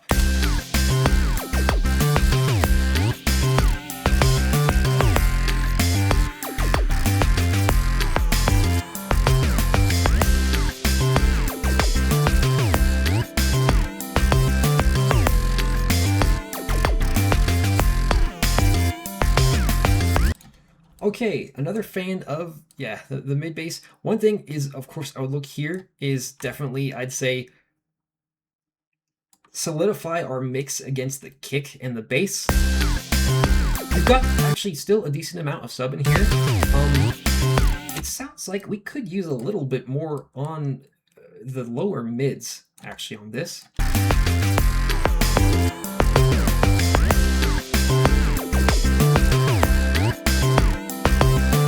And probably 5K.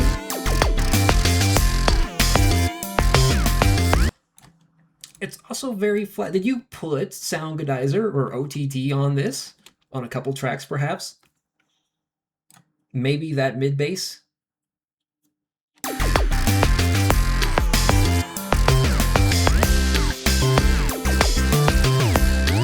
That's sounding very flat.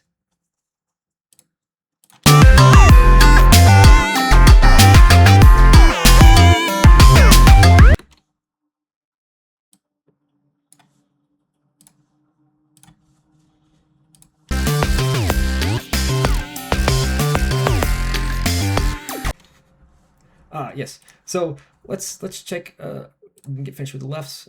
What was mine at? Here's 8 potential mix.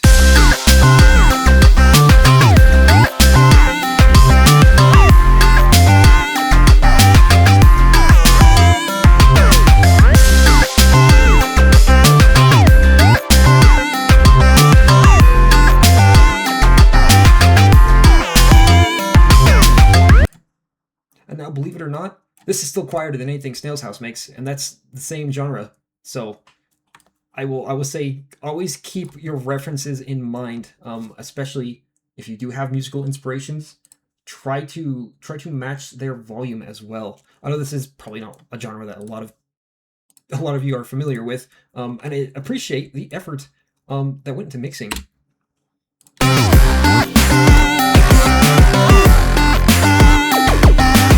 Discounting mine as a sort of half final thoughts. Actually, let me go over, yeah, I'll do half final thoughts, and then one thing's just some notes I'd have to look closely into as you continue mixing.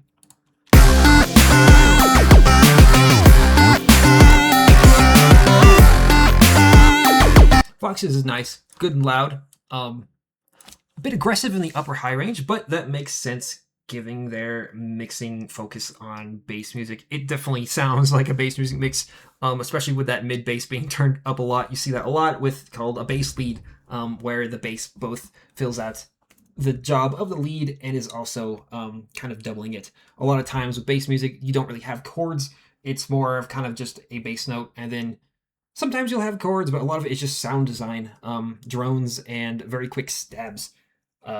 I'm no expert on it, but that's overall, you can follow the mixing ideology there to where if we don't have to worry about chords so much, we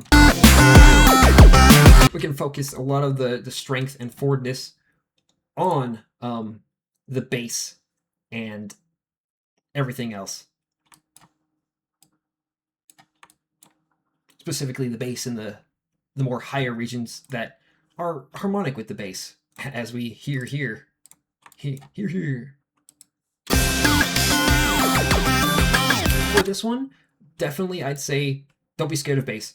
In fact, going mixing forward, probably it's going to sound way too loud in bass to you. Turn up the bass way louder than you think it should be, and that's probably going to be much more balanced. And don't be afraid to squash everything.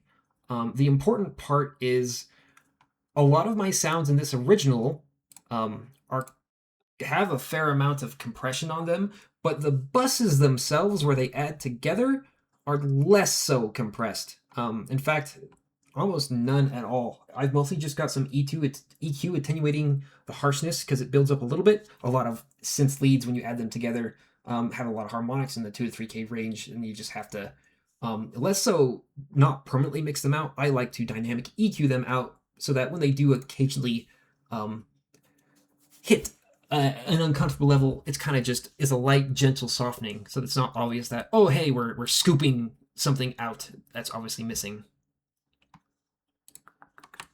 There we go. Good focus on the drums on this one. I was just saying, give your side percussion and your other percussive elements a little bit of love. Think of it like kind of like a hip hop or something, or a trap mix. You want those things to be forward, but also still have space to them.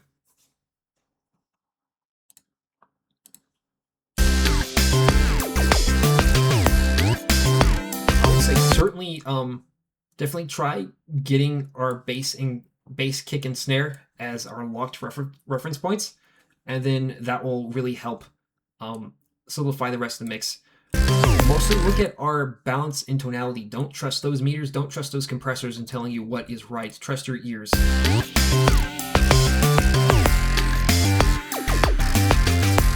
This could have a little bit more body, and it's a similar range to Vox's.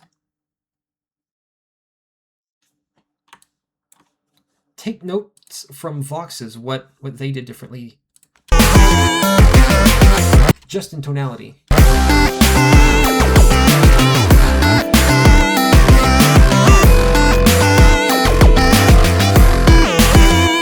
Just note to yourself what you hear is different, and that will get you thinking and more critically listening as well.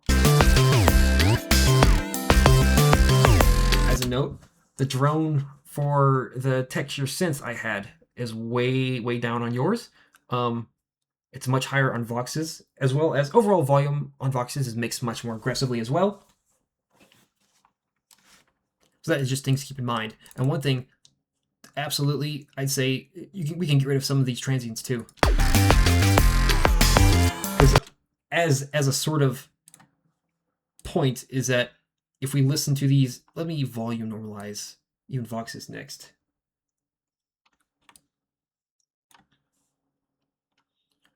Let's get these, they're instrumentals. Where's the volume fader? Maybe somewhere in the middle. There it is.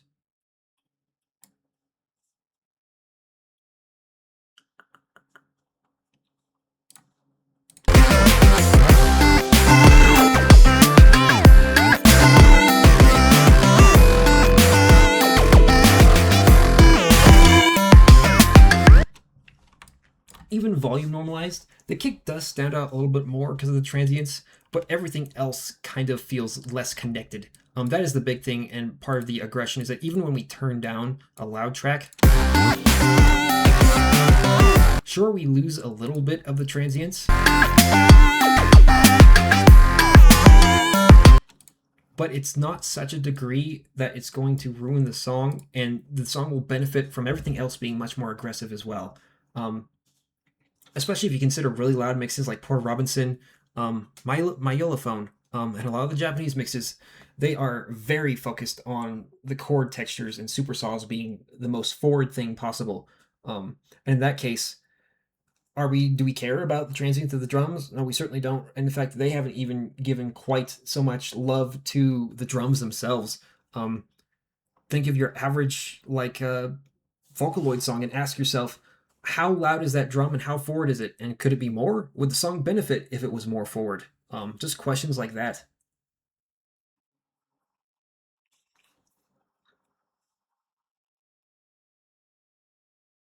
Yeah, listening to Cheerleader, for example, I realized like the drums are more of an afterthought, kind of an illusion that they're there. I realized like, wow, on Cheerleader, the drums are absolutely squashed back. Like, I do have limits, like saturate the drums, but you're either going to keep your transients, or you're going to have a lot of saturation for your drums. But if you have neither, they're just too quiet.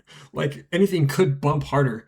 It never hurts to have a little bit more punchy drums, because that's, as other mixing engineers that I've studied under tell me, that's what people dance to. A good melody is great. If you have simply good drums, I mean, think of all the music genres over history that are just drum beats. They're just percussion.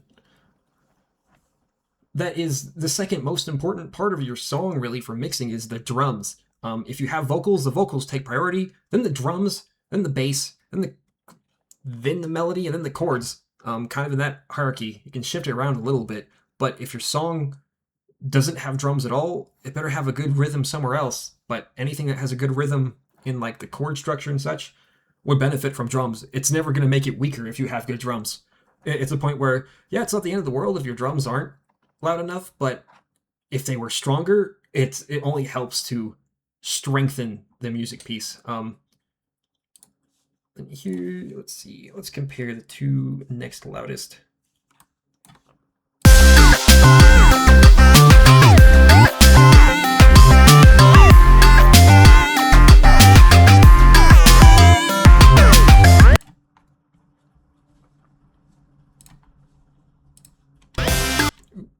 Big Vox says, turn yours back up.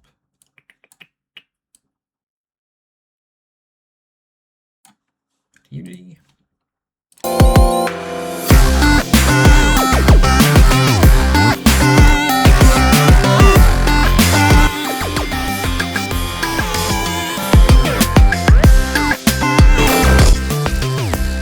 Yeah, I'm actually quite enamored that we have like a perfect spectrum of every single sort of interpretation on this. We have a very mids focused, we have a high focused, we have a very drum focused, and we have a very bass mixing focused one, as well as just my generic sort of reference. So this is a great sample size to show differences in mixing techniques, and having heard other people's sort of take on the exact same song, steal what you like from other people. Like, oh, I like how those drums are, then do that, and you know the tools to do that, and that's mostly just get your drums louder. Even Vox had nice good drums. Let me turn down the other ones. There we go.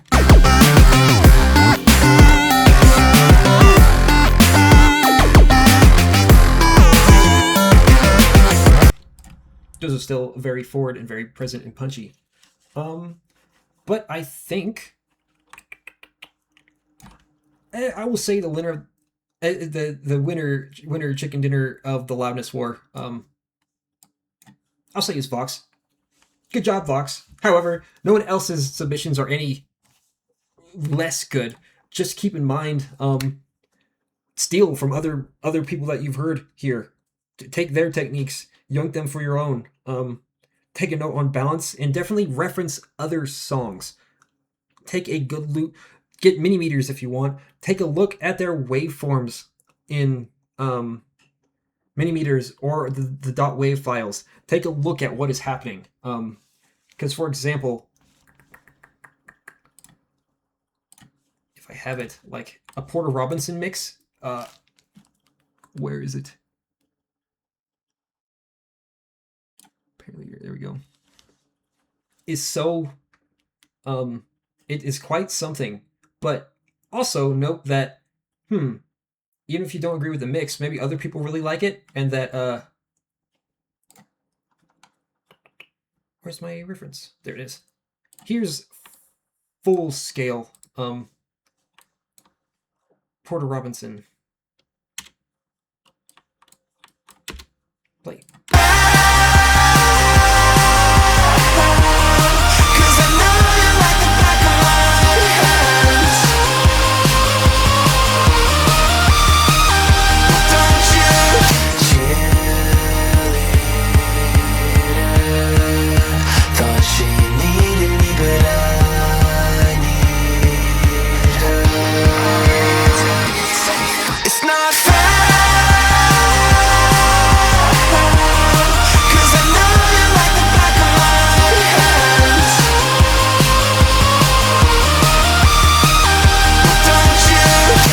Yeah, minor artist Porter Robinson. Nobody knows of him, yes?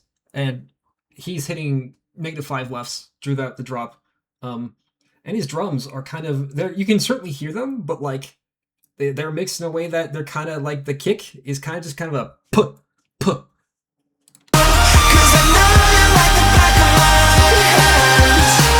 They're through just enough, and that is a big one, is that as you get louder, you do have to make concessions for the drums, especially with vocals. I don't think it's mixed like a rock song. This has far too much high end. Like, your average rock song is going to be more focused on the mids in general, I think. It certainly is composed more like a rock song, but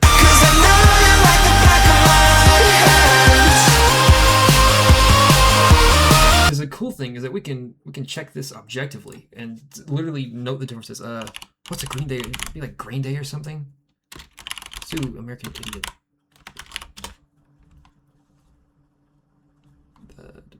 There's got to be somewhere. Perhaps not. Anywho, I'll start to wrap up the lecture. It's been 4 hours.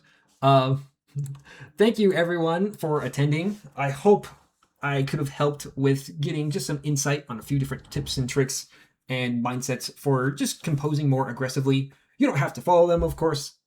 I won't be checking, but it gives you just a perspective on the other side of things.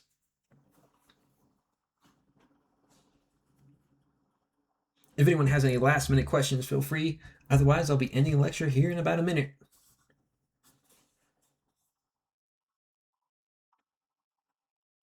And I'm going to have like a 50 gigabyte file to upload to YouTube. Or wherever they upload. I'll have to talk.